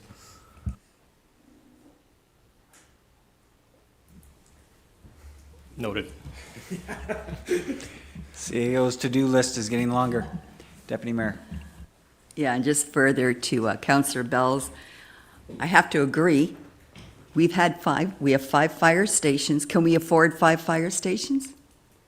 We're a municipality that has 5. You look at someone like Laurentian Valley that has 1.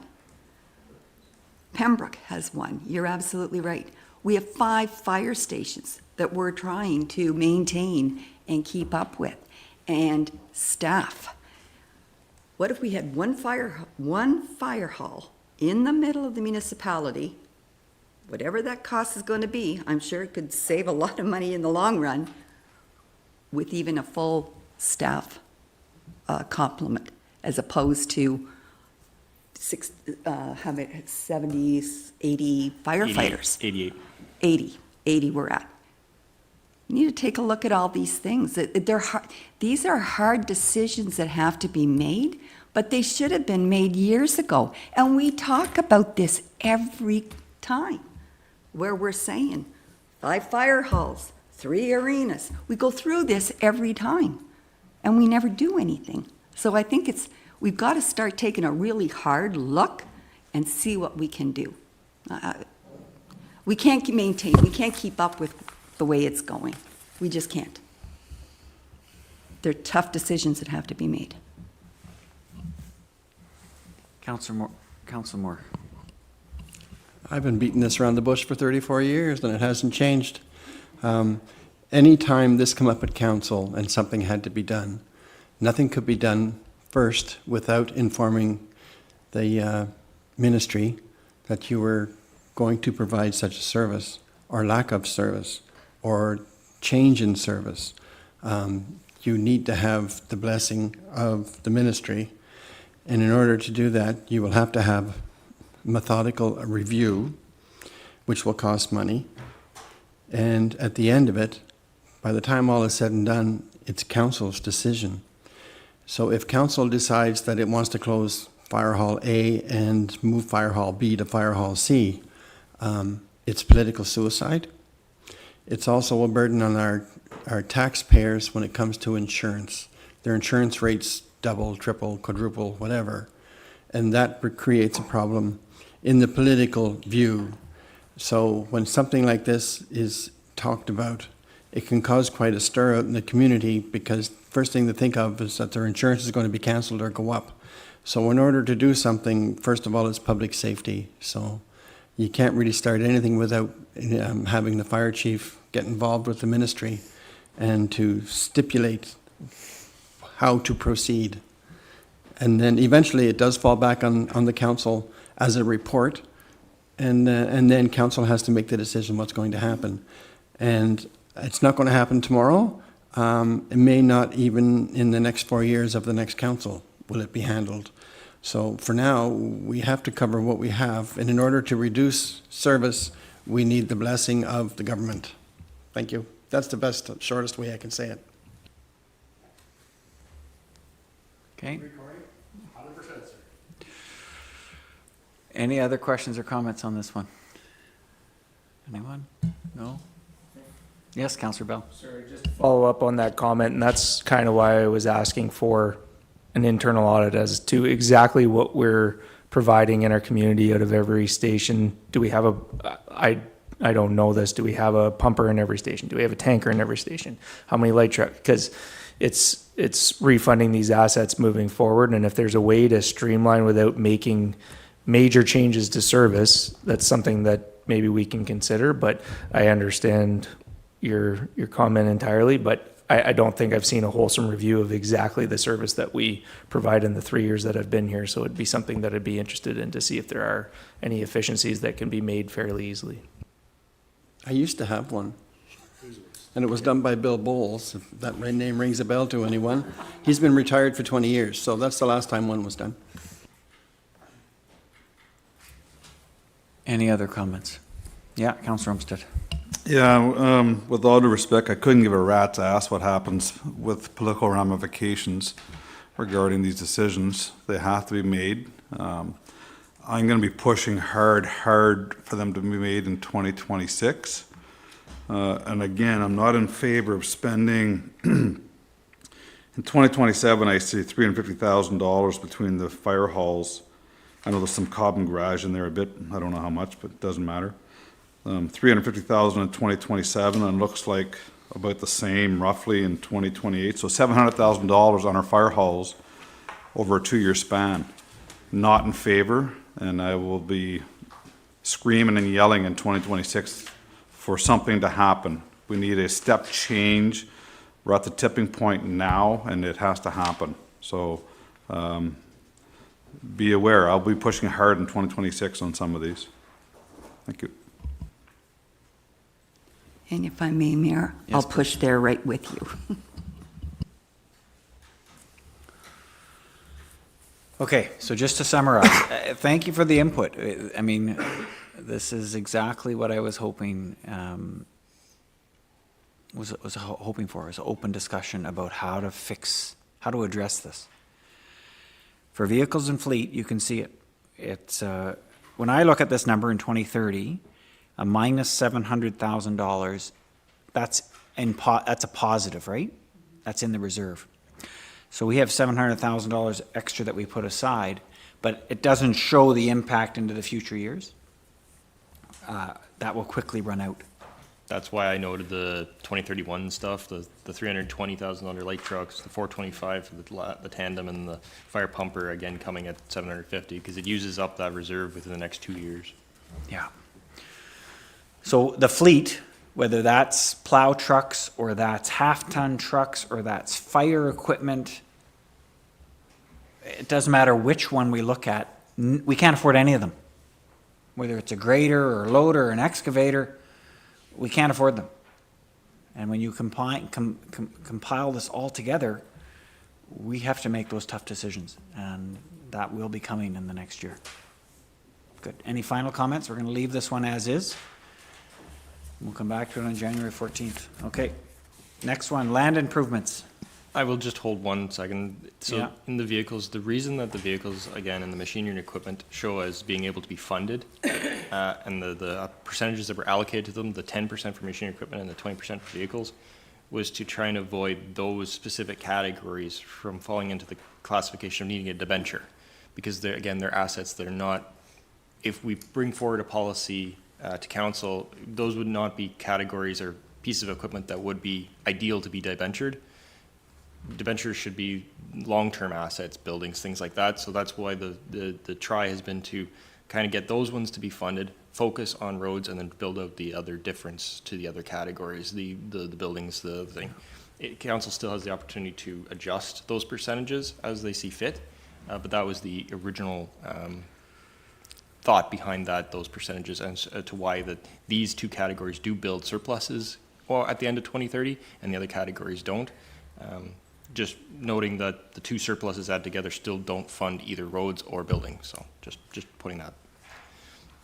The last one is land improvements. So I put a definition down here for a request. So land improvement is any physical betterment or addition to public land, e.g. grading, landscape, pathways, irrigation, lighting, underground surface, that isn't land itself but enhances the use and value. So in 2026, the recommendation is to do a play structure at the Cobden/Forsters Falls Parks with bases. So the total cost is $142,511, and we'd use the full amount of funding of $142,511. So which means at the end of 2026 there'd be $0 left in the reserve. If you remember from last time, it was originally moved down to $106,000 on the last presentation, but the total actual value is actually closer to $170,000. And whenever we were going back through it, just with the piece, we can make it work within the 142. So that's why it was fully used to the funding. Then we went for the 2027 to 2030. So there's nothing in the opening reserve. The annual allotment is $162,335. So an accessible playground update in Beachburg at $100,000. The park/boat launch feasibility study and accessibility audit is $50,000, which leaves $12,335 in the reserve at the end of 2027. Add that to the annual allotment of $177,757, less the Cobden Arena site grading and paving. So the site grading happens in 2028 of $35,000.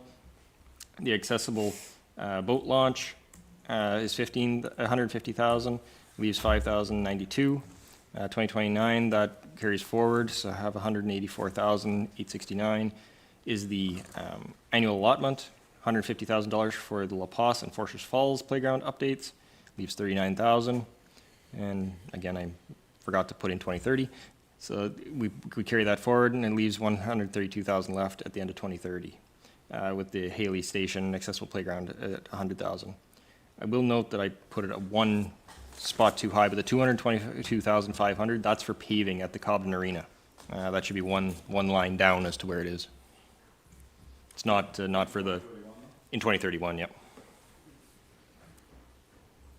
Thank you, Treasurer. Any questions? Comments? Yeah, Councillor Moore. Just wondering if any thought was given to the paving in Cobden. I believe majority of that is owned by the Fair Board. I don't know how much is actually owned by us. I defer to the manager of community service. It's actually not the parking lot, it's the entrance to the arena itself. At the back, next to At fire. the front, and then along the side where the emergency exits are. Okay, all right, understand. Thank you. Other questions? Yeah, Councillor Olmsted. So just back to the play structures in 2026. So is that, are we talking two different play structures in? A separate one in Cobden and a separate one in Forest Falls? I defer to the commander. So Foresters Falls, the slide needs to be replaced, so it'll be a replacement of the slide that's there, and then in Cobden, it'll be a structure.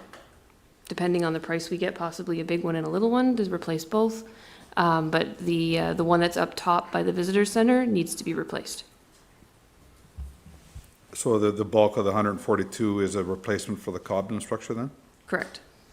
And so do we have a, some sort of report that says it has to be replaced, or what's, We've been doing ongoing inspections at that monthly with staff, so yes, we do have inspections noting issues with that structure.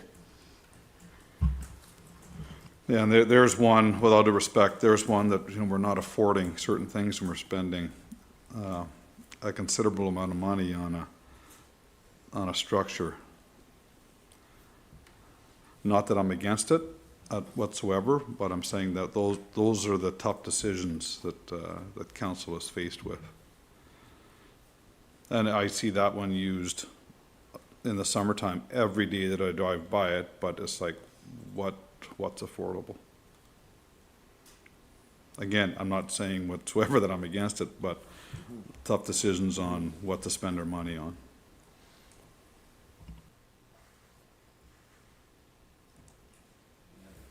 Any other questions, comments? I'll just throw out, I have to be corrected, but I don't think we've ever purchased a play structure as a township. They've always been purchased by some volunteer organization and gifted to us. And now the gift comes home to roost.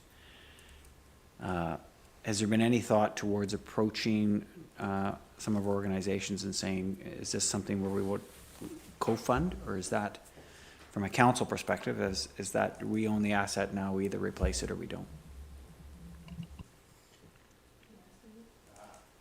I'll let council go first, and then you can round it up, okay? Councilor Olmsted. And that's why I was asking about the report, like the inspection report or whatever report says it's not, that it needs to be replaced. I'd like to see the history of, you know, when was it installed, how many years did we get out of that, and, you know, now we're talking about spending $140,000, whatever it is, you know, average it out annually, how much is that play structure costing us a year? I don't think that structure is that old, but was it not the right structure, or was it not commercial grade, or I'd really like to understand what the report says, why it needs to be replaced, and how many years ago it was installed. I believe she has that, but before I give her the Sure, floor, yep. does anybody else have any comments over the situation with play structures? No, and I think about Foresters Falls, I'm going complete astray, so don't lose your train of thought. In the here is nothing to do with the Foresters Falls Athletic Center. That building, although we own it, it's on township property. It is completely being taken care of by those volunteers in Foresters Falls. And another asset that's out there, but we are not tracking it. Same thing with the museum infrastructure. I mean, we're giving them a very small amount this year to maintain their 5 buildings in Foresters Falls. At some point, they may not be able to, and that's going to then make it onto our new list. Okay, Manager of Community Services. The structure in Cobden that you mentioned was used when it was installed. So it is substantially old. I don't have the year with me, but yes, it does need to be replaced. And the price that's in there includes a base. So the base means like the accessible, they're saying that the base, which is made of wood now, is accessible, the wood chips. So that will include that with those prices. Deputy Mayor. Play structure in Beachburg, that is not ours. Am I correct? Isn't that play structure, wasn't that funded through someone? another group? I don't, I guess I'm uncertain who purchased it. Certainly, it's on property that we maintain and lease, lease with the Beachburg Ag Society. So it's our park, essentially. Yeah. We're gonna, I know the history. And to much debate, the equipment was purchased and installed by the volunteer firefighters. And that's all I'm going to say, but too much debate. And then it was turned over to the municipality because the firefighters didn't have a ticket to inspect. So we needed the township to inspect. And in order to do that, they had to take it over. As long as the municipality gives annual or biannual reports to the Ag Society, they're allowing it to stay there. So once it is inspected annually, the Fair Board is supposed to get a report stating it was inspected and approved. And then I know we cut the grass, et cetera, meaning our public works, so that's all I know on that, if that helps. perfect, thank you. And Councillor Bell. With this type of purchase, what are the chances of receiving funding through grants for something like this? Putting this into the budget at 142,000, but I'm assuming you're going to be looking at grants moving forward into the summer whenever this actually gets purchased and installed.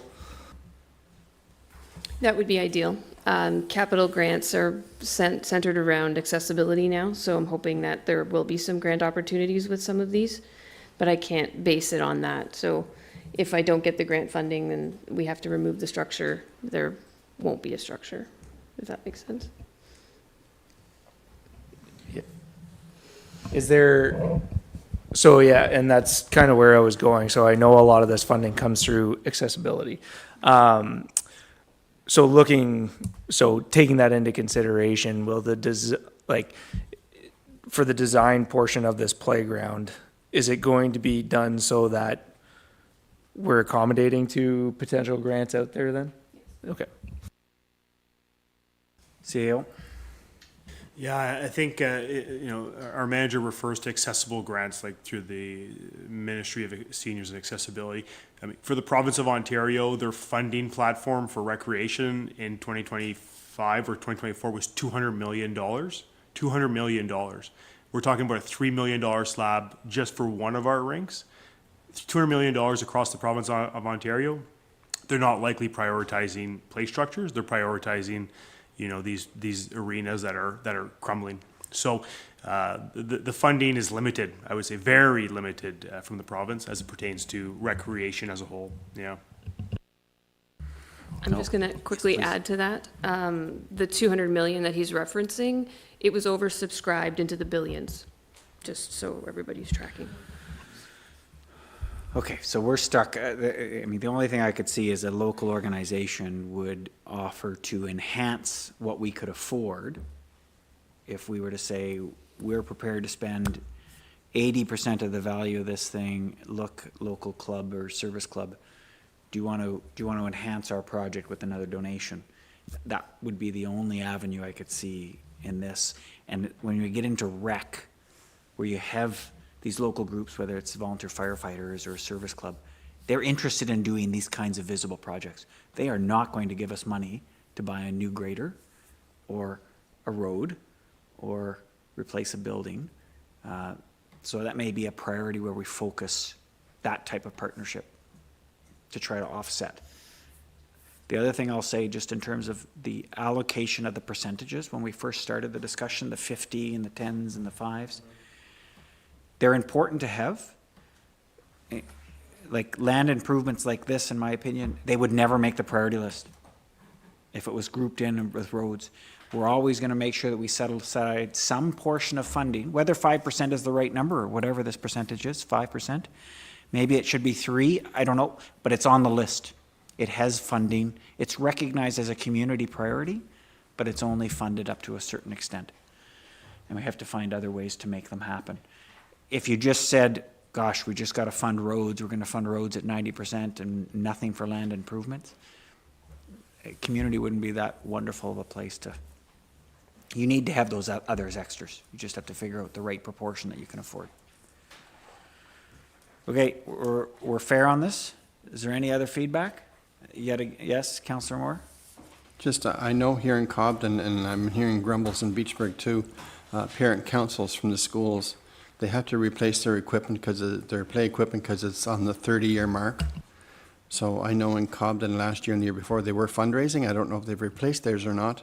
But 2 years ago, Beachburg was given notice that theirs was coming up. So it's up to the parent councils because the school board doesn't pay for that. The school boards, the parent councils have to raise the funds to increase or to put up the structures, and they have to be approved and maintained by the school board. So therefore, they have a hand in what they can purchase as well. So it's a costly venture, and I don't know if we have to replace something like the one in Forsters Falls or the one in Beachburg, how much it would cost. It would just be astronomical. But I think it's the insurance companies out there that are dictating that it's 30 years. So perhaps because we're not in the education system, it may be different. I don't know. It may be up to our insurance carrier as well. I don't know. So just food for thought on that one. Trim.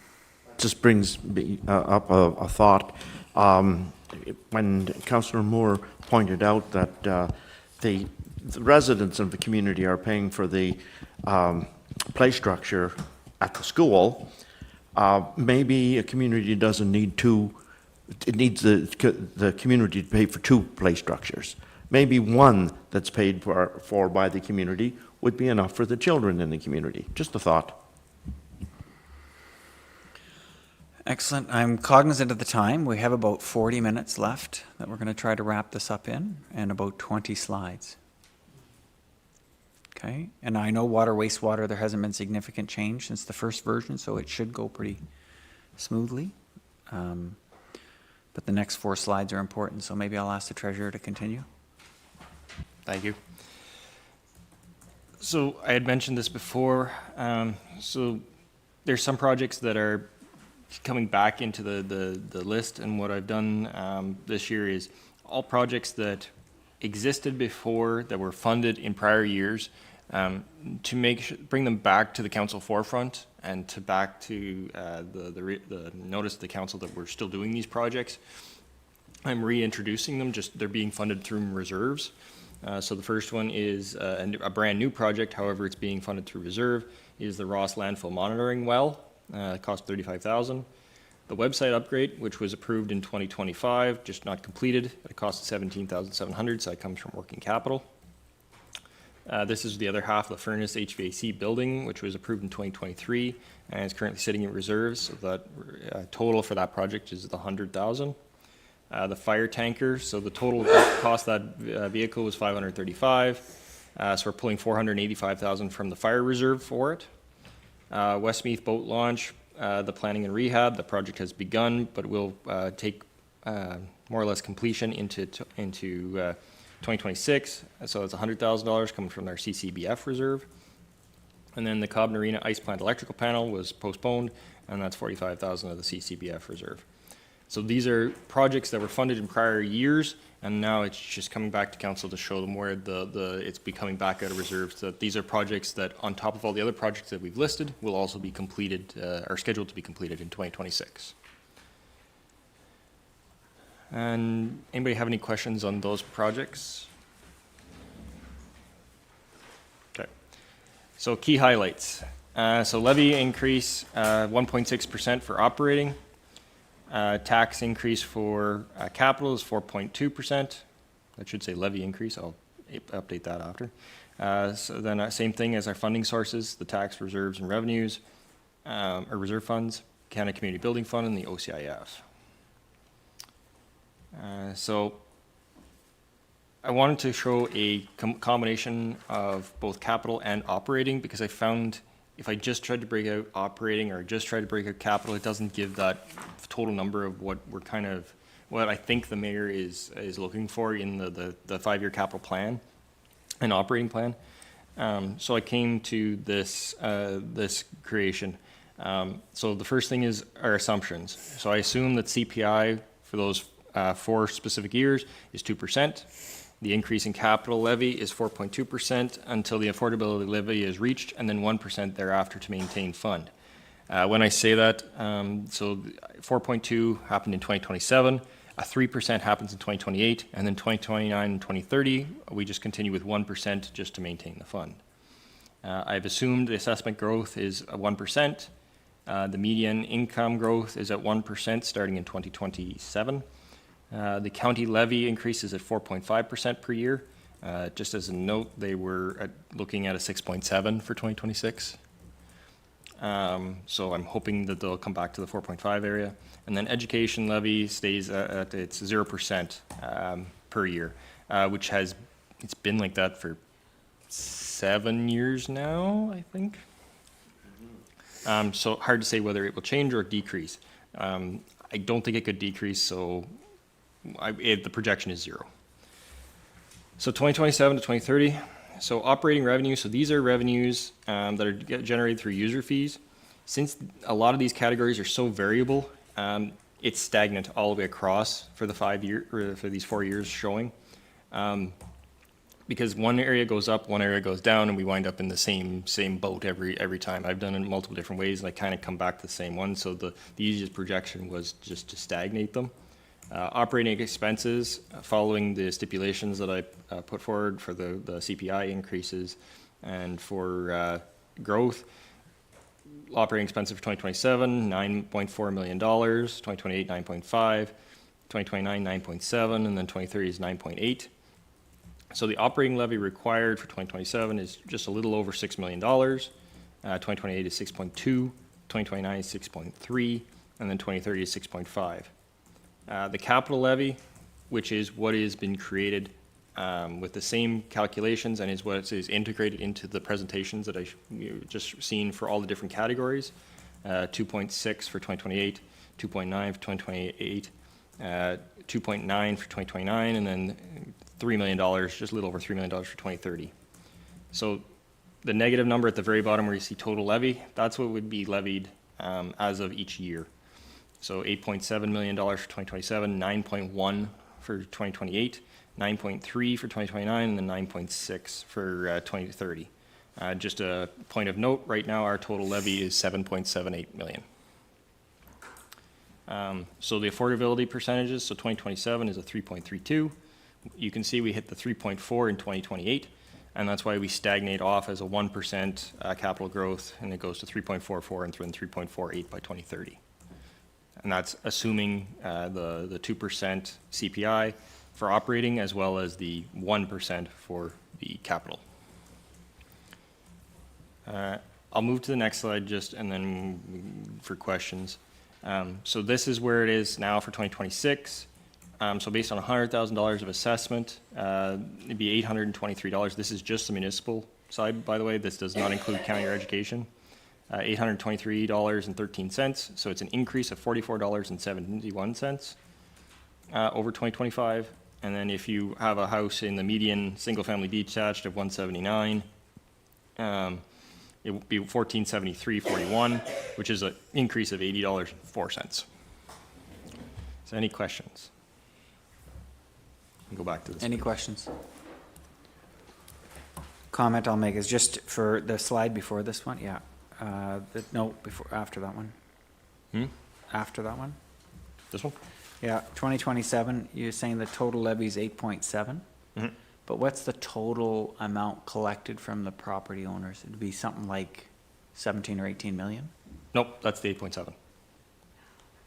8.7 is what's actually collected. So the total levy is what is collected. So like right now in 2025, it No, was 7.7. include education, include county. Oh, include those? Yeah. Okay, Just- I can do that. It would be, because that's only 45% or 47% of the total amount Correct. collected, right? Correct, yes. So it would be somewhere in the $17 million range?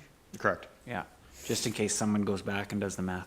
Correct. The Yep. 3.32% is a reflection of, It does have, that does have the county and education. it has the county and education It in it, does, yeah. whereas the 8.7 million is just Yep.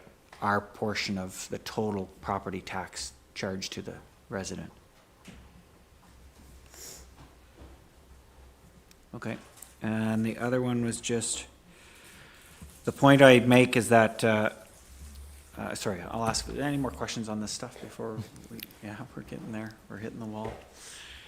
The two things, when we're looking back on this, when you have a chance to reflect on it, and after the public meeting on Thursday, consider in the capital front, the reserves. How much money are we keeping in our reserves in 2026 in order to fund the future, 2027, 2028? When you go back and look at it, I don't think we have very much in our capital reserves. We're spending our whole 3 million and starting over the next year. So is that what you want to do? And the second thing is, when you're looking at the expenditures we make in 2026, do they make sense to you compared to the things that you want to look at for 2027 to 2029? Are there projects where, holy smokes, in 2028, you're going to look back and say, in 2026, I wish I wouldn't have approved that project because it was just a waste of money. I'm undoing that thing over here. So just consider that when you're looking at this tonight. Councillor Bell. This is just to the treasurer. Is there any way that we could just get at the end of this a page or a slide that has all the projects listed out side by each, not necessarily under their categories, just so that we can kind of have a wholesome view of exactly what every dollar is going towards in the capital funding this year? Yeah, it exists. I just have to clean it up. It's not real pretty. Okay. So maybe what we could do is after the public meeting on Thursday, maybe give us a week, so the following Friday, deliver some materials to members of council, including that. Thanks. Excellent. And with that, recognizing we have about 30 minutes left, please don't use it all. But we'll go through water and wastewater, please. Perfect. Okay, water and wastewater. So really has been very few changes here. We just got some pieces, so some estimates are gone now. We got stuff from Aqua, we got the finalization for employee benefits, we got finalization for insurance. So those factors have come in, so now we just roll into the next part. So this slide has not changed. It's still the recommended and proposed piece of 5% increase for water, which is per the new water wastewater study, and 4% for wastewater, which again is per the new 2025 rate study. There's been no change here. We're still up number of units by 36.3. Mainly that is due to the increase of 11 units in residential, which means we had 11 new connections, 11 new homes in the township. And then the creation of the high commercial tier 2. So there's 4 businesses that fall into that category, 2 of which are actually arenas, because they fall under that category. So there's 2 businesses on that that create that 40 increase in that category to that net increase of 36.3. I will note that the reason that this is noted and is noted as weighted is because I weight everything back, same as taxation, I weight everything back up against the residential rate, so that whenever we're doing the calculation out, it's based on one calculation in order to generate how much revenue needs to be generated. And so we always use the residential rate both in taxation and in water wastewater calculations. So the proposed rate for 2026 for water is $1,268.96, an increase of $60.43. And I've done both billing and monthly. So billing is $10.07. So if you're in Haley's or Beachburg, that's what you would see. And then monthly, if you're on the monthly PAP plan, it's $5.04. And then that carries on all the way down through each part. The tier 1 of commercial, $25.39, increase of $120.92. The tier 2 goes from the $24.18.31, which was the old regular commercial, up to $12,689.57. So they're going to see an increase of $10,271.26. And then a similar increase of the 5% was done to the metered rate. So under revenue, 2.137 million. User fees is a majority portion of that. There's a transfer from OCIF, which is 118,000. the fire department usage, which was originally approved back in 2025 and is continuing for 2026. Water connection and penalty is 8,000, and then a transfer to reserve. And the reason the transfer to reserve is in there is because the capital projects that are noted in the coming slide, this is just to fund those assets or fund those projects. So salary is 52,000. The contract has been confirmed at 576 and 30. That includes both the contract management and the contract operation with Aqua. Debt is our debentures, 207,000. Electricity and gas, 81,000. So other, which is our repairs, maintenance and capital, is 869. You'll see a breakdown of that on the coming slide. And then our transfer to reserve, we're still be able to put into reserve $350,000. So the projects for 2026 is water meters for commercial properties, 192,000. Crawford Street, 775,000. So debenture and OCIF, so there's a small portion that could be through OCIF. It's about $20,000 what's remaining after the remaining OCIF. So the debenture total amount is about $747,000. So the annual payment for this one, which would be directly against the water ratepayers, is $56,275. So that transfer to reserve, the 350, would be automatically reduced by the 56,000. So you'd be just a little, like about 294, sorry. Then the Beachburg water main, which was a report brought in 2025 to be done, and it was to be funded through reserves, 408,000. Cobden wastewater treatment plant, so there's 6 diaphragm pumps at $20,000. That's funded through the rates. A frequency locator and a leak detection unit, 12,000 and 15,000. So the 500 and 8,502 is the combination of the 408 for the Beachburg water main and the 192 for the OCIF, and the small portion that is in the debenture for the Crawford water. Do I want to ask any questions about water before I jump into wastewater? Councillor Moore? Yeah, I'm looking at Cobden Water Treatment Plant, 6 diaphragm pumps for 20,000. Can some of them be refurbished and used as spares, or do we have to purchase brand new ones when they become derelict? I'll transfer to the Manager of Public Works, Environmental Superintendent.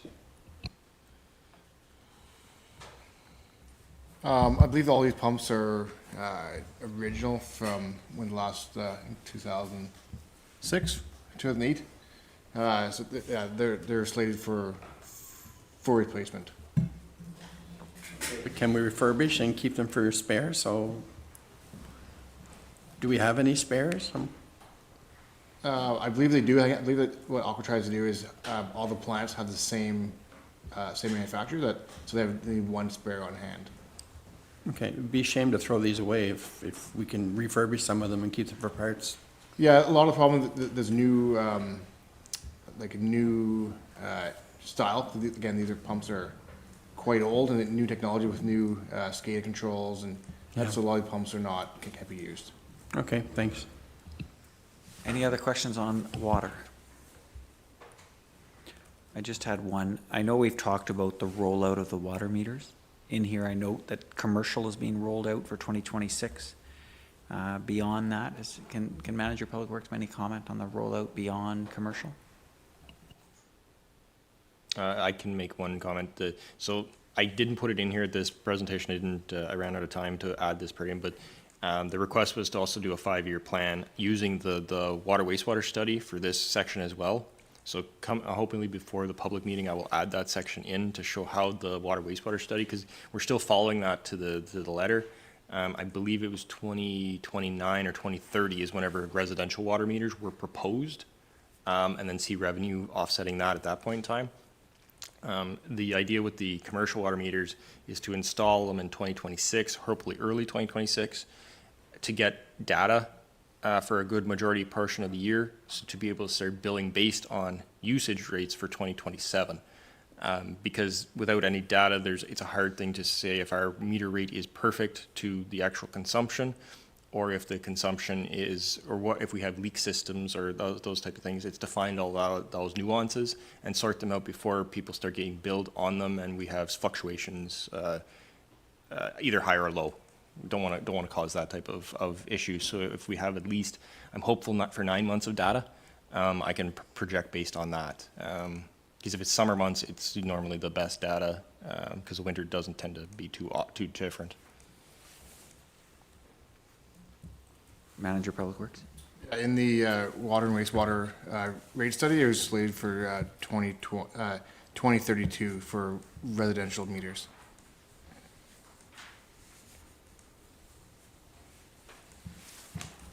Thank you. Any other questions or comments?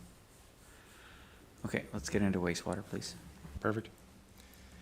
So wastewater units, so there's 8 new residential units, so that's 8 new homes built in the Cobden area, because that's the only area that's serviced by the wastewater side.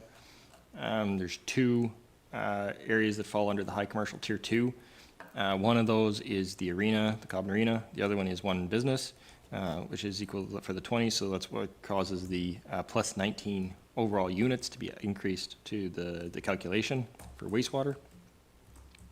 And so for the 2026 rate, the residential rate is looking at $2,037.13, which is an increase of $78.35, billing change of $13.06, or a monthly change of $6.53. The high commercial tier 2, which was tier 1 originally, goes from $3,917 to $20,371.31, an increase of $16,453.82. In the 2026 operating revenue, we're looking at 1.496 million. So user fees make up 1.211 million of that. We're transferring from OSIF 278,000, and then penalty is 7,600. Salary is 20,550. The contract has been confirmed at 461,700. Electricity and gas really has no change year over year, 139,100. Debt, again, remains the same because we haven't taken on any new debt, nor will any debts come off the books in the foreseeable future, 318. Other, which is repairs, maintenance, and capital, is 273. So the transfer to reserves is $283,620. And the capital piece of equipment that's proposed for 2026 is the centrifuge pump, 58,500, and it's to be funded by rates. Do you want to talk about wastewater or ask any questions about it? Any questions from members of council on wastewater?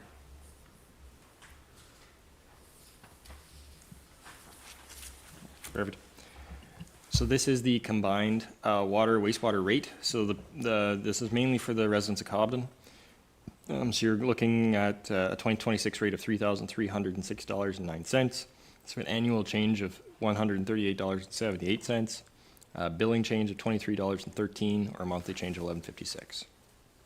And then high commercial is $33,060.88, an annual change of up 26,000, or with a billing change of $44.54.18. And one of the final slides, so this slide shows into comparison as to what Mark was actually talking about the affordability come later on when we're talking water, wastewater added in, and water. So municipal tax, municipal, county, and education tax only for 2026 is $2,621.88, which is based on a $182,000 home, which is the median assessment. So it's an increase of $134.40. The monthly change is $11.20. And so the affordability percentage estimated is 3.23% for 2026. If you add in water, it's $3,890.84, increase of $194.83, and it works out to be a 5% overall affordability. And then if you add in wastewater, on the final category, the furthest most to your left, it's $5,927.97, an increase of $273.18. Which is a 7.52%. Any questions? Any questions on that slide? Yes, Councillor Bell. The one thing that we've talked about before, but hasn't come up today, but the impact assessments haven't been done since 2016. 2016.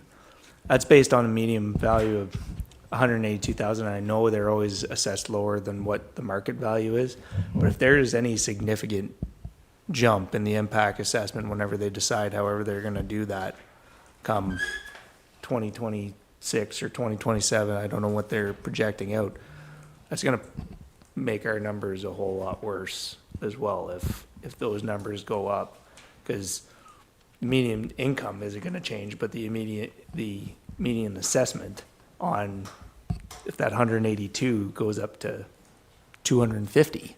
So, not necessarily. And the only reason I say this is because whenever everybody's assessment goes up, our tax rate will actually go down.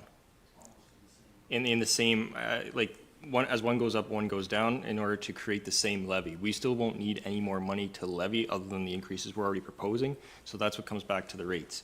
So typically, most municipalities, every time the assessment went up, they left the rate the same and then just was like an extra increase that year that didn't need to be attributed to a levy increase. It was just an increase automatically. Because there has been such a long duration and there's going to be such a large gap between, all the rates will be recalculated, and all the rates will, right now we're sitting at the municipality itself is a 0.0077845.8. That's our rate for every 100,000. That'll go down, probably into the sixes potentially. We'll still generate the same amount of money, just with a lower rate. You explained this to me before, and now I'm remembering that conversation.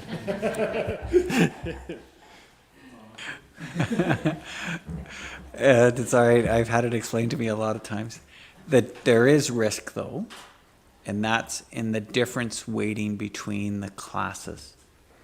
So between commercial and residential, you could see a significant change. And what they're anticipating is that residential will go down. We're at 84% residential right now. That's correct, yep. So if it went down to 82, well now, of the $8 million we levy, 2% would now need to come extra from commercial, as an example. Yeah, it would go the other way. Okay. If we went from 84 to 86, then it's weighted more towards the residential, which puts more burden on that. Mm-hmm. If it goes down the other way, it's actually better for the residential side. Worse for commercial. Yeah, and I will say too, thank you for that note, because there is the other side too, that any home that's been built since that assessment period is being based on a value that they deemed in 2016. So those homes potentially could see either a decrease or an increase in their overall taxation because they are newer homes and how they're assessed. So theirs may stagnate, but the older homes that have seen multiple renovations since that portion of time may see a bigger increase than other homes, because the newer builds are more accurate because they were actually based in 2016, and the older homes could take up more. So it's not a perfect situation where your taxes won't change, it's just a kind of a shift. I wish the video would have worked, it would have shown a little more better. Well, you can send it out after. I will, yeah. Just send a link out, because then Councillor Bell can watch it tonight. With his kids. Is it the same video we've seen before? I think so, yeah. Oh, it's not up, that's not updated either. Okay, any other questions on this last slide? Because I have one thing to say before we finish. Because we're finished, right? 2 slides, but there's really no information yet. Questions and thank you. Yes, okay. And timeline. Okay, Councillor Bell brought it up earlier, and we cannot ignore it. The 7.52% of household income the impact is on our residents here in Cobden, and 5% of medium household incomes for those other locations just serviced by water. That is significant. That is outside of even the high rate that we spoke to in the BMA study. The impact on our residents in those two areas is significant. We are doing everything possible to try to address water and wastewater. It is not something that we've dismissed. We have a rate study that's giving us a 10-year plan, but I would call that in terms of operations. We are continuing to advocate to the province and to the federal government to try to find ways to address this. We're continuing to work with AMO and LAS to look at things like municipal services corporations. We are not stopping. It's not just because we've got these numbers on a slide that we're, okay, let's move on to the next problem. This is still a huge problem that poor CAO and his staff are working very hard to try to make sure that our voice is heard. Then the third part is the 3.23%. In 2026, we're under the 3.4, which was our objective, to try to stay in the low category in that BMA rating. It may not be possible, and after your thought and you take it away, you may come back and say, we need to spend more money, and you're okay with increasing the budget to 3.4% this year, which would mean increasing capital or operating, whatever you might want to propose. I leave that for you to go over, and now that you have the whole picture for the next 5 years, you can appreciate there is no easy way for us to crack this nut. And that may mean to spend more money in 2026 than currently presented. May mean spending less. But those are the things that I hope you walk away with and take a look at is how do we make sure, one, that the township continues to run in the most effective, efficient manner, and two, that our residents can afford to live here and are proud to be part of Whitewater Region. And that I put back on you, and we will have more fulsome discussions after the public meeting, December 11th, and then our final budget committee meeting, which should be January 14th. That would be the January 14th is the actual council meeting. So that would be when it's actually, it would need to be adopted, proposed to be brought to council before then. So we may have to have one more meeting in between that point in time to finish that We off. had talked to the clerk. Worst case, it'll be scheduled right before that council meeting. Yeah, worst case. Unless a member of council comes to me and says, no, I think we need more time to deliberate and we'd like to have a different date. And that's our first meeting in January. That's our first meeting in January. 14th. Yeah. Good. Does that have any final comments? Good. I'm going to turn it back to the treasurer, and then the CAO can get final words. Perfect. So it's real quick, you've already spoken to it. These are just the two original tentative dates. Because January 14th would just be the regular council meeting, which is where the committee would have proposed that the piece be presented to council. And as soon as it's presented to council, then the period then starts for the actual adoption. And that's it. Thank you. CAO. And I would just add to Mayor Nicholson's notes about, is this the right percentage and should we spend less or more? You know, the deliberations are for the 2026 budget. The strategy here is I'm hearing like too many assets, prioritization, consolidation, like all of these key things. So the question is after we adopt the 2026 budget, what's next? So maybe there's direction from council to staff with the adoption of the budget that we want to look at A, B, C, and direction is provided to staff so that we can continue the path forward. So just as you mull over things, like what are those directions? I've made some notes for myself, but just keep that in the back of your mind. I mean, we're constrained, and how do we prioritize and you know, consolidate and extend life of equipment? Like, what are the strategies around that we could support you with identifying those directions? But think about that in the back of your mind. Thanks so much. Any final comments from any member of council? Good. No. Okay. First off, I just want to thank council. You have invested from 9 o'clock till 4 o'clock in this process, and I think it just emphasizes the importance of it for the community. So I thank you for committing the whole day to this. And for staff, I know it was an impossible task, and very significant amount of effort went in to try to project something so doom and gloom out 5 years. It's important. And just from what I heard around the council table, based on those things that you put forward, it's got us thinking. And hopefully we can now provide some more strategic direction to pave that path forward. Good. With that, we are going to adjourn at 3:54 p.m. Thank you.